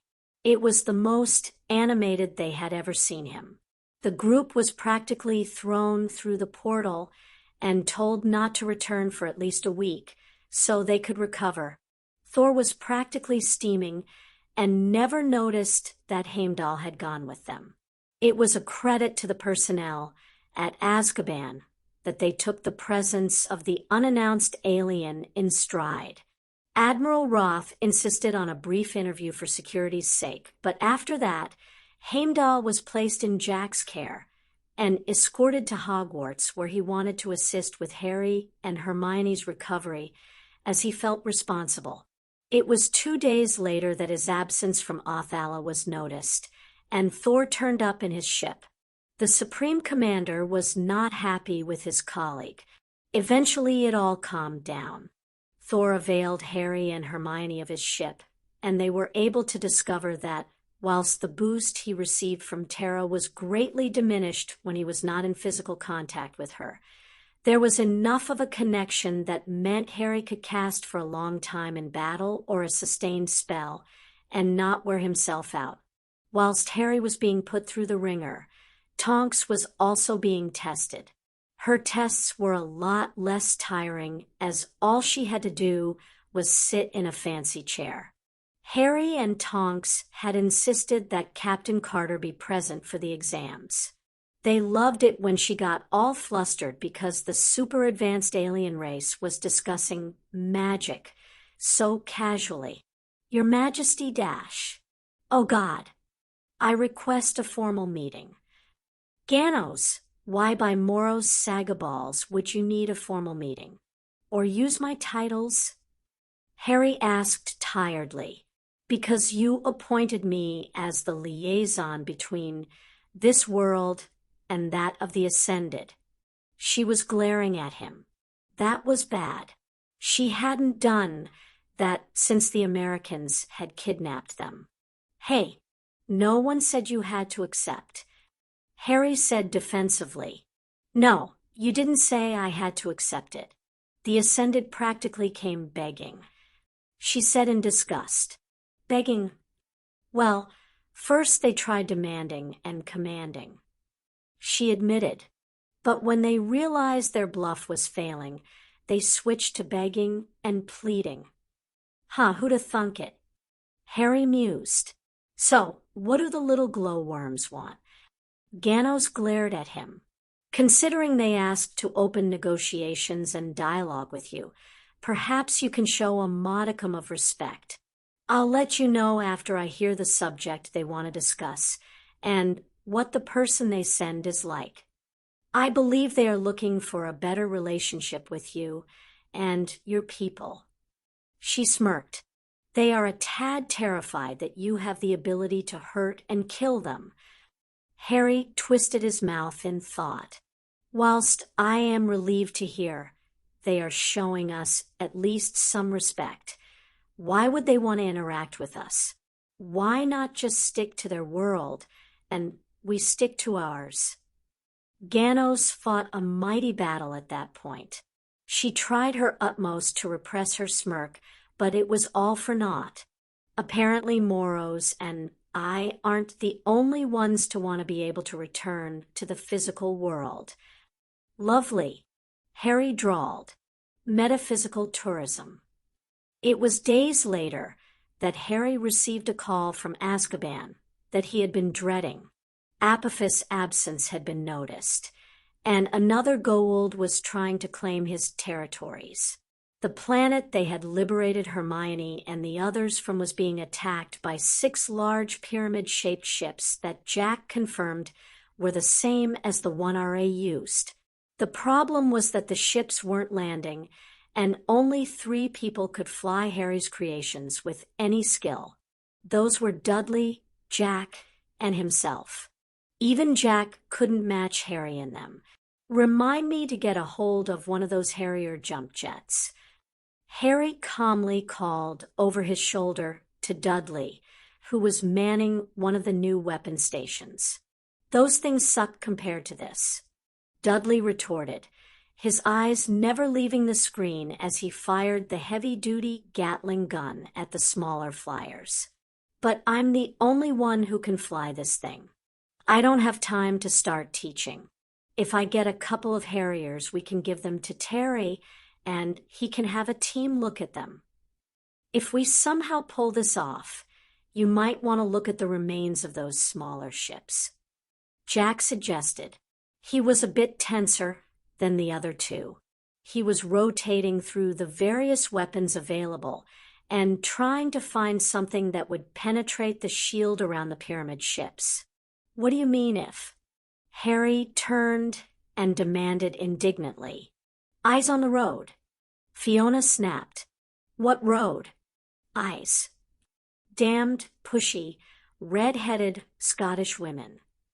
The reigning monarch grumbled. Harry, we think we have a solution here. Gemma called over. Hey, Fi, take over. Harry stood up, and left the controls as his cousin's girlfriend screamed at him as she tried to fly something she had only ever tried once. She was ignored by all but Dudley and Jack, who tried to encourage her. It didn't really matter. The ship was impervious to whatever the enemy threw at it, just as the large pyramid ships were immune to Harry's marvel. The smaller ships, however, were easy pickings as they seemed to have no shield. "What have you got for me, ladies?" Harry asked his girls as he jogged to the table they had set up nearby. Hermione was with them, and they were surrounded by paper. "Two options," Gemma informed him. Hermione and Luna both came up with what we believe to be viable options. "Hi, Harry." Luna chirped over the communications screen. "Hey, Luna, what's the plans?" Hermione has suggested heading to the planet or Earth and programming the portals to send us past the ship's shields. Harry let out a low whistle. "Ambitious. The portals won't let us through if we were going to appear embedded in the ship, but we would still need to get the coordinates and timing down if they move." Luna's plan involves shooting Dowie at the ships and getting him to slip between phases to bypass the shields. It began with a slow, evil smile. It grew into maniacal laughter. It ended when Daphne shut him up with a deep kiss. "I wish I could do that." Dudley sighed, still not looking up from his firing. "You want to kiss your cousin?" Jack asked curiously. "What?" Dudley quickly glanced away. "No, EW. I meant I wish I could shut him up when he goes off like that." There was a moment's silence. "Stop laughing, Phi," Dudley grumbled as he could see her shoulders shaking. "I give up," Jack exclaimed suddenly. "I've got nothing here that will get through their shields." He hit a button to the side. "Carter, get up here," he ordered over the internal comms. "That bad?" Dudley asked casually from his station. "Nothing is getting through. The only useful thing I've done is show where the shields start." "Sir," the requested captain reported to her superior. "Carter, take a seat," the colonel ordered as he relinquished his to her. "Sir Dudley is handling the gliders. Our mission is to make a dent on the motherships, the pyramid knockoffs. Nothing I've done has done anything but light up their shields. I need you to consider, for just a few moments, that nothing is impossible, simply improbable. Now, use that brain that caught the attention of the president and make something work." Carter had a look of distaste, but remained professional. "Yes, sir. Gliders?" Dudley asked with a smirk as Jack relieved Fiona from the pilot's seat. "Motherships. What would you call them?" Jack countered. "Targets. All right, people, buckle up." Harry instructed over the internal comms as he relieved Jack from the pilot's seat. "We are about to do something that will see Aurora after my hide. Just throw Jack at her," Dudley said absently. Focus more on the gliders that were now being more cautious about approaching. Everyone was ribbing the American soldier about his relationship with the English astronomy professor. Usually it involved comments about stars in your eyes. "What's the insanity?" Jack asked calmly as he left Carter and moved to stand next to Harry. "You know how Luna's dog can move between phases? I put the same thing on the ship. It was going to be my gift to Luna, so she could visit what she'd been seeing all these years. I wanted her to be the first to use it, so it hasn't been tested." "Have you actually tested this thing yet?" Jack asked worriedly. "Of course. You've seen Dewey use it plenty of times." "I meant on this ship." 1 second dash, Harry tapped a few runes, and the ship actually lurched. The ship barely vibrated when the pyramid ships hit it. Outside the windows, the world was a lot more different. There were no stars, just an endless, murky gray of swirling mist. Then the ship lurched again, and they were treated to an up-close view of one of the pyramid ships. Yes, I have tested the ship. Harry grinned. You are a menace to common sense. Jack scowled. Are we boarding? We are. Harry confirmed as he flew into the large opening on one of the sides of the ship where the gliders were coming from. Just want to have a bit, fun first. Jack grabbed the side of the station as Harry began flying his ship through the gliders. There was no impact felt, but it was still an instinct he couldn't put aside. Go and set up the portal, Jack. Harry commanded. Try not to cause a hull breach. Jack retorted as he left. What does he think I am? An amateur? No one pays you to do this, Harry. Fiona reminded him from the station next to him. Sure they do. It's called taxes. Boudash. Let it go, Fi. Dudley sighed. Harry's in his loopy mood. Even Luna would get tired of arguing in circles with him. Come on, Dud. Harry whined. It's no fun if people don't play along. Harry landed the ship with the airlock aimed straight down one of the hallways. Is that real gold? He asked as he checked the view on the monitor. These Goa'uld are worse than pureblood wizards, Harry. Gemma answered. TLC said they were all about wealth and power. Huh. Harry tapped away at his console in slight amusement. He is not going to tell us. Fleur sighed. Let him have his fun. Pansy shrugged. Harry, Admiral Roth managed to contact Mr. TLC. Tracy called from where she was monitoring communications. He says we are facing the Goa'uld Haruar. Apparently he is a rival of Apophis. Harry, one of the pyramid ships just exploded. Fiona reported urgently. There's a big creature. Several. Are those dragons? Everyone turned and glared at the grinning idiot. You think I didn't expand on Dowie, Hansel, and Gretel? Those are magical constructs. Hermione asked with awe. But they're massive. It would take all of Hogwarts to enchant one. Or Terra. Oh. Harry continued to smile at what he considered one of his oldest friends. Yes, oh.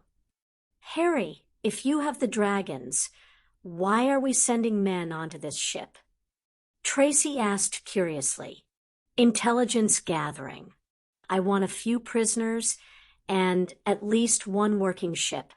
Hopefully the dragons won't destroy all the ships and we can strip one for research. Further discussion was halted when Jack came in grumpily. He was equipped with his weapons and pack. You have got to talk to your snake and bird. Blinky? What's he doing up here? Blinky, Ember, Hedwig, and I'm sure I heard barking. Jack retorted. That owl. I saw her get hit by a staff blast and keep going. Harry's breath became labored, and he turned pale. Harry. The girls were instantly attending him. Kid, you all right? Jack asked as he pushed between them and started checking Harry's vitals. Harry just gave a shaky smile. I'm fine, he said slightly hoarse. I hadn't tested Hedwig's foot collar fully yet.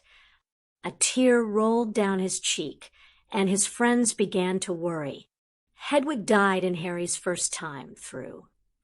Dudley spoke up from behind Jack, quietly. She intercepted a killing curse aimed at him. Harry was immediately smothered in hugs. Colonel O'Neill, Considering the various assets in play at the moment, do you think His Majesty would be relatively safe if he entered the battlefield from the rear and under escort? Dudley asked formally. As long as he wears that armor. The armor was a set of full-body plates made out of a composite of Kevlar and acromantula silk. They were enchanted with Hermione's special portal protection and also had a few other features. Harry wasn't actually aware of them. Harry, how? Fiona was at a loss. The group was standing in a corridor on the pyramid ship. The walls were metal gray, with faint gold streaks. The floor was like a frozen river of gold. Every now and again, there was a Jaffa warrior trapped up to their ankles in the river. The most basic runes are elemental ones. Harry grinned smugly as he casually tossed stunners at the struggling Jaffa. It wasn't hard to give the dragons the ability to breathe fire and ice. But you didn't send any dragons to this ship. Yes, but a certain little brat decided to crash the party. Harry said in exasperation. She brought all her friends too. Huh. Ember. Oh. The trek through the ship had been long, arduous, and painful. The soldiers went first to deal with the Jaffa, but the floor was so warped that nearly everyone slipped at some point. David and NYM had been fairly embarrassed when the soldier had to carry her most of the way. Oh, bugger. Harry said irritably as he reached the bridge of the ship, called the Peltac by the Goa'uld. The Git must be on one of the other ships. He was referring to Haruuar, of course. He'll probably get rounded up with everyone else then. Dudley mused. Then he noticed Harry's grimace. What did you do? I may have instructed the constructs to blow all but 2 of the ships. Harry managed to catch a break when Hemi reported that the goblins had managed to locate the Goa'uld on the other ship that he and his men had led the charge on. Admiral Roth had requested that Teal'c be offered a position at Azkaban as an advisor. Harry had questioned the older man as to why he was bothering to make a request for something so trivial. Fortunately, both Admiral Roth and Colonel O'Neill were used to Harry's eccentricities. Teal'c's first mission was to aid the Admiral's men and the goblins in seizing control of Haruuar's systems. It would be a long and bloody process. Harry had managed to disappear. This was strange, as he usually let the girls know where he was, but even Ember wouldn't take anyone to him. After 24 hours, the girls went around Ember's back to Fawkes. Albus landed in what appeared to be a glass room. Underwater. It took him a moment to realize it was one of the viewing rooms at the base of the city of Atlantis. Slouched in a recliner in the middle of the 30-foot round, bowl-like room was Harry. Bottles of various drinks on a table at his side. He was also sleeping. Albus sighed. He pulled a vial from his robes and awoke the sleeping king. Drink this, Harry. We need to talk. Harry bleared at the man groggily. Drink up now. Harry snorted and shuffled himself into a more upright position. I'm not drunk, Albus. Your decor would suggest otherwise. Albus said dryly before conjuring a chair for himself. These are fizzy drinks. Albus, not alcohol. Harry scoffed. He picked up a can of ginger beer and handed it over. He then snatched it back and popped the top before the old wiggle made a mess.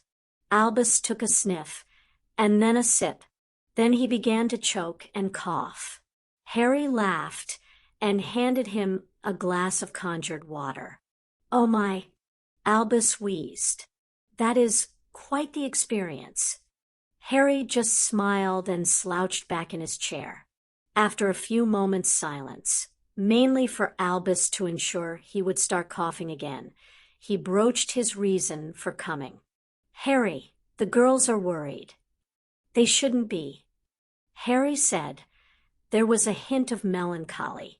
"Amber would have done something if I was in trouble. Amber, amazing as she is, cannot communicate as well with humans as you can." Albus chided gently. "Now, why are you here drowning your sorrows in Muggle fire whiskey?" Harry gave a sad sigh. "You ever hear the name Teddy Lupin?" Albus frowned in thought. "The only Lupins I knew were Remus and his parents. No Teddy. Was it short for Edward?" "I don't remember." Harry sounded ashamed. Albus was a little worried. "Harry, are you losing your memories of your first life?" "No, I just can't remember if Teddy was his official name. Well, I assume, based on the name, that he was a relation of Remus. His son, perhaps." Harry nodded. "Born just months before I was thrown back in time. Months before his parents died in the final battle. But Remus still lives," Albus pointed out. "And we have a few years before the timelines properly sync. More than enough time for Remus to find the mother of his son." "Won't happen." Harry shook his head. "His mother has no interest in Remus. My godson will never be born. Nymphadora Tonks has started dating David MacDonald." "Ah." Albus now understood. "You only found out today?" "Yesterday, whilst we were taking down the snake. And you are now mourning the loss of someone who will never be born." "I never even met the kid," Harry grumbled. He sat up and leaned forward in his chair, resting his forearms on his knees. "All those memories that we showed the country at my coronation, they were heavily censored." "I should hope so." Albus scoffed. "The people certainly didn't need to see you in various broom cupboards. Albie, in all of my existence, I am a virgin." "Oh, sorry." Albus blushed. Harry chuckled. "Then what was censored?" Albus asked eventually. "People's personal lives. Who was in a relationship with whom? Who had kids? Who became a Death Eater?" Albus frowned in disapproval. "That is a heavy burden to bear, Harry. Do the girls at least know the truth?" "The girls, Dudley, Nev, Greg, Vin, and a few of the others. They know what they ask about. I don't offer information." They sat in silence for a few minutes, just watching the massive sea creatures swim by. "Do you intend to sit here much longer?" Albus eventually asked. "Just until you explain your current state of being." Harry gave him a very pointed and amused look. Albus looked like a child being told he can't have the last cookie. "Apparently I died last night," he said grumpily. "It was very peaceful. I had no idea it had happened. And, harumph, a certain lady of our mutual acquaintance has decided I owe you a good few years more of service." Harry just grinned widely as Albus Dumbledore pouted. "It is not funny." Albus objected to his young friend's mirth. "I'm over 100. I've fought 2 Dark Lords. I've led this country for more than half my life. I believe I've earned my rest. Listen here, young man." Albus flinched as Ganos appeared in front of them. "Harry has dealt with at least 3 Dark Lords," she said with air quotes. She would kill Jack later for putting the action in her repertoire. "You were very nearly one of them. You guided this country. Harry is defending the whole planet.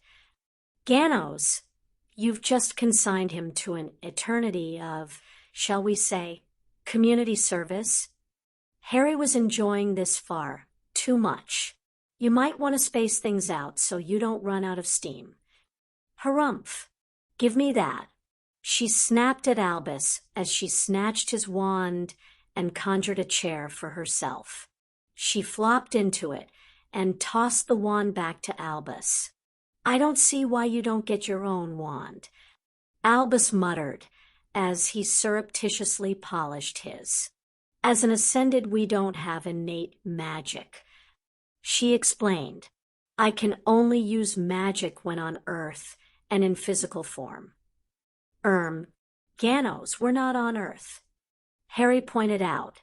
Ganos frowned and began looking around. Well, I will have to bring Moros here to investigate further.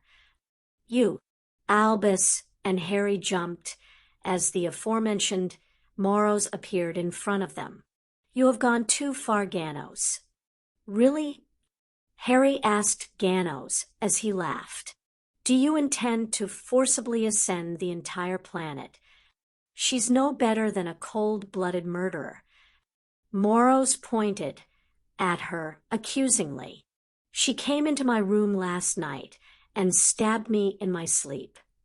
Ganos, Harry said, aghast. How could you? The house elves will be expecting that sort of mess every morning now. I've always fantasized about committing regicide. She mused. You'd never make it. Albus said dismissively. You'd have to get past Hedwig, Ember, Blinky, the girls, the knights, Hogwarts herself, and Tara. How far did you get? Moros asked as he grabbed Albus' wand and conjured a chair. Albus was struggling between embarrassment over realizing what he had implied and outrage over his wand being nicked again. He couldn't get past Hedwig. Harry smirked. The girls found him curled up in a ball in my bedroom under an onslaught of pecks. I was doing Lieutenant MacDonald a favor. Albus huffed indignantly. He asked me to test the defenses around your quarters. You should consider yourself lucky.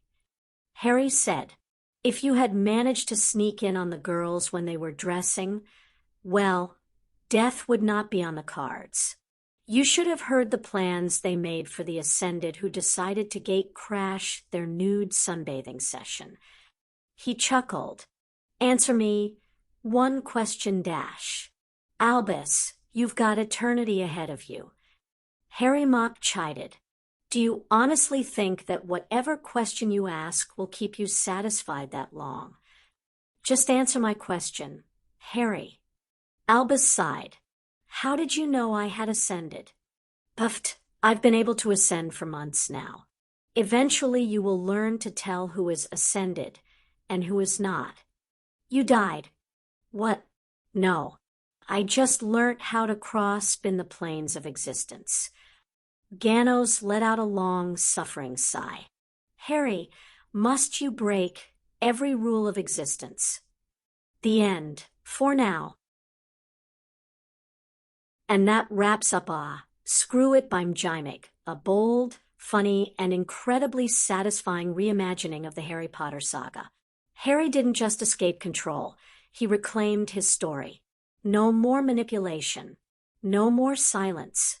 Just a brilliant young wizard choosing freedom, justice, and his own damn peace. Which moments stuck with you? Which characters earned your respect or your wrath? We'd love to hear what this version of Harry meant to you, so share your thoughts in the comments. If this story resonated with you, please like, subscribe, and share it with fellow Potter fans. Your engagement helps us uncover and bring more brilliant fanfics like this to life. And to our wizard army, thank you. None of this would be possible without you. Did you know? Screw It has developed a loyal following for its uncompromising portrayal of a Harry who says enough and means it, and many fans reread it regularly for the catharsis and humor. This might be the end of this journey, but the spirit of independence, sharp wit, and magical rebellion lives on. So, until next time, You don't need permission to change your fate. You just need the guts to say, screw it. Stay fierce, stay free, and, as always, stay magical.